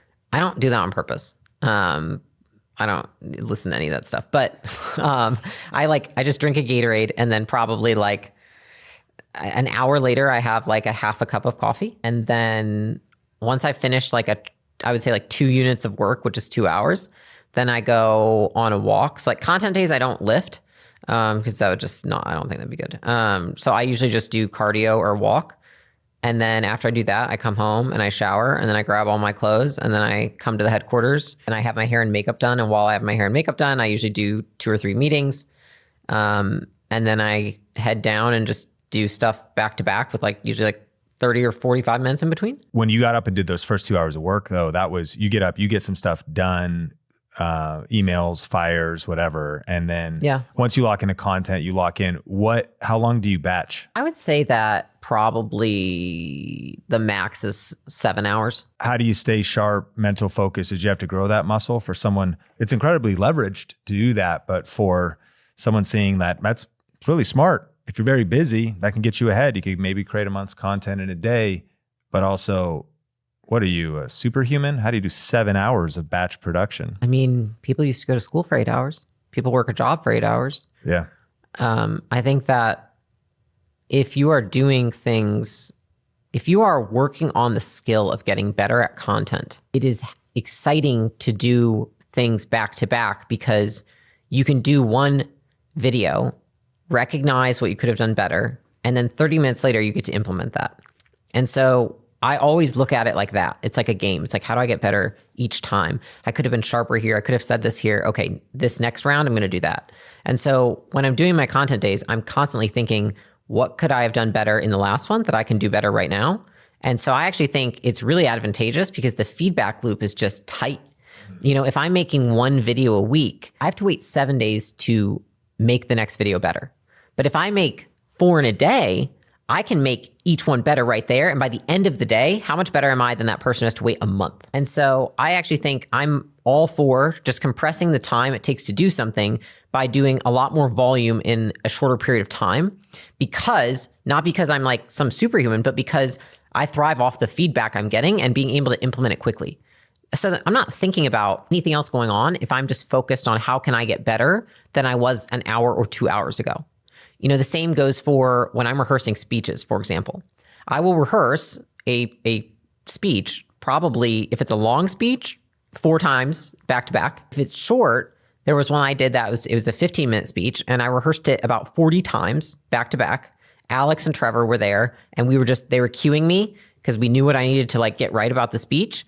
And I was just up there for 6.5 hours, just over, say that again, go back, say it again, go back, say it again. But by the end, I sounded like a fucking professional speaker that had said that 2,000 times. And so if you compress the period of time in which you hone in on a skill, I think that skill expedite much faster than if you were to spread it out over a longer time horizon. And so it's like, you're going to do the reps. You might as well do them in a fashion where you get more out of them. Are you thoughtful about your nutrition that day? Is there certain things that help your mental clarity and or weigh you down if you were to eat too much or anything like that? Cookies. No, I do eat cookies. I don't like to eat a lot when I'm like filming, just because, I mean, like, there's been times where the food is bad. Like, have you ever had a time where like you're at an event and then you eat something and you're like, that was like spoiled. And now I'm like going to throw up and shit my pants. Yeah. That's happened to me before. Yeah. So I'd rather not do that in front of people. If I do, that's your problem, not mine. But I'm good with it. No, I'm kidding. So I usually eat like a protein bar and then drink a shake, and I'm good. I don't need to. Most days I don't eat until like noon or 1 anyways. So it's like if I just have a shake, and maybe a protein bar if it's like getting later, I just usually eat more at dinner. So that helps me on all work days, let alone content. It's super convenient to just not have to think about it or stop. And plus, I feel more energy when I haven't eaten as much. So in your opinion, if you were a content creator, what is the most ethical way to build a $1 million per year online business? Ethical. So you took out OnlyFans. I kid. That's actually the most lucrative side hustle right now. The stats just came out of. Is it really? I had some like girl reach out to me the other day. America. I kid you not. And she's like, will you do a collab with me on OnlyFans? And I was like, is this a joke? And she was like, no. And I was like, wait, what? I was like, with the audacity. Yeah, super interesting. If I wanted to make $1 million, honestly, if the goal was only to make $1 million, I would probably build up my audience to a point where in endorsement alone of a singular product, I would make $1 million in commission. I think that that's the easiest, lightest path of least resistance for a lot of content creators, is to find a business that fits really well with what you like. You know, like for Alex, for example, like if he were to partner with like a nose strip company, then it would be easy. He like already a wears 7-figure collab, maybe annual, because then they sponsor it's super simple. One relationship, they sponsor your year. You focus on doing what you want, and it's something that's organic to you. You know, the reason I said nose strips is because he already wears them. There's product placement in every video. And so I'd be looking at people saying like, well, what shows up in every video no matter what? Are you always drinking an energy drink? Are you wearing a certain kind of jewelry? Are you always wearing some kind of makeup? I'd be thinking that, and then thinking, how can I go all in on one partnership where I get a disproportionate amount of commission because I dedicate myself only to this product for this period of time. And I think that singular focus, like, here's the thing. If you go to someone's page on, say, Instagram or YouTube, and they have 3 different links you can click, what's the likelihood you even click one? But if I go to somebody's page and there's one link with one call to action, what am I going to do? I've seen this in so many businesses. They have, oh, here's my thing with my 7 links. Okay, fuck off. Like, I've seen like 43 links in their link tree. Yes. And so it's a lot of links. There's so many links. It's the thing, you confuse the intent of the person coming. They say, I don't understand. What is it? Like, and because there's too many options, it's the option paradox. They just do nothing. And so you lose leads through that way. And so it's like, one, you decrease your throughput of the leads from your content, and then you distribute that decreased lead flow from to 5 things. Versus like if you had one CTA and it went to one piece of one product, you would get more lead flow to that product and a higher intent of the person clicking. So there's more people that are going to buy. And so I would just do that. Like personally, if I were to ever choose a thing, it would be one thing and I would endorse the hell out of it. And I think that's easy for people because then you don't need to partner with a business person to build your business. Because so for some makeup blogger, like, are you really going to make makeup better than, whatever the fuck? I'm not even gonna say it because I'm gonna get smashed for something. But like, you're not gonna make it better than Huda Beauty. You're not gonna make it better than Sephora or than like Tarte or MAC. Like, you're just not. And so like, let's not kid ourselves. They have 1,000 makeup scientists making the best blush possible for your fucking face. And so like, if you're not gonna do that, then like, I would say partner with somebody who can. You know what I mean? Yeah. Do you feel like there's a lack of female representation in your niche? I don't know many women who make content about larger businesses. I actually have tried to find them. So if you know of any, I would like to know who they are. Do you have any idea why that is? I think there's a lot of women So there's, if you look at like stats, I think it's like 50, it's like something like the rise of like women with small businesses. It was like 55% of business owners are women, but their business is below like less than for sure $1 million in revenue. I think it might have been like even less than 500,000 a year in revenue. So there's a lot of females in the business space, but it's the small business space from what I can gather. So like, I would imagine that my advice is like, I'm talking about like having a team of 100 people. People are like, oh, it's irrelevant to me. Like, I'm just trying to sell this product or whatever. You know what I mean? Mm-hmm. I don't know if it's underrepresented or it just is small. Yeah. You know what I mean? I truly don't know. I mean, I do know that from the females I do know, it can be difficult at times because my advice is mostly applicable for a male audience, because if you look at larger businesses, more of them are run by men. And then you have to ask yourself, well, out of that audience, how many men are receptive to a woman's advice? And how many of them, and then also, because Alex and I are partners, how many of them are going to look at me and just immediately discredit me and say, oh, it is Alex, it's just a fake or whatever. And so it leads down to a much smaller pool of people who are interested, in my opinion, which I don't care. I'm good with it. That's just reality. I think that might be what it is. Have you dealt with online harassment and trolling, specifically geared at you being a female? Yeah. Stalkers? DPs? What's a DP? You know what it stands for. You know my brand. I'm not going to say it. Okay, sorry. I literally It's a don't know. D-pick. Oh, okay. I really didn't know. I'm sorry. You're I would not try and get you to say that. I was just like, dog, something like, okay. It's actually weird. Me and Alex talked about it because I'm like, ew, I get like so many weird messages. Yeah. And he's like, it's none. And I'm like, well, I think you're just scary. So women are like, oh, he's kind of scary. Like, I don't want to I feel like I don't get any either. Maybe it's what I put out there, but I just want, I bring that up too, because there's so many female creators listening to this. And I think harassment, it sucks. I think it could be a resistance of like, man, I put myself out there. Do I want to deal with the BS coming my way of the stuff that can happen, as well as some legitimate fear from stalkers? I was just talking to one creator who has been very intentional to build a different name and a brand name, so her maiden name does not get out there for different reasons. So I'm kind of coming at it from that angle, like thinking how you manage those situations. I'll be honest, I just got personal security. So I now have a guy who's with me all the time. Prior to that, I never let it stop me. So I'll put it that way. It's like, I'm like, you've just got to do this. And it's just it's just the cost of the goals that I have, and that's fine. But I think that you have to take precautions, like don't own things in your own name. Don't put your business under, don't have your personal address out there. Put everything in like a different LLC. I think a lot of people don't know you can do that. Like you can have a different LLC that does not have your name on it, own all your stuff, so that people can't actually stalk you. In terms of messages that people send and inappropriate things people say online, it definitely shapes things that I do. I think I'd be lying if I said it didn't. I think my team knows, like even the way that I dress when I make content is different than how I dress normally, is different than how I dress when I'm out with my friends. Like I probably dress much more girly and less conservative, but because I don't like the things that people say about me online, when I try not to. But then there's the whole, like, you want to try and be yourself. So it's like, I still struggle with some of those things. I think you have to have an accurate depiction of your level of notoriety. So, weirdos and people who message you stuff, like that can even happen to women who don't have huge followings.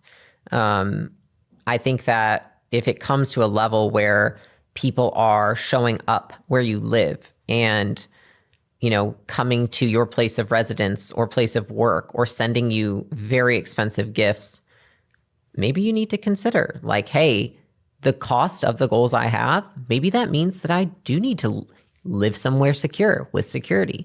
Maybe it means I need to get security. Maybe it means, and so, for me, the decision was at one point, okay, well, a lot of people are like, you should not live in a city. You should live in a house in like the middle of nowhere with like, armed guards and all that stuff. And I was like, yeah, I get that. I don't want to. I don't like living in the suburbs. It's not for me.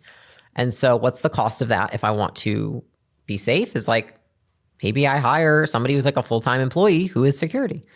And so I think that's probably very unrelatable for most people that are listening to this right now. No doubt. But I say it to, I guess, explain that it is a priority to me, not because I'm actually scared, because I'm not really scared, but because I listen to people that are ahead of me.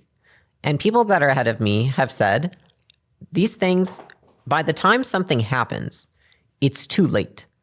So getting security or taking like precautions against these things, you only do when there has not yet been an incident.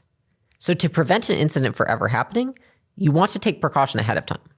And I think the basic stuff is, paying a service to make sure that your phone number and your address are not online. There are services that will literally daily swipe it and clear it off of all websites. You can Google it and look for it. And making sure that you don't own things in your own name. I think those are the two best things you can do, along with, if you do not have the means or the desire to have security, then making sure that you don't post things that indicate where you live. Unfortunately, a lot of people know the area that I live in and where our building is, so people do show up. And so because of that, and because I am lazy and choose not to and do have the means, I hire security.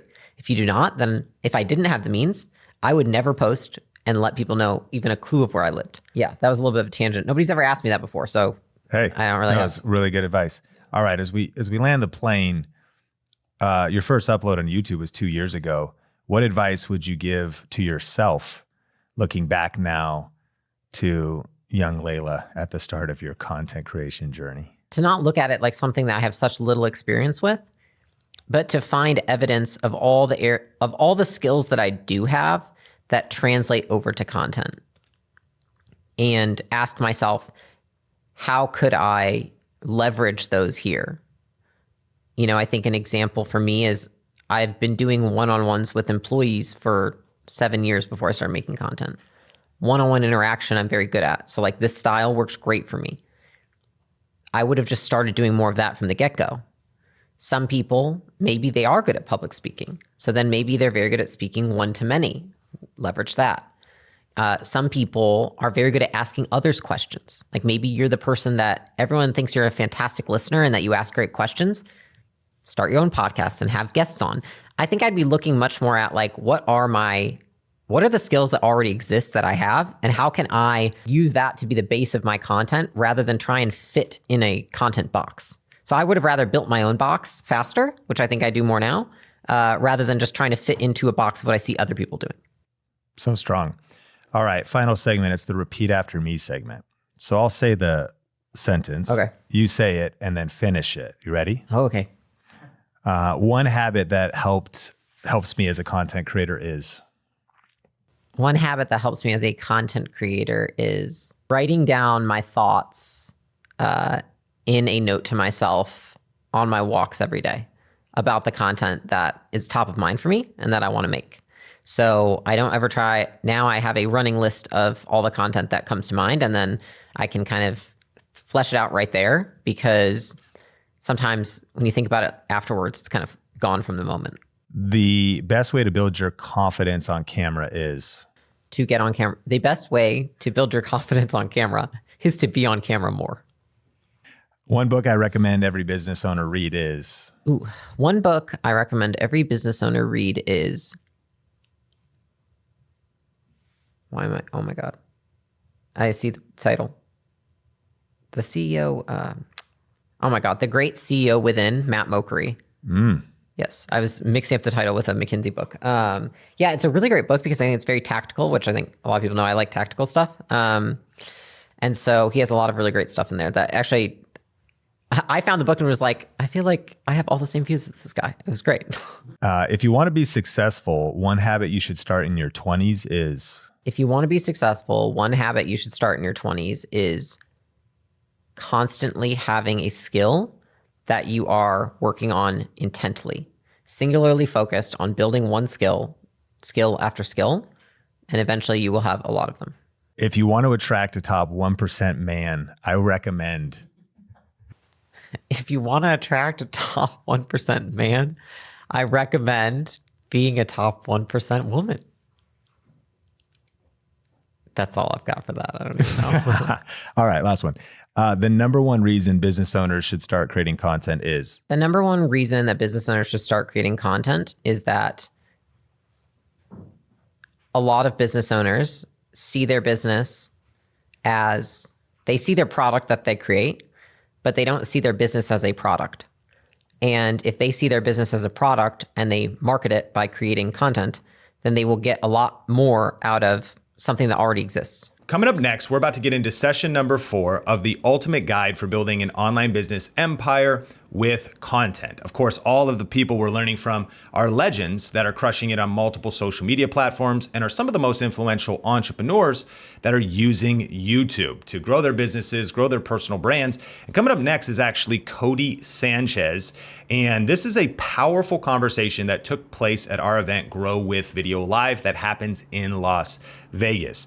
She has been blowing up on YouTube and social media. And of course, with some of these individuals, you think like they're not really content experts. They're actually more business owners. You know, she's invested in 50 businesses and is doing all kinds of different projects and local businesses and laundromats and all that kind of stuff. But look at the numbers. Like if you add up her over 1 million YouTube subscribers and what she's doing on multiple platforms, these entrepreneurs have figured out how to be operators, how to create content, how to run their businesses, and then also how to crush the algorithm, how to really actually stand out, get noticed. And so this is an exclusive convo. You're going to love it. And if you're interested in details about our event with guest speakers like the people in this video, as well as incredible experience, learning, networking, it's called Grow with Video Live. The next one is not scheduled yet, but jump on the wait list. And so you'll be notified. In the past, we've had people like Gary Vaynerchuk, Dave Ramsey, Patrick Bet-David, Alex Hormozi, Codie Sanchez. Go to growwithvideolive.com, or we'll link to it in the description down below. It happens in Vegas, and we will notify you when the next one happens. And when you're on that list, you know, we're not going to blast you with any marketing stuff.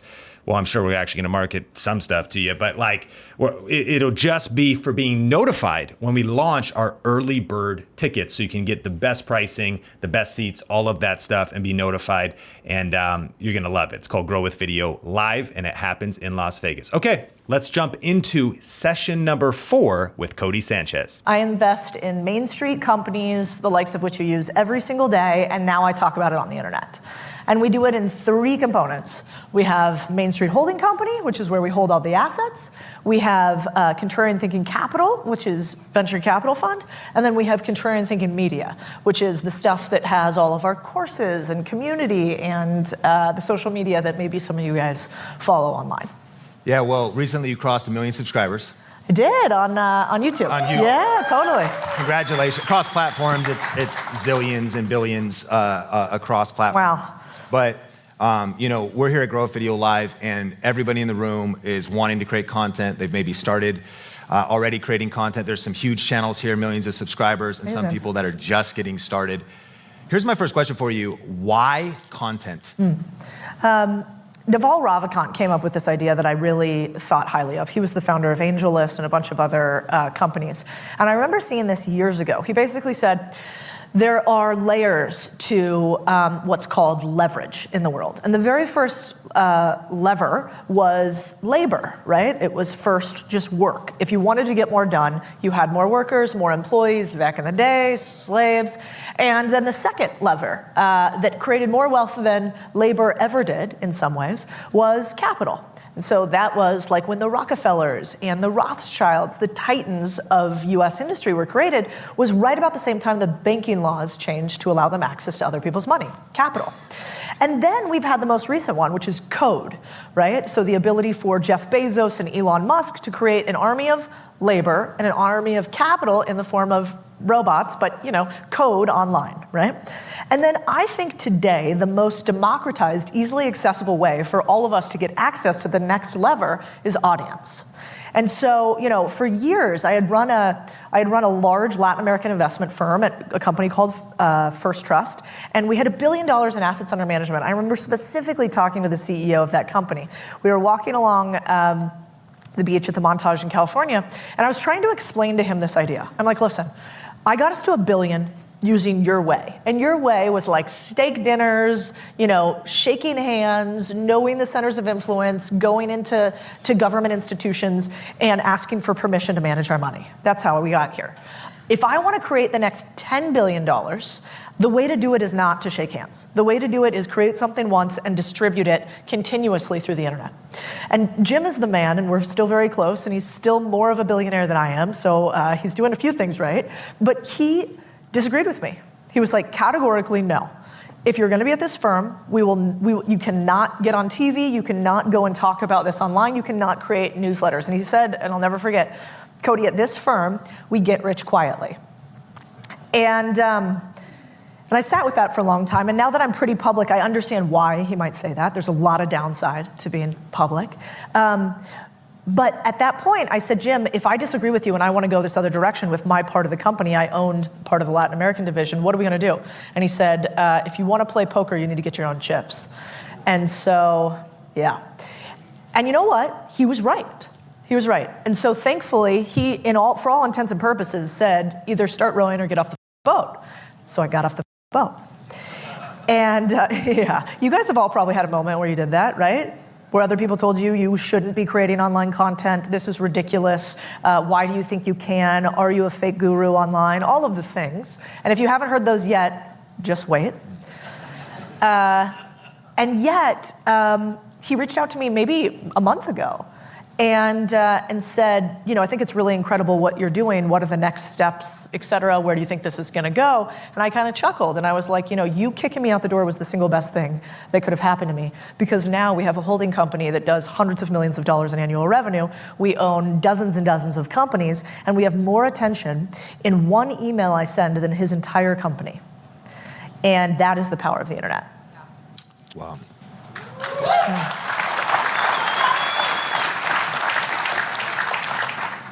You graduated early from Arizona State University with a degree in journalism. Harvard of the West, really.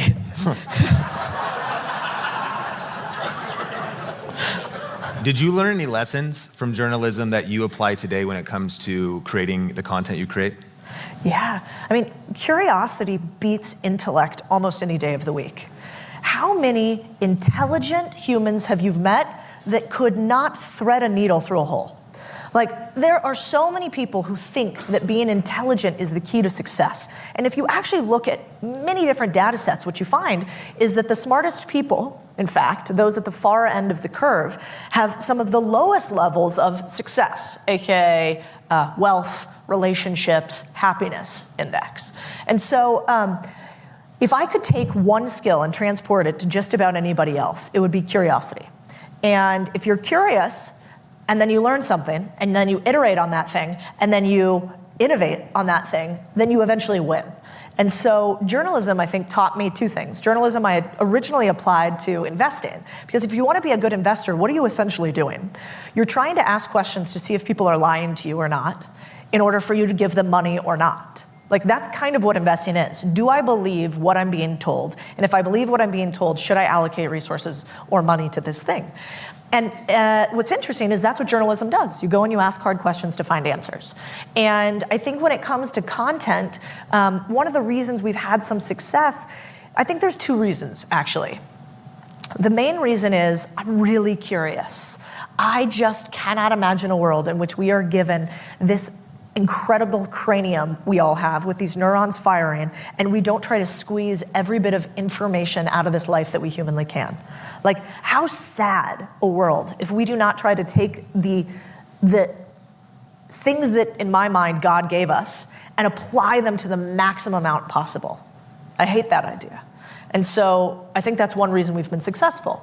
And the second reason is because if you guys are creating online, there's one thing that I think is more important than anything else. Forget the Instagram reel versus the TikTok versus the hook versus the first 30 seconds. It's, do you think you're the hero? Or are the people that you're serving the heroes? Are you the Luke Skywalker? Or are the people that are watching your videos the Luke Skywalker? And I remember reading some parts of this originally from Storyteller Brand. Donald Miller, Story Brand. Story Brand. And when he said that to me, it hit. Because when I'm on a stage like this, I don't actually think it's about me. I think it's about how do I meet as many of yous, because the bigger ripple is not Codie gets bigger. The bigger ripple is, what do you think is easier for me to do? There's 600 people here in this room, right? Is it easier for Codie to get 600 million followers? Or would it be easier for this crowd cumulatively to get 600 million? What's easier? You guys, right? So how much more powerful are my ripples if what I can do is influence others to live incredible lives, to get bigger, to create greater? And I can just be like the little Yoda whispering in the ear of the heroes, which is all of you.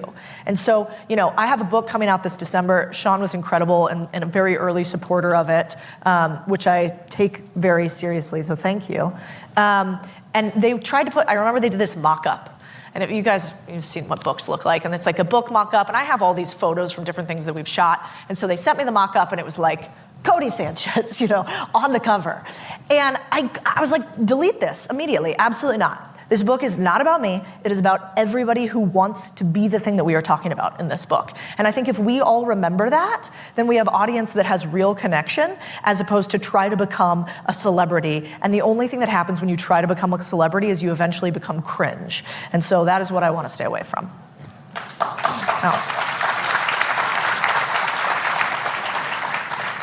In just a second, I want to learn about your Spark content formula, but I want to hang on the journalism for a second because you won an award. You did some work that really impacted some of the atrocities with sex trafficking. Can you tell that story?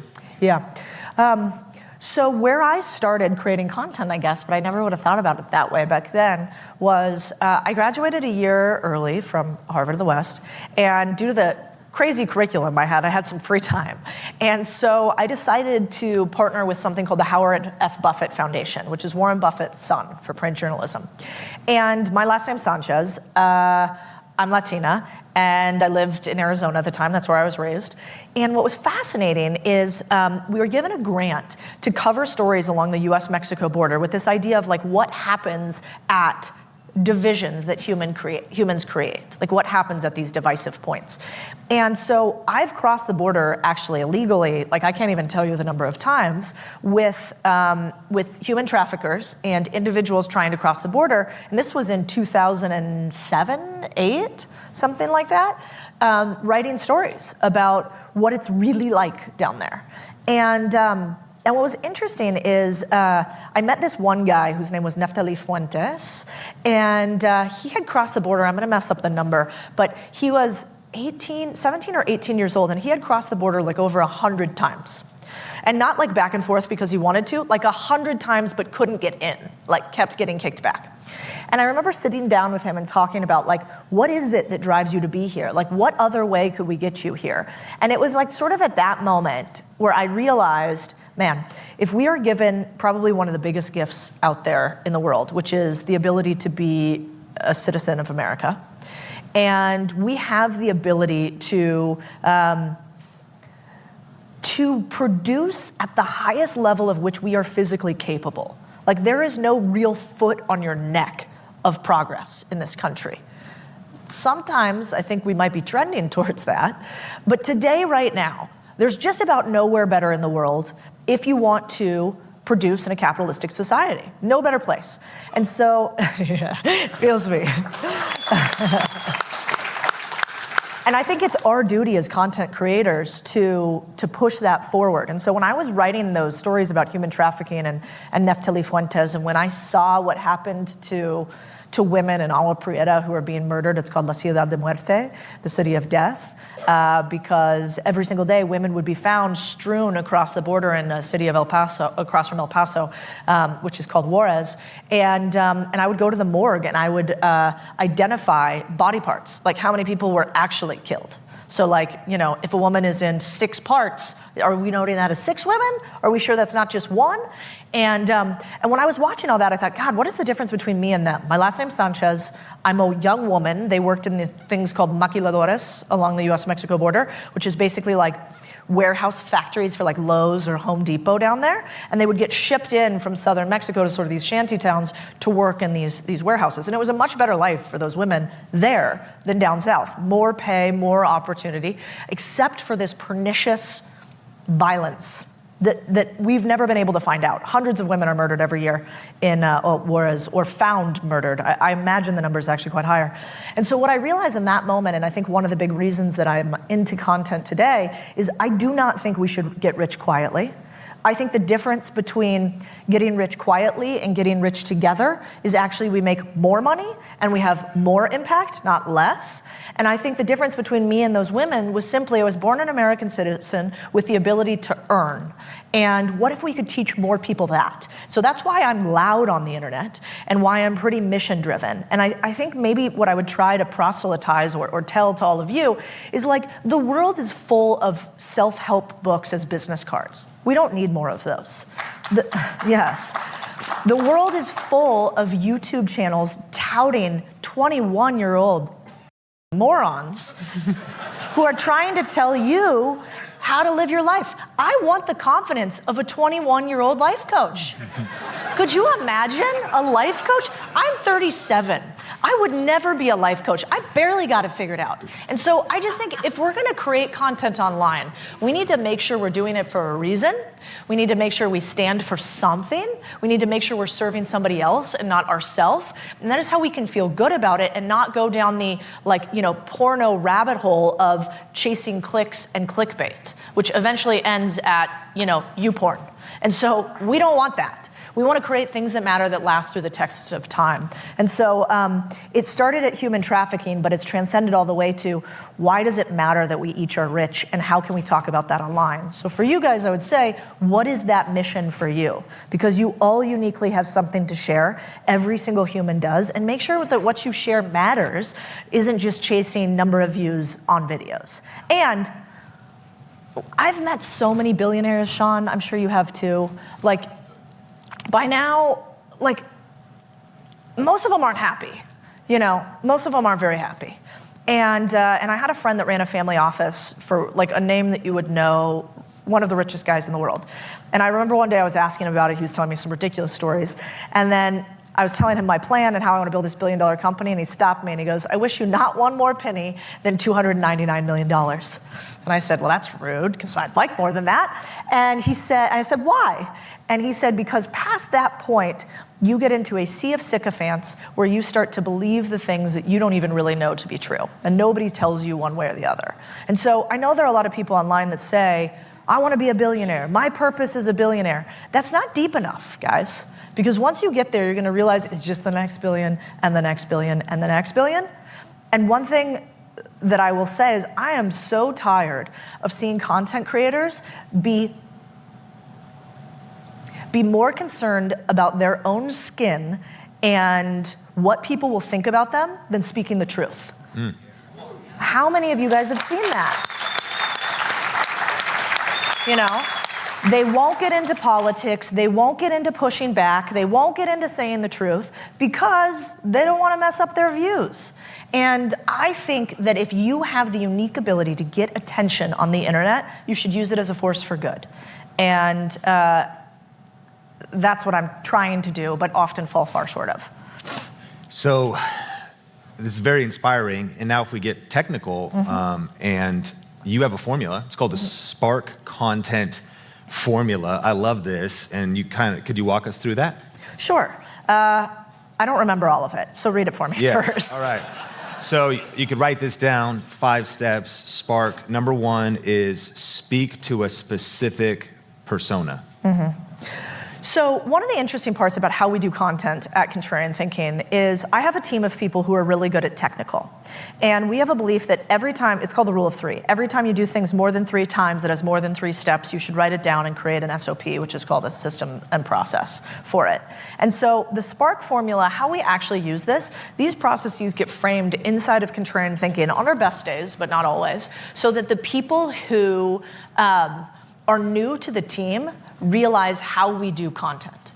And so one of the things that I think is really important for you and your team, as you get bigger, you'll have a bunch of people who are kind of like your mini voice in some ways. They're repackaging content, they're pulling stuff together. And every so often something awful will have happened to you. Like I remember one time, it was like President's Day, I think, or it might have been Memorial Day, which would have been worse. It was like Memorial Day, and the picture that got posted was like Codie in a bikini with like a Theodore Roosevelt quote. And I was like, who's getting fired here? Because this is not what we're trying to do. And so So the Spark formula's ideation and origination is the fact that we have these SOPs and processes that have everything that we do inside of them. But as you can probably tell from now, I work a lot from gut as opposed to technicality. And so when I say speak to a specific person, I think the easiest way to start when you are growing a channel is if you go out and you want to be, I don't know if she's relevant anymore, but like Emma Chamberlain, where she's just like laying in her bed kind of talking about coffee or like whatever else happens in the world in her day with no particular niche, it's really hard to grow. If you want to grow faster, you actually do the counterintuitive thing, which is you skinny it down. I want to talk to, in my world, people who want to buy laundromats. Think about how small that niche was that I started in. Laundromat buyers. I don't even know if there were people on the internet that did it, but I thought it was interesting. It was my specific niche. Then I go, okay, maybe car washes, maybe boring businesses in general, maybe people who care about business, maybe people who care about community and business, maybe people who care about an impact on the world through community and business. See how it kind of branches out? So in the beginning, you go really specific, and then after you've gone specific, you get an allowance from your heroes, your audience, to go wider. But in the beginning, they haven't given you that allowance. They don't know if they care about you yet. So you got to get permission for them to care about you. What's the next one? Number 2, platform proficiency. Oh, this one's interesting. Like you'll see Tanner running around here. Tanner's my head of production.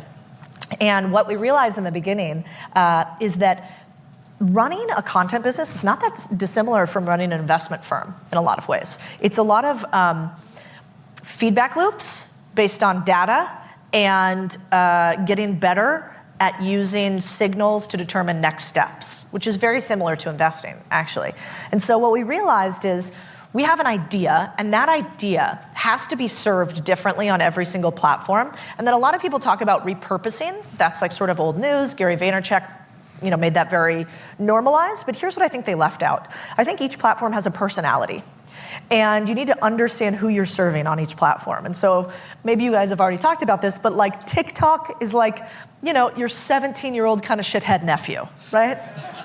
That's TikTok. He's got ADD. He's also a little angry sometimes, but sometimes he wants to be inspired. He'd like you to dance. I mean, yeah, TikTok. Okay, so if I'm gonna serve something to TikTok, and I don't pay a lot of attention to that platform for personal decisions, it is a great platform, I don't support the ethics and morals of it, but if I was gonna serve TikTok aggressively, I would think, would my 17-year-old kind of shithead cousin like what I'm about to create? Am I speaking specifically to him? Because many of you are probably parents and friends of young people. The way that you're gonna communicate something to a 17-year-old, nothing else withstanding, as opposed to 45-year-old, very different, right? And so that's TikTok. And then we've got Instagram, which I always kind of think of young, 30-year-old mom with a couple kids, likes pumpkin spice latte, matching outfits, suede boots.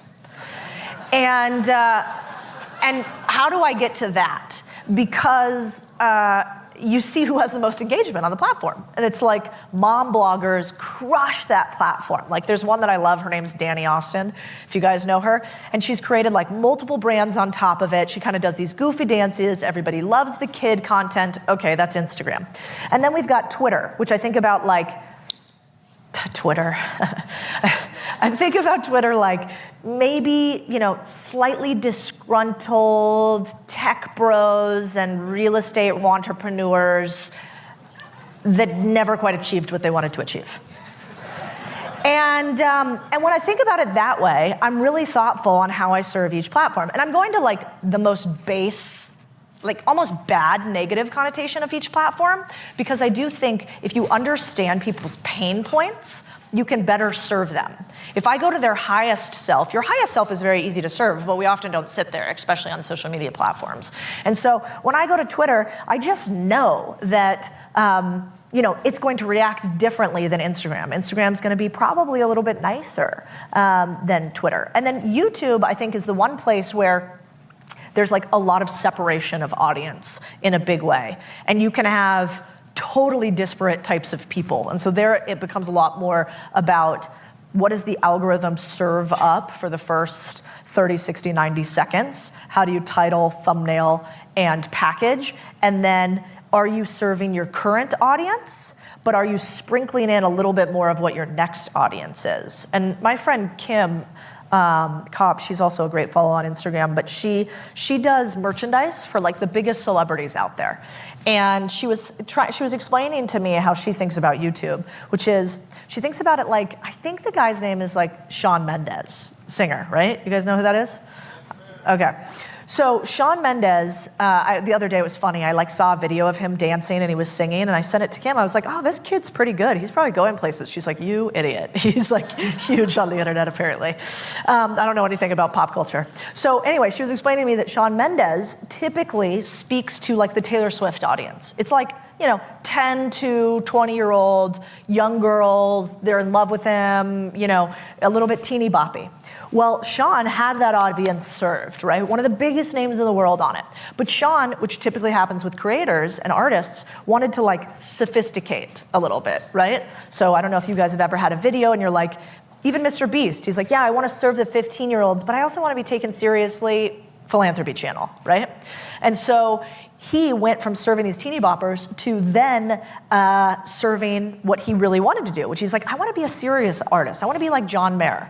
And so because of that, he started flipping a few of the things he did with his channel. But he had to do it really slowly, because if right away he went from teeny bopper to, sort of like middle-aged, timeless music listeners, he would have lost this audience entirely and never gotten to this audience. And so that's what I mean by platform specifically.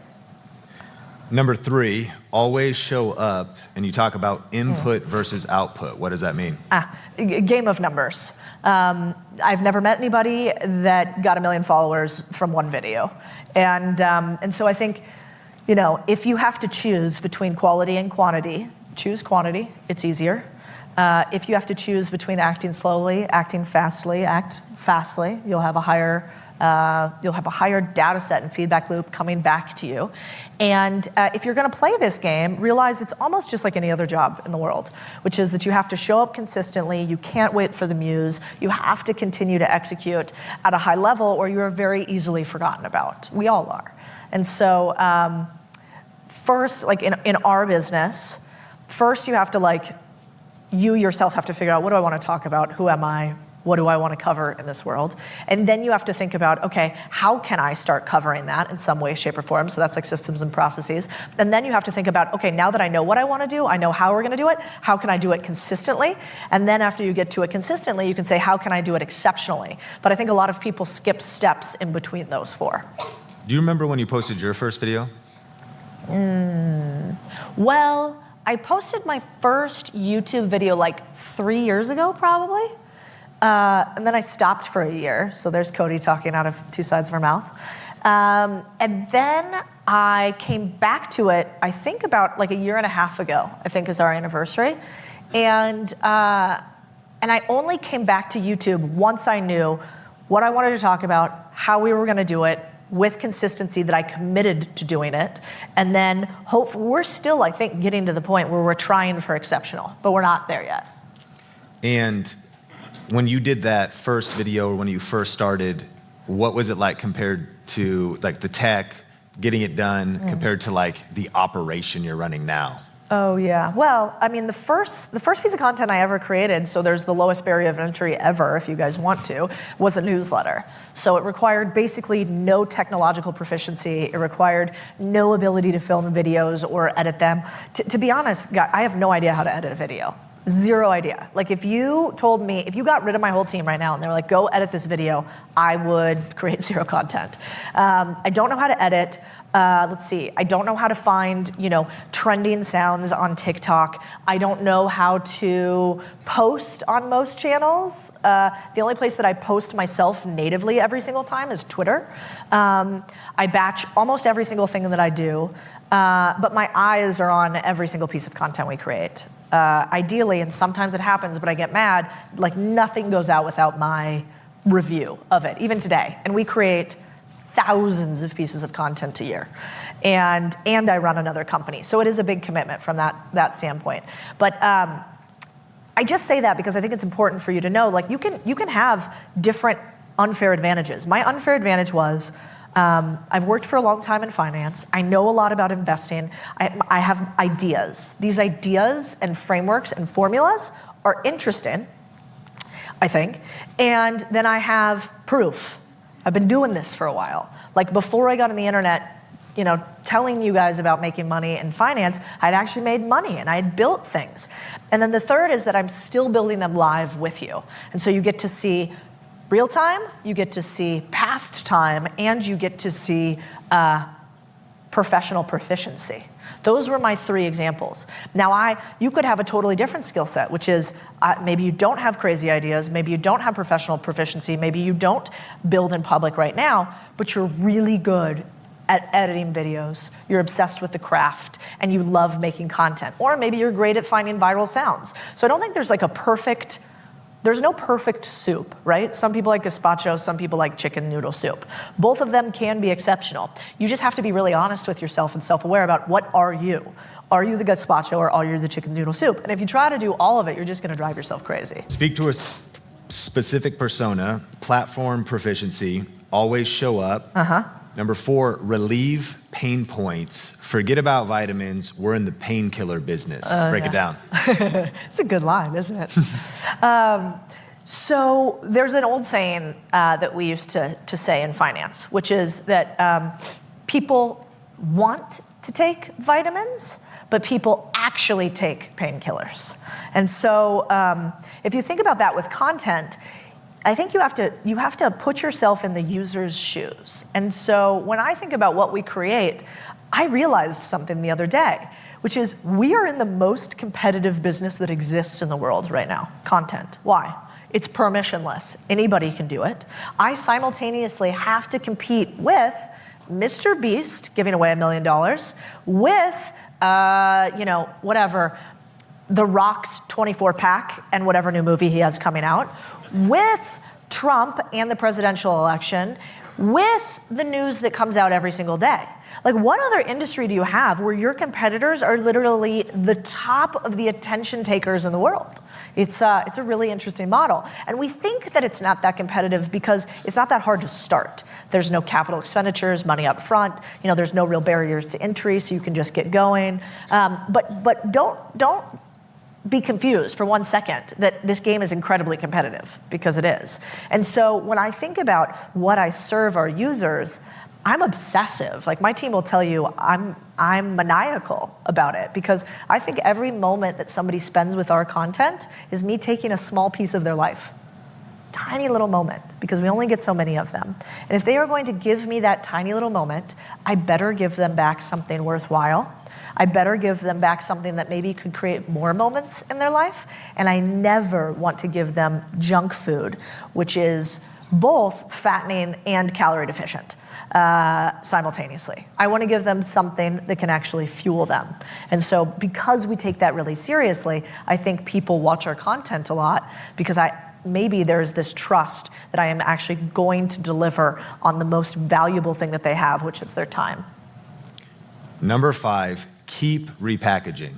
Oh, yeah. Well, we kind of touched on this a little bit, which is, you guys will have, I use Twitter a lot because Twitter's like my thoughts. So I'm, kind of randomly as I'm going, tweeting ideas, things that are happening. And I don't really consume anything on Twitter. I don't really consume news very often. I do it in specific segments, but I'll post a lot on Twitter about what I'm thinking at the current moment. And then I like to use Twitter as a feedback loop. So what are people resonating with? Why do I use Twitter? It's the easiest type of content to put out. It's simply words, put out immediately. Also, it's highly shareable, so Twitter people can share stuff a lot, as opposed to you just get engagement with your own audience on Instagram. And so I find that Twitter is an interesting place for ideas to spark. Look at that, little pun. And so with that, I will then take those tweets, and you'll see them like layered throughout different types of our content. Those tweets will turn into Instagram Reels. Those Instagram Reels, if I have a deeper thought on it, I might flush that out and put those into part of our YouTube videos. I like to put some of the tweets at the bottom of our emails. And so I don't do it like some do, which is they're like, every piece of content must become 10 pieces of content. The truth of it is, when you look at most channels' performance, there's an 80-20 rule on everything in life, right? Pareto's principle. The best things that you create will be outsized drivers of your return, which is probably right in the realm of 80-20. And so I'd rather find the real gems and then repurpose those. So strong. So I looked up some of your top videos, and I'm curious some of the things you think about in YouTube when it comes to packaging. Yeah. And so let's see. Let's talk about the million viewed videos. Anything your thought? Do you remember making a video a year ago? I bought land for $10K and makes me $1,500 a month. That got 1.5 million views. Any thoughts on that video, or just thoughts on the 80-20 rule? Some of the ones that blew up, and you look shocked. There's a tent that is making $1,500 a month in the thumbnail. Like, what goes into your process for creating? That's a good video, viral video, over 1 million views. A couple things. So I already told you, I have to feel like the video is going to serve the audience, right? So that's base level. I have to feel like on YouTube in particular, we have an avatar we talk to. We have a human every day that I talk to on YouTube that I'm trying to serve. And that is anyone who feels like, we call him Working John. And for Working John, who is he? He is somebody who wants more out of his life, probably located in the US, who is a builder and a doer and a charger, but feels like he hasn't quite hit the financial freedom numbers that he wants. He's looking for the things that will allow him to focus more of his time on the things that he loves, as opposed to more of the time on the things that he has to do. And so when I'm YouTubing, I'm thinking very specifically, can we help this person?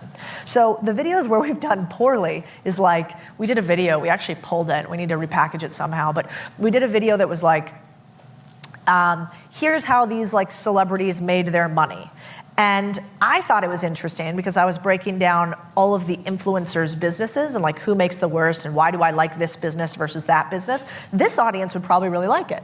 You'd be like, wait, why do you think, Reese Witherspoon's business is better than The Rock's, and The Rock's is actually better than Terramana, which is George Clooney, and like what makes those businesses different and what are the multiples on those businesses? It's kind of interesting. If you're creating content, you really want to understand what's the highest ROI that I can put in front of my audience that, can make me money but also serve them. But Working John doesn't give a fuck. And so, I have to make sure that sometimes I just serve myself in videos, which is okay. You need to create things that you love. But every time we don't go viral is because I haven't made it accessible enough. I haven't made it look like it's possible for them. I haven't made it believable enough. So like, show me the proof, show me the data. And I haven't really served that audience and thought about what their highest and best use was. And every time I do that, we have a viral video. And every time I forget it, we don't. That's incredible. Now, you're in the top 1% of content creators for entrepreneur content creators. Very inspiring. It's obviously, that's such a niche within a niche. And so to hit 1 million subscribers in like business advice and boring businesses. And so I'm curious if you can rattle off the top of your mind, how much time weekly do you spend? And then, for it more be more advanced, building out a media company, what kind of roles are on your staff and how do you delegate editing, researching? Do you have researchers? How's it kind of break down? Yeah, it's a really good point that you started out with, Sean, which is the business niche is incredibly small. And the entrepreneurship niche is incredibly small. And I'm like force functioning people to care about business. Most people don't care. My mom watches my videos and she goes, that's cute. I liked that part. I'm like, what'd you like? She's like, all of it. So, you do have to realize that the games that you play have repercussions. And the repercussion of me thinking that business and entrepreneurship is really important and everybody should have ownership in something and it will change their life is that I probably will never get as many views as a Kardashian wannabe applying 13 levels of lipstick. And so you just got to decide what you want to do. If you want to go really viral easily, I say easily, none of it's easy, but if you want to go really viral, like makeup and beauty channels have like 8x the level of engagement of most other channels. They also sell almost more products than any other channels. So when you think the Kardashians aren't that smart, you're wrong. They're incredibly intelligent. They apply the fact that they know that these channels are going to hit and then create brands around them. And so I just don't think the world needs another one of those. I think there are plenty. I'm happy to buy from them. It's like not my jam. But I have actually started, I don't actually really care very much about clothes or makeup or any of that stuff. And you might be like, but Codie, your face is painted like a clown today. What do you mean you don't care? You have so much lipstick on. And part of the reason is because I've realized this is like it's something that I've done because I understand it now, but not because it's my natural state. I've realized that to reach women, they have to see things that they want of the life that we have. And so they're not as inspired by a big bank account. And this is gross generalization. Some of us are. But they're not as inspired about a big bank account. They're not as inspired about huge level of businesses. They're like, are you happy? You know, do you still feel feminine? You know, are you and your husband happy too? And then also, can I be more financially free? And so I've started to realize, like, oh, okay, kind of this personal brand really does matter. Because if it's up to me, all I want to hear from somebody is the tactics. I don't really care about anybody else. But again, the content's not for me, it's for another. And so I think that was a really important point. You guys should really think hard about what your niche is, because sometimes these smaller niches are really hard to grow.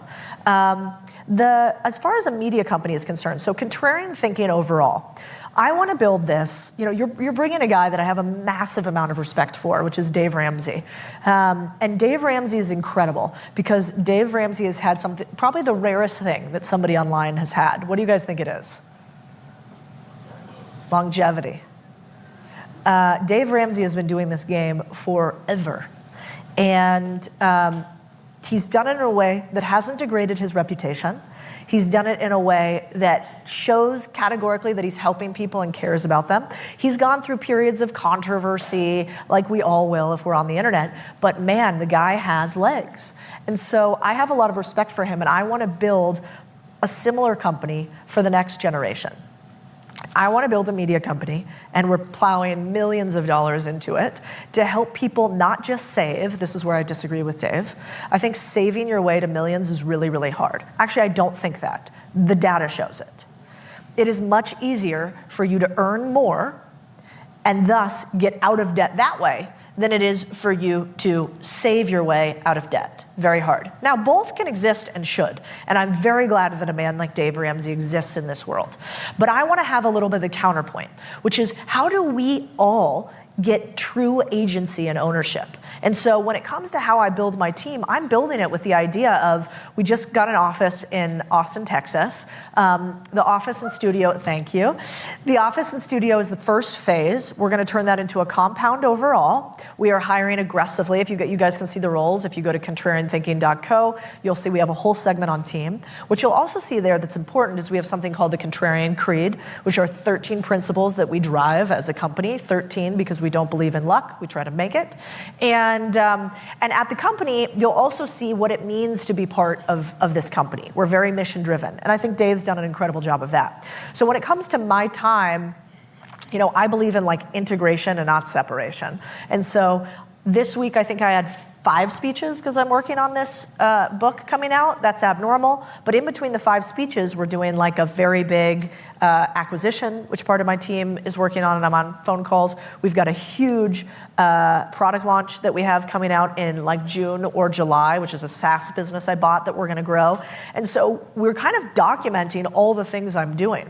In the beginning, I shot 1 day a week. I had all the scripts prepared. I like went through all of them, and that worked. And then as we got bigger, I realized, why would I just try to come up with content when I can document as opposed to create? And so the cool part about it is if your content is authentic to you, you're probably already doing the thing that you're creating content about, right? So now there is some packaging and changing you need to make, but the best creators are the ones that are like, I'm building an aquarium.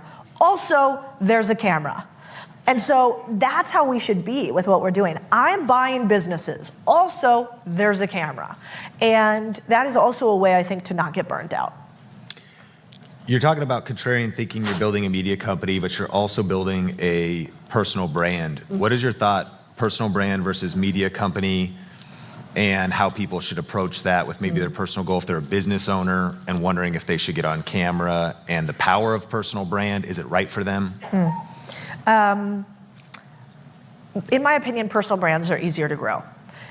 Humans like and follow humans. We do not naturally like and follow logos. And so I took an easy path. The easy path was build Codie and then build contrarian thinking. And I'm not sure that's the right path, honestly. If I If I was better at brand building, I would obsess on making contrarian thinking bigger, which is going to be the next stage. I mean, how do you guys know I'm not good at brand building? Somebody try to spell contrarian, like immediately. There's like 6 vowels in there. There's like 4 R's. I mean, I should have 1 word. Instead, I have 2 words. One's really hard to spell, and there's like 13 I's between them.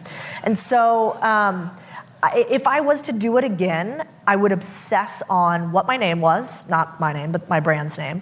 And I would make it short and pithy and really thoughtful.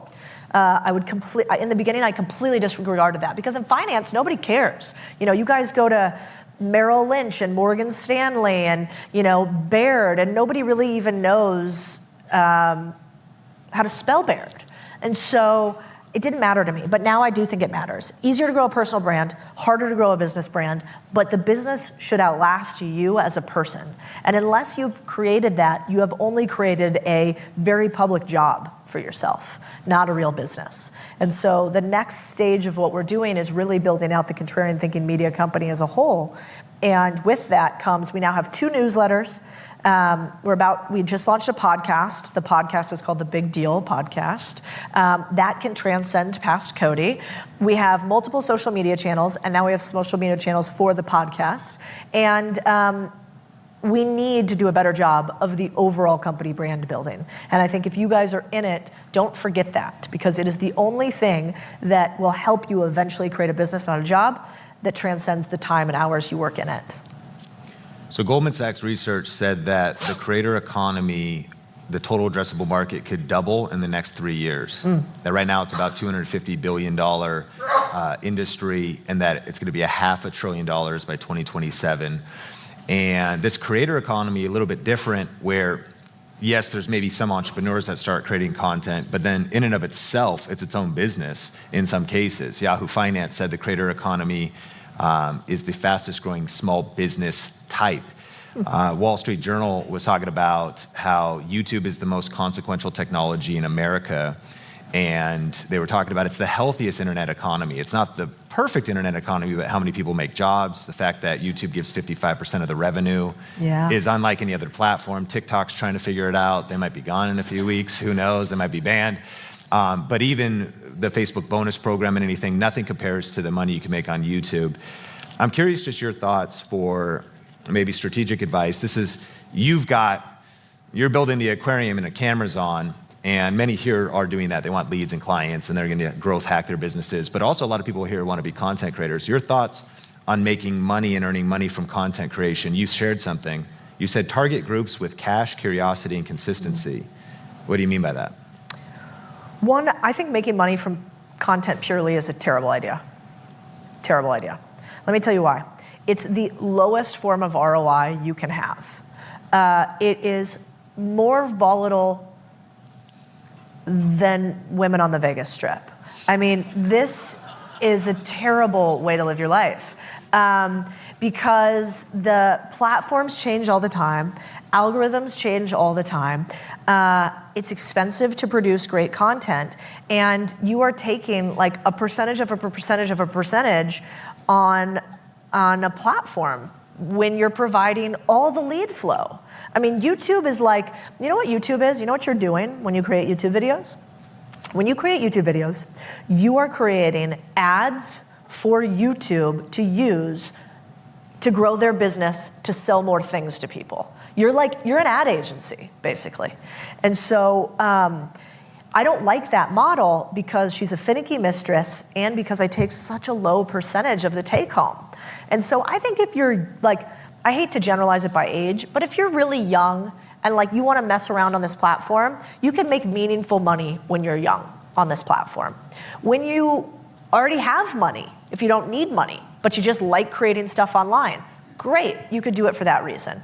Otherwise, it's a terrible way to make money.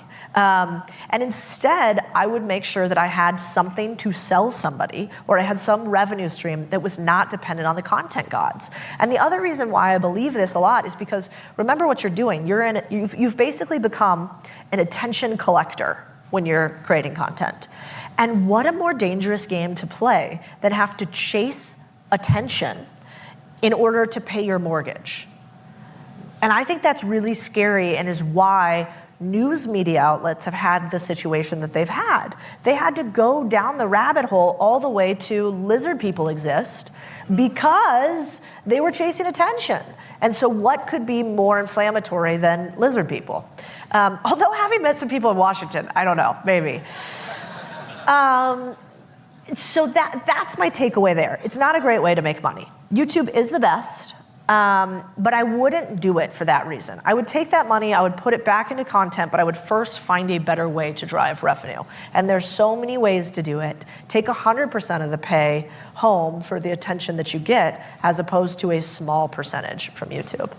And so you're saying make sure you have a business that's not just based on ads, but have a product, have a service, and one or partner with people who have businesses, products, and services. Own a portion of those, earn into a portion of those businesses. If you're not a good operator, don't try to operate a business. But maybe have something else that is a little bit more consistent than YouTube revenue. So while you're hot, go try to partner with, if you're an accounting YouTuber, go partner with an accounting firm and say, hey, I want to put you as a sponsor in all our videos, not just for a dollar amount, but I want to actually earn a portion of your business and distributing equity in that business. And for that, I won't promote anybody else. I'm just going to promote our thing and we can grow it together. And you basically become the distribution engine or the sales engine to somebody's operations and product engine. So you don't have to build the business, but you need a business that can drive revenue for it. It could be an events business, you know? It could be something else that allows you to offset the gods of the internet. Do you read your comments? On bad days. Yeah, I mean, it's such a... I don't really read them on TikTok. I don't read them on YouTube Shorts. YouTube Shorts are mean. Yeah. A bunch of meanies on there. They're like, must be nice, your husband being rich. I'm like, he's in the military, you guys. Like, please do your homework. So I don't read those. Like, I'll do it for signal, not noise, because I'm not a masochist completely. I will read YouTube comments because I'm kind of curious about what they thought of the video. If they've spent a lot of time there, are we doing it right or wrong? I will read some Twitter comments. I find those not as high signal to noise. I will read comments on videos that go really viral, just to make sure. Like, sometimes we'll have a video go viral and be like, great, this video is so good. And then I look at the comments, it's like, I hate you, I hate you, I hate you. And you're like, oh, that's why it went viral. So I'm thoughtful on it. But what I found about negative feedback is, one, you guys, I'll tell you a little secret that I've never told on the internet. So I have only ever once trolled a troll back. Have you guys ever trolled a troll? No. It's smart. I hear her, but anybody who has. Anyway, so I trolled a troll back, and I thought it was funny. I thought it was really funny. It was some guy, and he called me, I don't want to say who he called me because he's actually a nice guy, but he called me like a name, a comparison of somebody else, of a person that I don't think that highly of. And, you know, it was like, Codie Sanchez is the X of X. And I didn't like that comparison. And so I did the responsible thing, which is double click on his profile and see exactly what's going on in this guy's life. and determined that he, you know, kind of sporadically flipped houses somewhere. And so I wrote on there, on his response, something to the tune of, I hope you own more real estate in real life than I do in your head right now, rent-free. Which is like, it's a little mean. And I said, but if not, boy, do I have a course for you. Oh, don't clap. Here's the sad part. Okay. Here's the sad part. There are literally human beings who will make it their life mission to just chirp at you. Mm-hmm. And if you do this, you're gonna find some of them. And this guy's one of them. Like, he went kind of nutty. I kind of thought about maybe I had to get a restraining order. He posts this crazy stuff on Twitter all the time. He started asking me for feet pics in the DMs while like saying this stuff publicly. And so it just became kind of a nuisance. And so while I thought I was quite clever, it's really not worth it. You know how they say don't engage with the trolls? I truly think unless you find, and even if you think you find a perverse pleasure from it up front, it's not worth it. And I honestly think we have to be a little bit nicer to the trolls sometimes, because these guys live miserable lives with absolutely no relevancy, where the only place online they can punch up is by tweeting at somebody who's doing while they are actively not. And so ignore the noise. And even when it feels like you would have a better comeback line, let the trolls live under the bridge.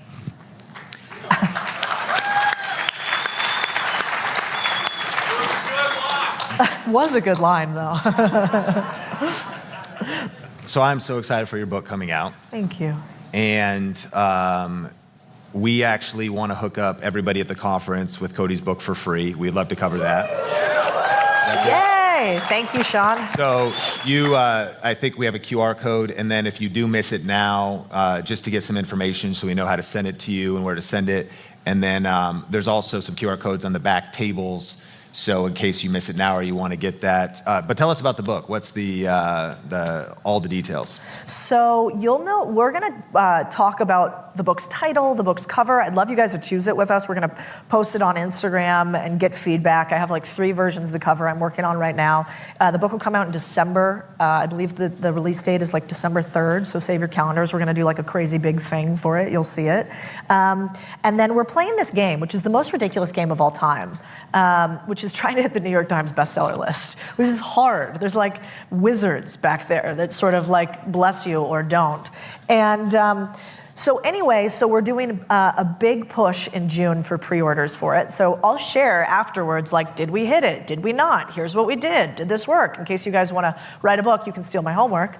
But the book is about all the things we talk about, which is this idea of, can we take back our communities by owning small businesses? How do we do it? How do we do it without being millionaires? Why is it maybe easier than ever to do it right now? And what are the repercussions if we don't? Which is that we become renters at best and squatters at worst in a world where the few own everything and we ask for permission. And so I hope the book is a mixture of a big idea with stories that get your brain rolling and simultaneously real tactics on if I want to go from A to owner to empire builder to holdco owner, exactly how to do that. Amazing. So we want to make sure that we can hook you up with that. So you'll see if you have that information where they could send it, and then even being a part of the process. I love that we get to be involved in that, and so take advantage of that. You just did a post, and you gave some advice for entrepreneurs, 4 things. You said, find God, get to the gym, go on more walks, and raise your prices now. Break those down. In no particular order. Listen, I don't profess to if my mom knew that I was telling people to find God, she'd probably think I was possessed. I was a hell of a child. But the truth of the matter is that I think that when you have a why and a reason and a faith, whatever that may be, this game of life, which all ends in death for every single one of us, gets a little bit easier. And if you guys have ever been an entrepreneur or a creator, you know that there's a moment where you will sit, head in your hands, in the dead of the night, wondering what the hell to do next with no idea the answer to that question. And I tell people a lot that the most important thing that you can ever do is be an owner. I don't tell you it's easy, because it's not. But it is the most worthwhile pursuit you can have.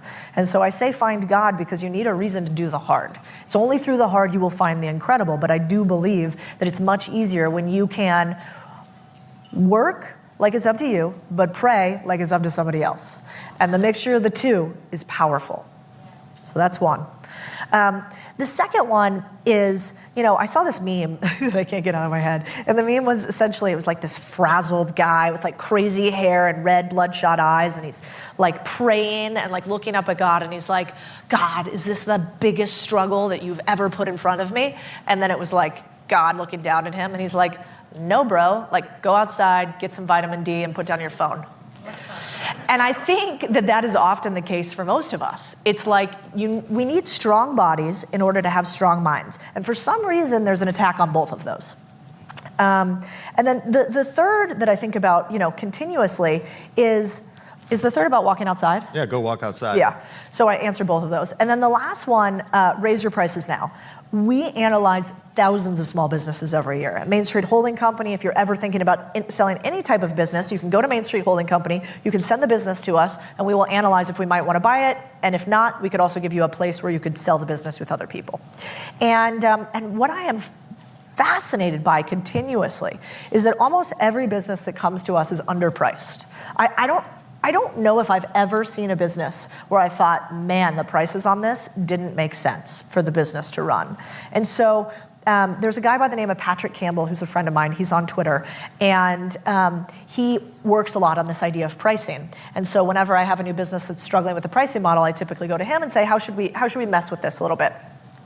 And he has a couple of frameworks that I like, which is one, raise your prices when now. Raise your prices when often. Raise your prices when you only have one level, you need at least 5. And 5 doesn't mean that you need front-leaning pricing. You could have different layers that nobody can see. But what's astounding to me is that most people, their prices are a reflection of what they think their value is. So take a deep look on what you think you're worth. Can you believe you are worth more? And can you deliver on that worth? And if you can, raise your prices. Codie Sanchez, final question. If we want to make these next 12 months our best 12 months, we definitely want to create content, but we're all trying to build a business and leveraging online, and we also want to build strong families and make an impact. What are some parting words for really building some massive momentum in this next 12 months? You've done the first thing I always say, which is get in rooms where other people's Tuesday is your dream day. You're here. There's a truth that is shown both by the data and both by our feelings, which is that most things in life are contagious. Energy, money, belief, opportunity. And it's pretty wild. A bunch of data supports that if you are overweight and you hang out with people who are extremely fit, more often than you hang out with anybody else, your likelihood of becoming fit actually increases. If you hang out with the opposite, the same is true. The same is true with money. You know, one of my favorite mentors, Bill Perkins, who wrote Die with Zero, you know, he did me maybe the biggest favor I've had somebody do me in the last 3 years, which is we were walking along his compound on Lake Austin, and I was explaining some of my ideas I thought were really big, like we're gonna change the world with these ideas. And as we're walking along, you know, have you guys ever had you've come home, you're really excited to tell your spouse or your girlfriend or boyfriend something, you're like so excited. You explain it to them and they just shit all over the idea. Does that ever happen? Just me? So anyway, I'm walking with Bill, I'm all excited, and Bill kind of stops and looks at me and he goes, do you think that you have been around small business for so long that small has infected your thinking? And I was like, phew. And young Codie, young idiot 21-year-old wannabe life coach Codie, would have probably pushed back on him. You know, I would have been like, what do you know? Yeah, I'm gonna do this, don't tell me what to do. But more evolved Codie thought, if a guy who's worth $1 billion, and I am not yet worth that, with many aspects of the life that I want says that, maybe I need to listen. And so I said, I'm not sure, Bill, but let me think about it. And as I thought about it, I realized he was completely right. My idea was too small, it was too safe. And so if you're going to change anything in the next 12 months, I believe, which is why it's one of the first products we created at Contrarian Thinking, it is all about the people you surround yourself with. The likelihood, we've taught 3,000 people live how to buy businesses in person versus 5,000 people go through courses. Who do you think buys businesses more? The community. Why? Is the information different? No, the information is exactly the same. Why do you think these people also buy 2 to 3x larger businesses than these people? Because they have other people around them that are telling them to do it. It is why I categorically disagree with people who say that we shouldn't build communities when we are creators. If you want to achieve something, if you want to buy a business, you're an idiot if you don't get into a community where you can do that today. If you want to grow content, you're an idiot if you don't get into a community of content creators. It is the fastest way to steal somebody else's energy, information, and confidence. And so if you were going to do nothing else, I would say get in the room where other people are already playing the game that you want to learn to play. Well, coming up in session number 5, we have Codie Sanchez again, and we've saved the best for last. She's talking all about changes for content creators. But let me just propose a toast and say cheers for making it this far in the video. Seriously. Clearly, you're committed to your education, to learning, to building your online business. I can tell we'd probably be friends because I'm a goal getter like you, ambitious, wanting to learn, always get better and improve. So I really appreciate your time and your investment in this video. If you've been getting value and you haven't hit the like button, definitely do that, subscribe, all that kind of stuff. And we're gonna get into this session with Codie Sanchez in just a second, but I do wanna give you a heads up. If you're specifically thinking about starting a YouTube channel and you want some help, at Think Media, our company, we actually have a coaching program. And it's kind of like going to the gym. If you are going there and buying your own, there's great YouTube videos, there's courses, there's books, and you could read them and then try to go motivate yourself to get in shape and make progress. But if you get a personal trainer, you're always going to get the gains faster. Plus, you have the accountability to show up because now there's somebody there waiting for you for the scheduled time. And so that's kind of what our YouTube coaching program is all about. Not only are you getting the best information, are you getting a playbook for getting views, getting subscribers, and reverse engineering your goals, because oftentimes viral is not the target. Leads and customers is the target, getting the right viewers, not just the most viewers. And so if you want to apply and see if you qualify, it's definitely not for everybody. But if it's a good fit, you can go to viralvideocoach.com and apply for our one-on-one YouTube coaching program. We have incredible reviews. People are loving it. And it definitely will help you if your goal is to build a personal brand, get leads, clients, sales from YouTube, and find your way to stand out in a competitive marketplace that I'm sure you feel. So anyways, if you want to check that out, viralvideocoach.com. All the different cool resources and all of our guests in this video will link up in the show notes below. So check all that stuff out. And now let's get into session number 5 with Codie Sanchez. She's talking about changes coming for content creators, algorithms, and there were some insights that really shocked me because there's some differences that are happening. Some of the old things on YouTube, on social are not working anymore. And she posts a lot of content every week, like hundreds of pieces of content across all these platforms. And so they have a lot of data that's gonna be priceless for you in this final and 5th session. Let's cut over to Codie Sanchez. So how do you see the current economic climate, whether that's inflation, potential recession, impacting business owners, and also those that are making a living and aspiring content creators going into 2025? Well, let's just say this. I think that Baron Rothschild said it perfectly. He said, buy when there's blood in the streets, even and especially when the blood is your own. And I think that's what we're coming into. In my opinion, we are going to be in a really hard economic cycle. And with every hard economic cycle, there becomes a lot of opportunity. So, we know that before, let's call it 2005, 2004, influencers and people talking on social media were nowhere near as prevalent as they are now. And now, more often than not, we hear people talk about there's too many of them, they're everywhere, it's noisy. Is it too hard to grow on YouTube a lot now? Is it too late to have a podcast? Are there too many people? And something actually wonderful happens during recessions, which is the committed persevere and the uncommitted change paths. And that's a gross oversimplification, but I do think that in any market environment, a recession is a period of culling to allow for more progress. And so from an economic standpoint, sort of interesting, if you were to look at any economic boom and bust cycle, or what's called an expansion or a recession cycle, those that weather recessionary or downturn periods, they end up making 9x more profit after they've weathered one of these recessionary storms and 3x more revenue. And so I think there's a lot of reasons to be really positive about even a dark time. You're an investor in over 50 companies. Do you think we're in a recession? Are you feeling a recession right now? Yeah, I think we are. I think the way that we have I think the way that we have historically looked at recessions is slightly outdated. And so we have precise economic indicators which tell us if we have, 3 quarters of, X level of growth, plus unemployment claims go up, plus GDP growth stagnates in some way, shape, or form, then we have a recession. But the moral of the story today that we're seeing is that I haven't talked to very many small business owners that don't say it's harder out there right now than it's been, probably since 2010 or so. And they might make as much money as they did last year, but with a lot more effort. And that especially in an election year where we have the costs for acquisition of clients goes way up because the politicians are spending billions to get your vote.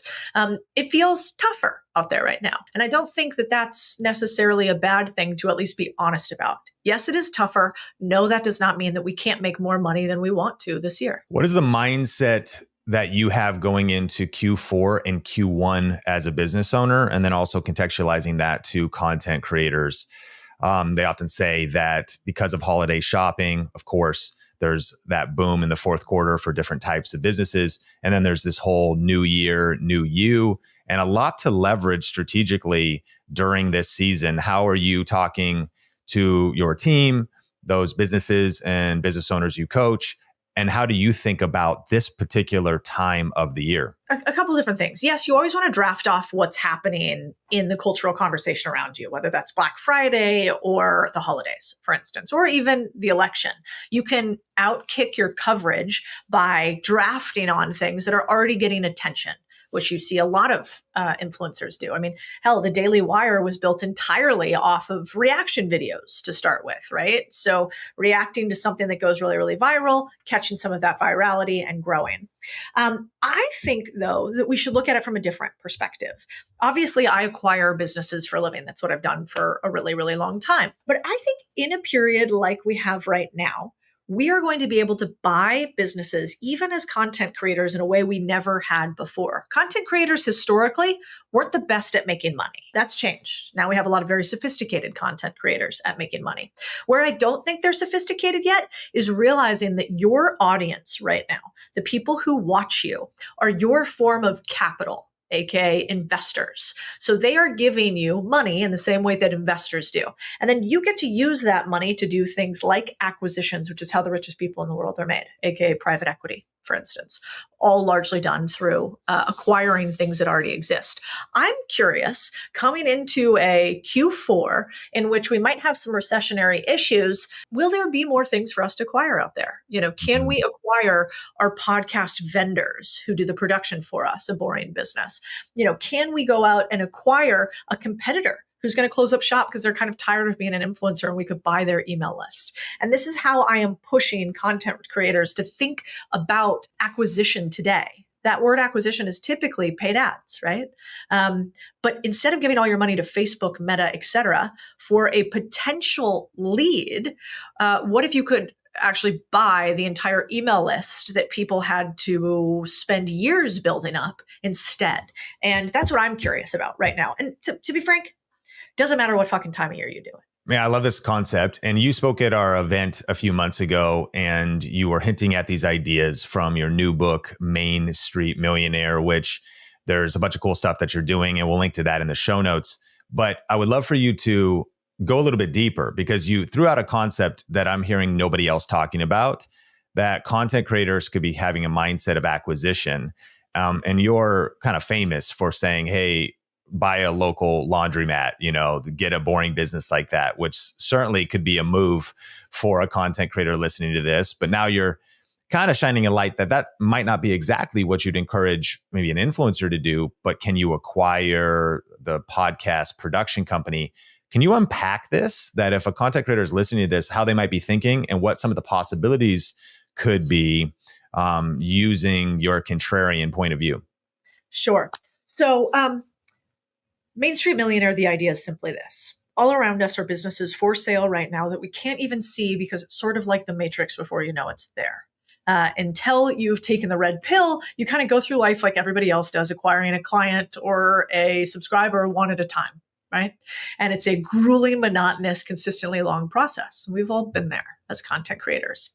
My point is, I like to steal people's homework who have already done more of the work than I have. And so when I was in private equity and finance for 10 plus years, I watched these guys and I watched how they didn't have any brilliant ideas. They didn't have viral one-off videos. They didn't have a crazy startup to pursue. What did they have? They had a knowledge of money and a knowledge of deal making or how to acquire things. And for content creators, I want us to have the same thing because I think that we are the new version of capital. You right now are the newest version of capital with the most precious of all commodities, people's attention. And because of that, I think we need to think differently. So for instance, I needed a new video production team. My videos weren't performing that well, and I had 2 guys kind of running them. So I was thinking like a poor person thinks. Let me tell you the difference between how rich people think and poor people think. Poor people think, I have a problem. How do I solve it? How do I solve X problem? Kind of wealthy people think, I have a problem. Who do I get to solve it? So who's my who, not my how. Really rich people think, I have a problem. How do I buy the solution that's almost guaranteed for it? So it's how, who, buy.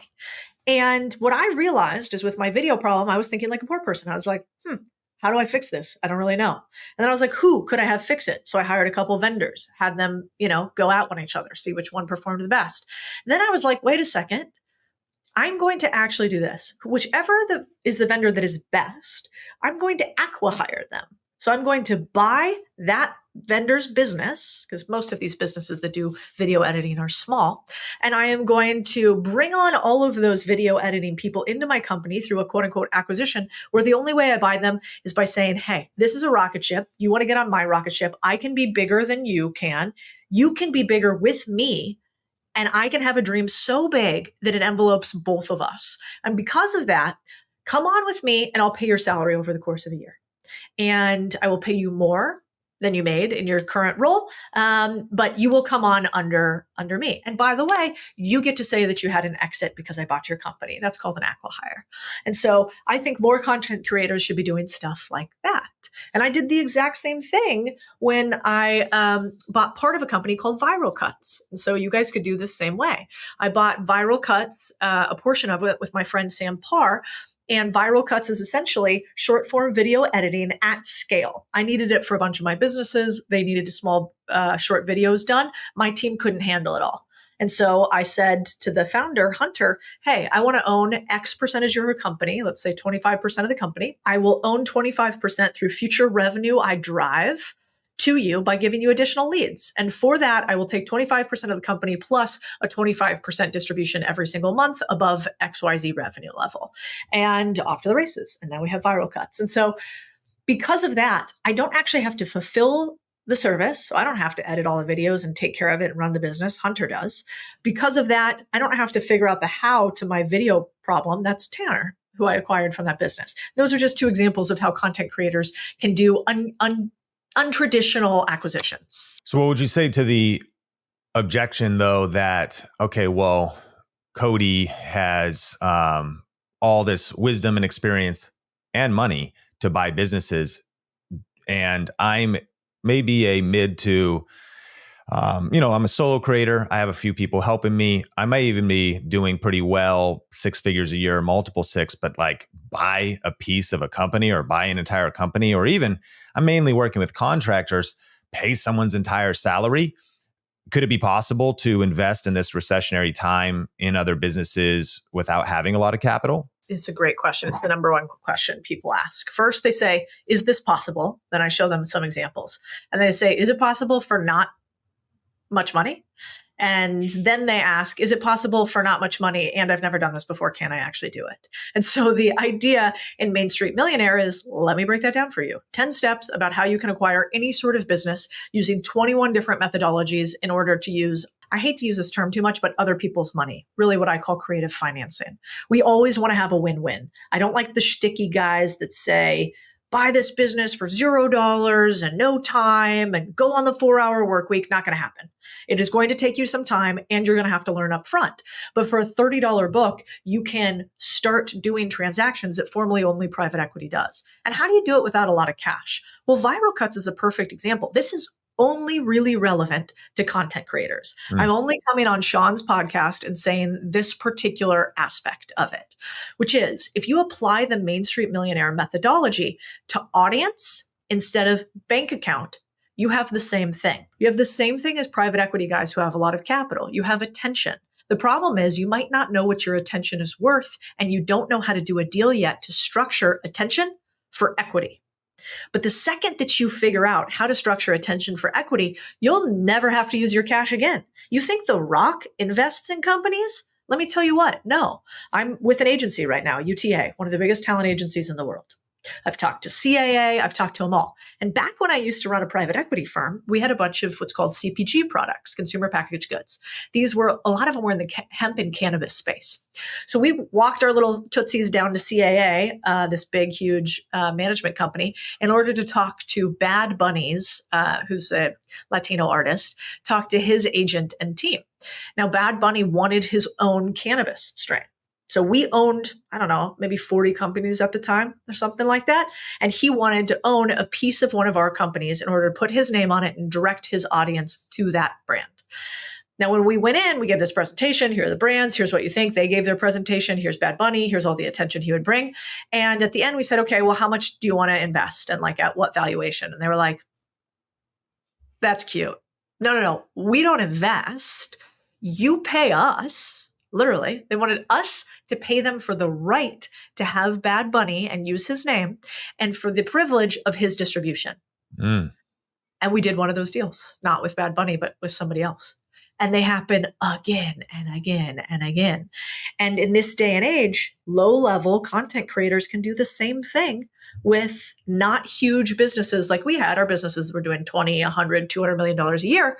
But if you don't realize the power of your audience, I think you're missing out on deals left and right and all over the place. And instead you're chasing gummy bear sponsorships, AG1 sponsorships for, $2.99 per post. So is this kind of like you just mentioned, if we're doing brand deals and sponsorships, we're maybe getting the short end of the stick if they give us a couple $1,000s or some kind of affiliate split. And what you're saying is think about actually leveraging your influence and looking for equity, looking for some kinds of deals that you could do. And there's so many creator economy startups. It's a massive space. Goldman Sachs research said that the creator economy is going to double in the next 3 years. The next 3 years are going to be the best 3 years in the creator economy, from about $250 billion a year to $500 billion industry. People are trying to get different SaaS platforms off the ground. There's things like Carrot with a K, a credit card for influencers based off their audience to solve their cash flow problems because they understand influencers. And so there's all these different creator economy startups. Are you saying we should be thinking about kind of partnering, acquiring, and thinking a lot bigger than just doing, as you mentioned, just a one-off deal with AG1? Absolutely. I mean, if you think about it, and I like AG1, I'm friends with Kat, the CEO, so I don't mean to pick on them. I think they're a great company.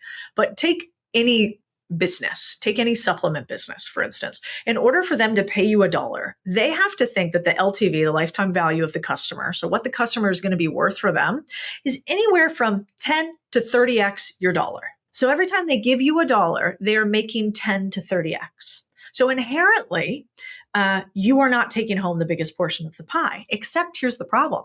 You as distribution are the most important piece of the pie. And the difference between you and Facebook and Instagram and, TikTok is that they understand their value and content creators on average don't. I certainly didn't. I had to go create an entire model, and we have it in the book where you can basically see what your value is, how valuable are your skills in order to increase what I call your expertise to equity bucket, which this would fall into, in order for you to get paid for deals without you having to put money down.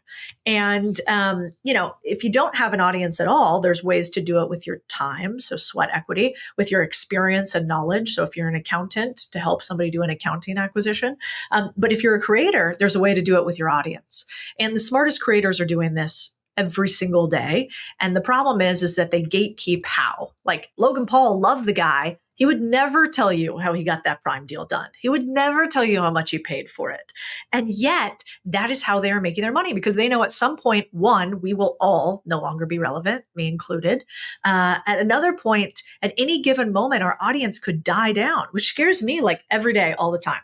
I want to I want to keep hard charging. But at some point, you could just become irrelevant, or a content platform could shut you off, in which case you need to have recurring income that is not tied to your relevancy, which is what a business does. Otherwise, we all just have jobs as creators. We don't actually have businesses. And I want you guys to have ownership that is lasting and continues to pay you even if you don't show up to your job. Well, this is shifting my thinking, and Think Media Podcast, we're going to dive into some of Codie's social media tactics and insights and lessons. But the book is Main Street Millionaire, and I think you could see that this is needed to think different. And if you want to check out show notes, the link in the show notes. Codie, here's a question for you. Who do you think, obviously there's probably people we don't all know, but there's kind of like the main entrepreneurs on YouTube specifically. Who do you think's getting the most views right now on YouTube? I mean, I guess I would go towards Mr. Beast and... I mean, entrepreneurs. Okay, he's an entrepreneur. So is Logan Paul and stuff. I guess I mean the guys like, Alex Hormozi or Gary Vee and stuff. And not to put you on the spot, but I actually am teeing up your expertise because I did some research. I'm just curious, like if you were to think in the last 30 days, like, who do you think's up there? I love that you know this and I don't. That's so embarrassing. It shows I know more about acquisitions than anything else. Yeah, I don't know. I would guess Alex and Leila, friends of both of ours. Yeah, Leila did 2 million views in the last 30 days. Grant Cardone did right under 4 million. Yeah. I threw Think Media in there. I don't think we'd be classified as that. We're more YouTube. We did 4 million. Gary's at 5 million. Dan Martell, 7.2. Come on.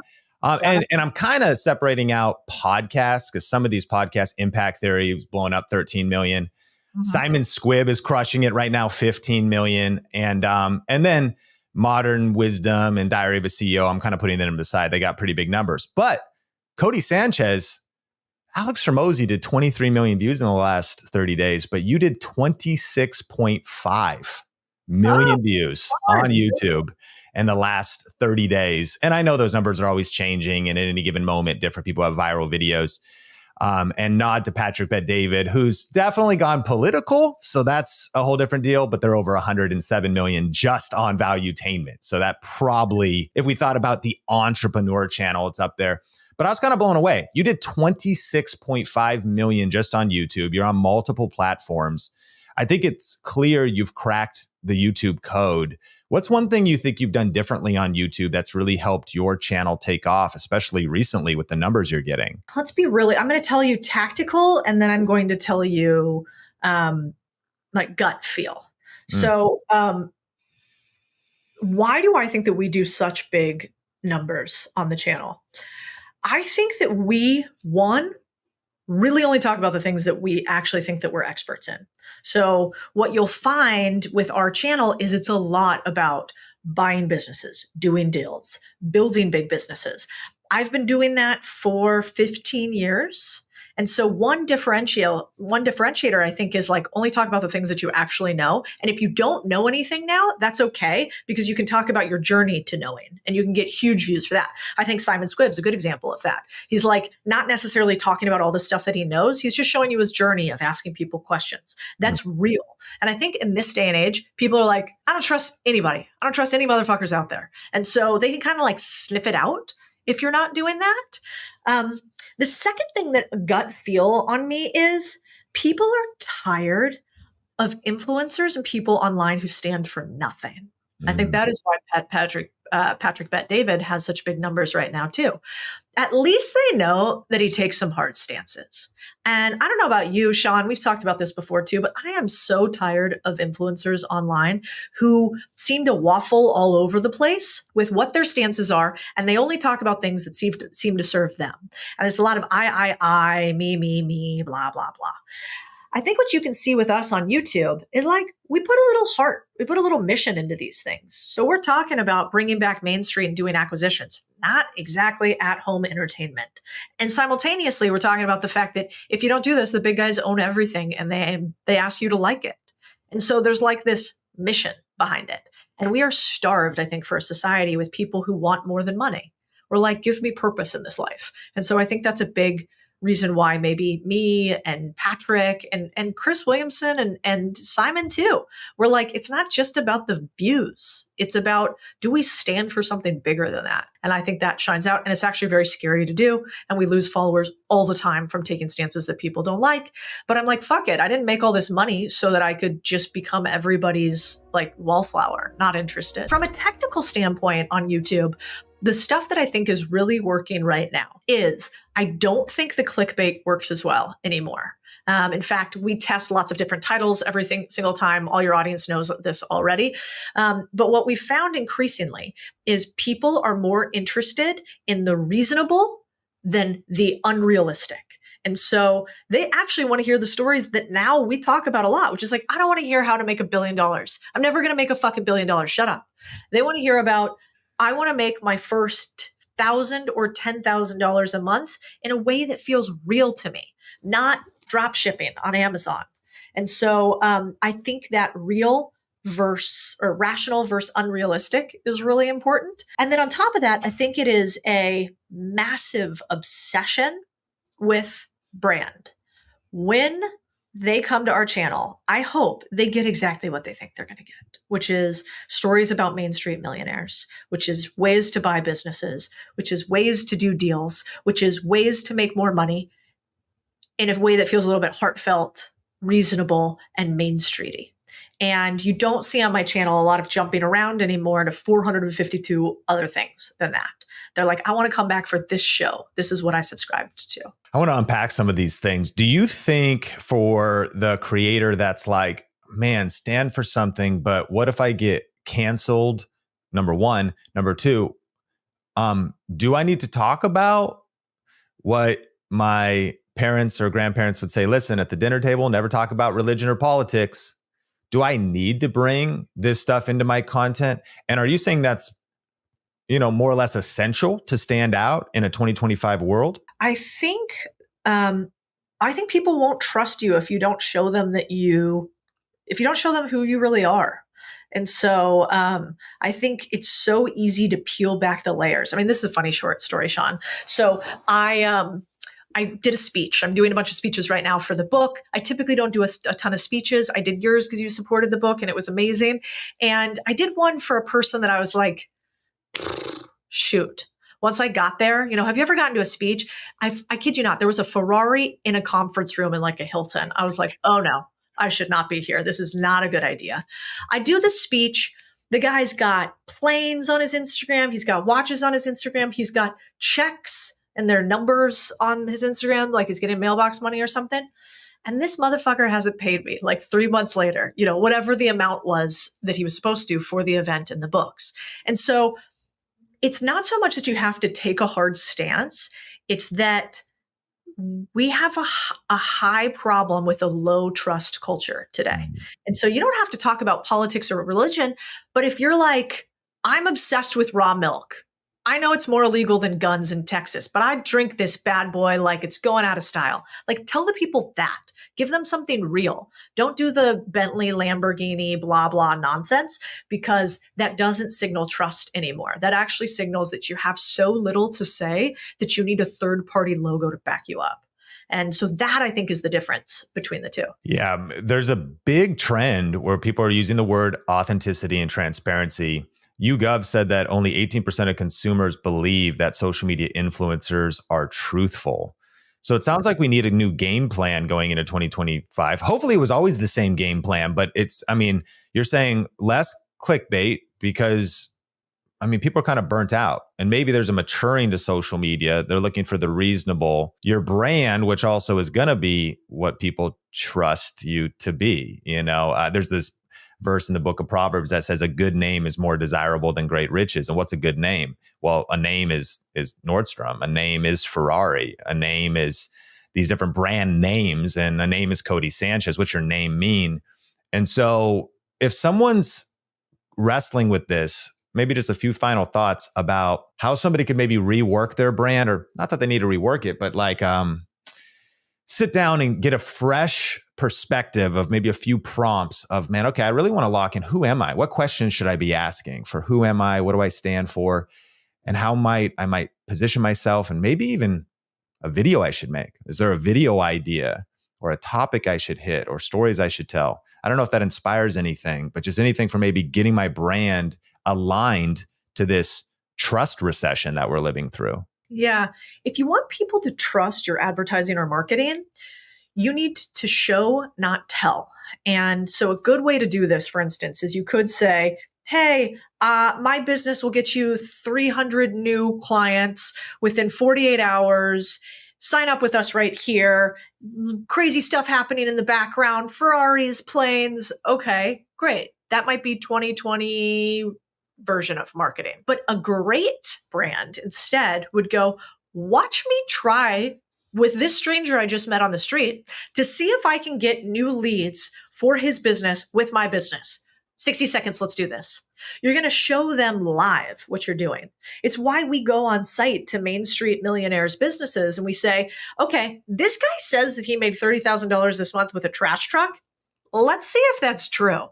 And if you think about some of the biggest business YouTubes online right now, it's like Chloe Abrams, right? Huge apostrophe if true. It's not called huge. There's like a little skepticism that she's inserting on the people's behalf. And so you want to show, not tell. So for instance, if you're like, oh, does Codie own businesses? Which ones are they? I'd be like, oh, well, right over here, this is pink. So you can see the little hat over here. Here's our window washing business. It's literally right behind me. You can't see it, but over here is that one painter. That's our painting company that we own that I have right behind me. And then if you think about the brand that you show up with, when was this weird era where everybody had like light up like neon signs behind them, like everybody, and a dark background? And instead I was like, who am I at a deep level? Well, I'm from Arizona, cactus. I believe in justice and freedom. This is my grandfather. He was a federal magistrate. I don't know what's on my right or left. This is my grandfather. He was a federal magistrate. He's right behind me. I believe in America and individual citizens and your ability to be the producer of your life. And so there's the flag that my husband flew over his base when he was in the Middle East. Here's our logo over here with me and my dad branded because I'm from Arizona and it's on a tree that I planted with him at our very first house a billion years ago that we ended up having to cut down and then planted our logo on top of it. So it's like everything we do is a reminder of who we are. And it doesn't mean I'm not going to fuck up and say things wrong. And I have a terrible memory, Sean. So like a lot of times I'll be like, oh, well, last year, and Chris will go, my husband, that was 3 years ago, babe. So you can still mess up, but remind yourself who you are. And so for listeners, what Codie just did was this is such a practical tips you just gave. Your very background for this interview is brand, is values, is stories, and is different and true to you. It is really easy to maybe fall into the pattern of just trying to look like everybody else, sound like everybody else. So these have been such powerful insights about how people are craving authenticity, transparency. We need to stand for something. And this is going to be a huge key with all the changes happening for standing out in 2025 and beyond. Quality versus quantity. There's a lot of pressure to just create more and more and more and more.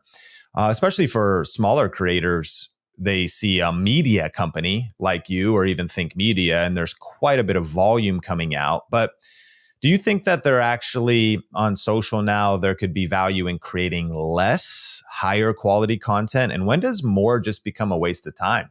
Here's the problem with quality versus quantity. In the beginning, you don't know what quality is. So how can you produce higher form, less versions of things in order to overcome the quantity problem, which is just more? The only way you get quality is by a massive, unreasonable amount of quality or quantity for a period longer than you can imagine. And so I do believe for most people, you have to start with the quantity game. This is the game of life and success, which is difficulty for a long period of time. However, once you have figured out what quality means to you, and you need to define quality? Is quality number of views? Is quality conversions? Is quality something that you individually think is beautiful? Is quality something that your very particular subset of subscribers finds beautiful or useful? And once you have defined quality and you have determined that you can hit that quality, then you could do less. But in the beginning, I do believe it is easier to do more than less for that reason.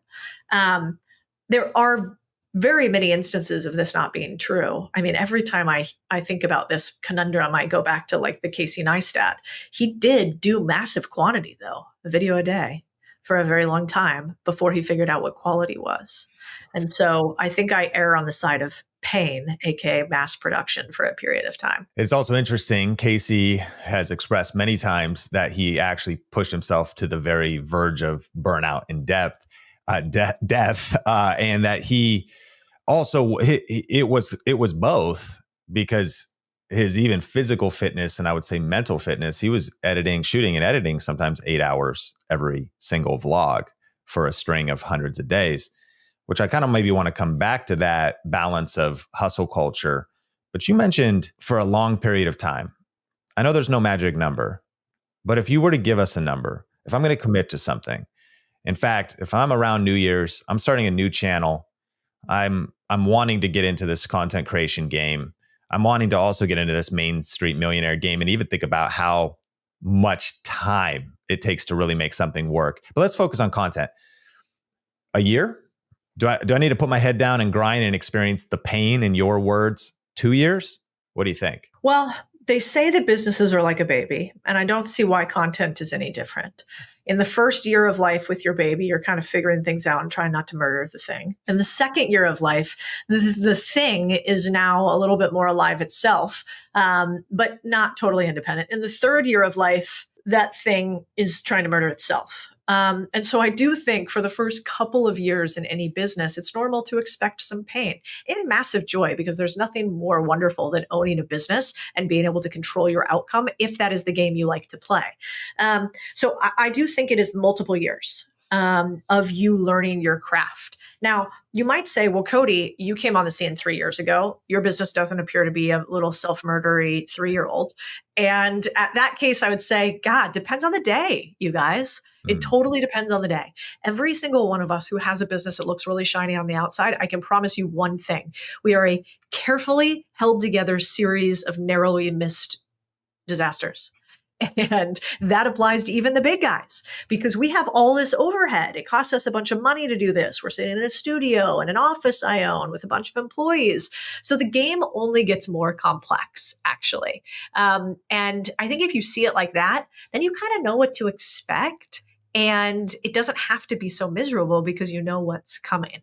But if I hadn't spent, 15 years in finance giving pitches and presentations and speeches to big institutional investors, would I be so good at YouTube? I don't know. I think skills stack on top of each other, and it is going to take a while. But it's okay, you guys, because guess what? We're not curing cancer. We're doing TikToks. We're okay. Like, I chuckle my little titties off every time somebody says, I'm so burnt out from doing TikToks. I'm like, we don't have real jobs. This is a fake job. The only thing that sucks about this job is when you turn your life into content. That to me is really tough. Like, if you're like doing relationship content and then your relationship's going sideways, oof, if every single day of yours has to seem like an adventure in order for your content to work well, oof. But if you don't love your business right now, I think the question is like, can you pivot to something else that you love? You're not trapped, and the first video you make doesn't have to be the last video you make. Your words are like food to my soul.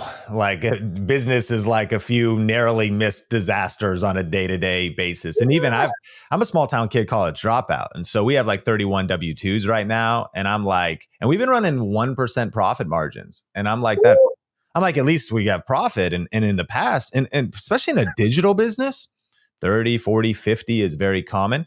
But we've also been on offense. We've been hiring, we're getting things in place, we're being strategic.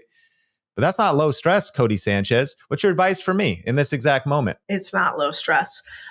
Two thoughts that I have. One, if you're running a 1% business for a period of time, you either need to have a goal line at which point you model out that when we hit X, we will get to 30 or 40% margins. And you need to have a strong belief in that backed by data, at least some thoughtful data, in order for you to not stay in the pain cave. 1% is pain cave. Yeah. And no business owner can run at 1% for a period of a long time and enjoy the ride. I've been there before too. Some of my businesses are still there right now. Totally normal. But that is one. So, deadline, data, and a determined path to get to 30 or 40%. If you keep going along and you hit that deadline and you're still at the 1% number, then it's not that you need to do more, you need to do different. And this is where I think sometimes the hustle people get it wrong is they're like, just keep going, just keep going. It's like, no. Business model analysis time. There's many games we could play.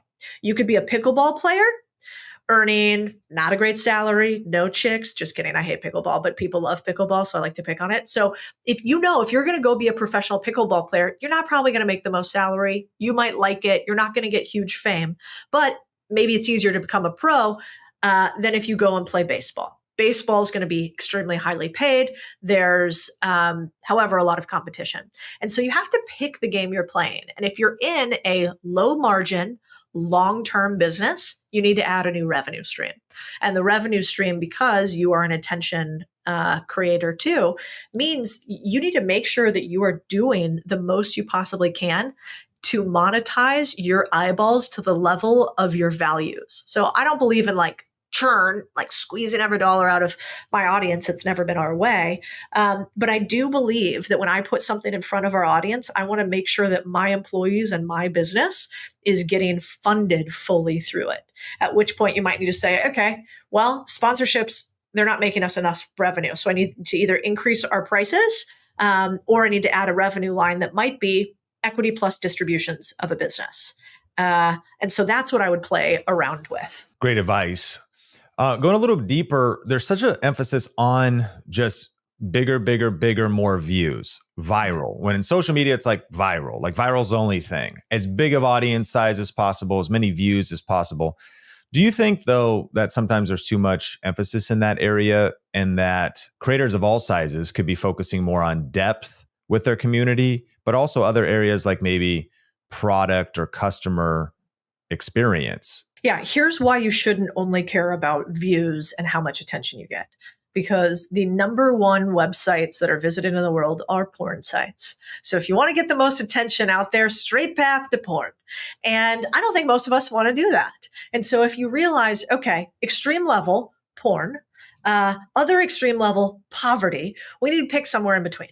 And that is a unique mixture of what I call the left and right or. So in every business, you typically have a quality metric and you have a quantity metric. So the quality metric is the metric that kind of it pulls your business back from massive growth or maybe from massive views. And that might be like Codie's going to keep her shirt on when she's talking about business acquisitions. Maybe if I took my shirt off, we'd get a lot less views or more views. I don't know. But we would probably go a little bit more viral. But I'm not going to do that because my quality or says no. The quantity or says, okay, we want to get as much as possible. And so these two have to argue between the two of them in order to have a healthy business. Every single business has this. This is revenue versus expenses. This is views versus conversion, for instance, followers versus conversion. And so I think we need to ask ourselves, what are you actually trying to accomplish? Most of the reasons why the really, really rich are unhappy are because they haven't actually defined what would make them happy. And so they chase money for a really long time, and then they get there and they realize, oh God, it wasn't just money I was after. I actually wanted something else. So I think for creators, it's really important, in investing, we think about something called our deal box, which is I only want to buy the perfect business for me. It has 14 questions we ask people to determine what type of business would make you happy, would get you to your goals. Well, how many creators sit down and go, all right, what is my creator deal box? What would make me happy if I saw my life in 3 to 5 years according to these set of questions? And that's what I think you should do. And it's how I make sure that even if we get 26 million views on YouTube, it's doing something that I like. And so every single time we do a video and we're going to film it, I will say, what is the easy percentage for this video? So 1 through 10, can't use 7. How easy is it to film? Then I'll say, what is the fun level of this video? 1 through 10, can't use 7 in order to film. What is the conversion level of this business? Does it get us to our monetary problems? 1 through 10, can't use 7. And then lastly, what is our brand alignment of this video? 1 through 10, can't use 7. So if we look at those 4 things and a video is really easy to do, really fun to do, converts highly, and is on brand, bam, we're doing that video. If the video is really hard to do, but hits all other 3, maybe we're still going to do it. If the business hits the 3, but is like negative fun, because of where I'm at in life, I'm probably not going to do it. So a lot of times the team has crazy ideas. Like they asked me to do some of the Simon Squibb stuff. We run around and ask people how much money they make and what their dream is. And I was like, no, that sounds awful. No, thank you. Thank God Simon exists. But you get to ask yourself what your deal box is and set it. And then you won't have to have the daily fatigue of re-asking yourself what I should film or not. Such great insights and questions to be thinking through. I mentioned coming back to this idea of hustle culture. Casey Neistat, hundreds of vlogs, pushed himself, though, to that verge of burnout. And this is a massively divisive conversation because there's some people that are so anti-hustle culture, but then there's this fundamental principle that if you don't actually put in the work and outwork everybody else, what do you think the tension is between this? And is there a point for the person that is just grinding and grinding and grinding, trying to win that way, that it's hurting sustainability and business growth? I mean, I think that there's a formula to making money. And the formula goes like this. How much risk are you willing to take? How valuable are your skills? How good is your mousetrap? So the way in which you make money. And how much pain are you willing to tolerate? And I think those 4 things typically drive to your bank account. And so your bank account is a direct reflection of the problems that you solve, the pain you're willing to take, the risk you're willing to take. And the bigger the problems you solve, the more money you make in the bank. The more risk you take, potentially the more money you make in the bank. And so that's how I think about it. And I think we got to be honest about that. The cool part is that when you're young, pain and difficulty doesn't feel like pain and difficulty. It feels like adventure. And so I do think young creators have an advantage in a lot of the ways in that, I worked at Goldman Sachs for like barely 2 years. I hated it. It was during the financial crisis. And yet I was working like 70, 80 hours a week. And it didn't feel that hard. And it didn't feel that hard because I was like learning so much. It was like a fire hose. And I knew that after 2 years, I really wanted to be out. I was like, I'm gonna do this job for 2 years. I'm gonna learn a ton. Then I'm gonna go do something else.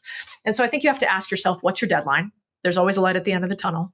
And then on top of it, I think that a lot of times why it's a grind is we really do, 3 things. Like if you're struggling in your business right now, it's because 1, you haven't picked a problem big enough to solve. And so you're never going to make enough money on it. Your problem is too small. It's 2, you might have a team, but you have a team of equals as opposed to weakness offsetters. So as you hire new people, you shouldn't hire new people just for tasks that need to be done. You should hire for tasks you don't want to do, that they uniquely want to do. And that takes some of the misery off your plate. And then the third thing is, have I set an operating system in place in order for me to actually achieve my goals consistently with processes and procedures? And that part sounds super boring to people.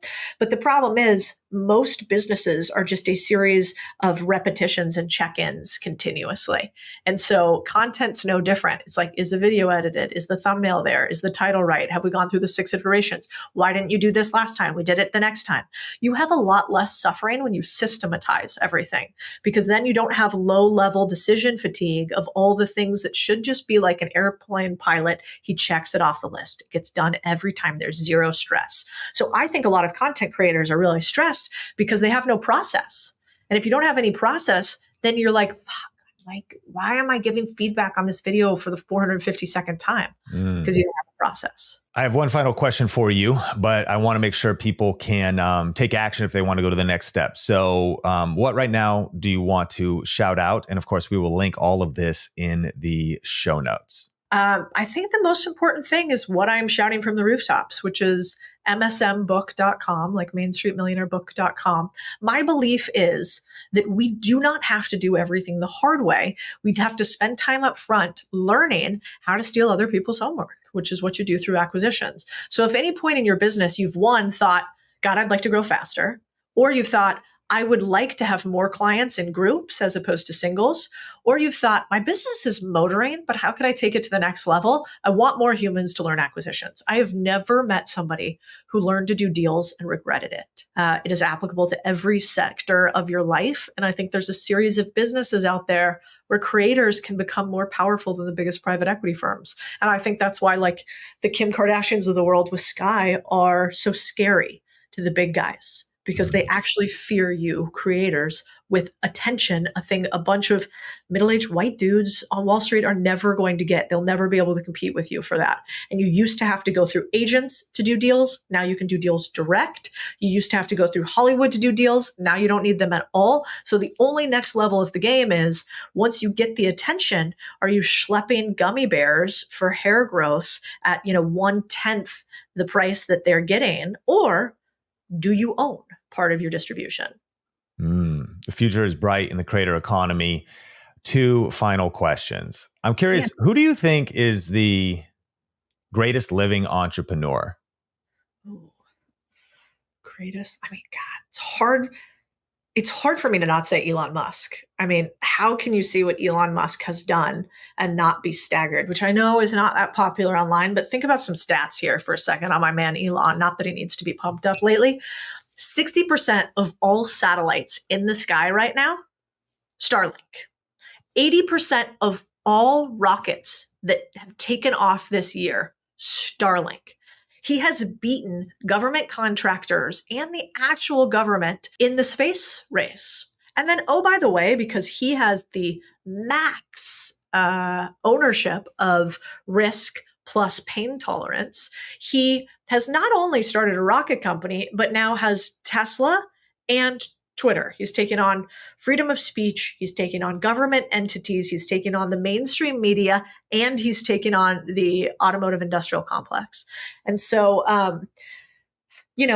one of my life lessons is that I will always at least listen to those who have a bank account that is bigger than I do, because they probably have learned something I haven't yet. There's no such thing as a perfect human. Does not exist. Never met one. Actually, you would like this. One of my pastors said to me, he goes, listen, there's no such thing as a perfect church. And if you find one, don't go there because you'll fuck it up. He didn't say fuck it up. I added that, but it's true. And so it's the same with business people. All of us are so flawed. I am such a flawed bipedal monkey running around trying to figure it out. But I learn from the greats. And so I think Elon's mine. Lots of insights and lessons from Elon, an inspiring individual. The plane is landing and we're going into 2025. What's our mindset that you'd give to creators? What advice would you give to creators considering this world of discontinuous change and economic uncertainty? What's our game plan for moving forward? One of my mentors told me something that has stuck with me for a long time. Whenever I'm really struggling with something and something is difficult, I repeat these words, which is accept, allow, appreciate, take action, let it go. And so as we're coming into 2025, when something happens to you that you don't like, I accept, okay, this is happening right now. I allow that to be the actual reality as opposed to fighting it. Then I take some sort of action to see if then I appreciate, I go, thank you. I know there's something to learn from this. I'm going to figure out what it is. Thank you for any difficulty that I have. Then I take action and say, okay, given X, I need to do Y action. And then I let go of anything else. If there's nothing else that I can do, I just let it go. And this idea has helped me through a lot of difficult times, because I don't know about you, but often I will worry and worry and worry about a thing that never comes. And so if I can instead accept, allow, appreciate, take a little action and let it go, turns out I'm still breathing. We're all okay. So even though we've just learned 5 deep dive sessions about how to build an online business empire with content, The next missing piece is a step-by-step system for getting views on YouTube. I actually have a 7-step system, and you can watch a video on it that's under 10 minutes entirely for free. If you click or tap the screen, it'll take you over to that video. If you're at the end of this video, you're a legend. Can you hit the like button? My name is Sean Cannell, your guide to building a profitable YouTube channel, and click the screen. I'll see you on that other video. It's super short. You'll love it.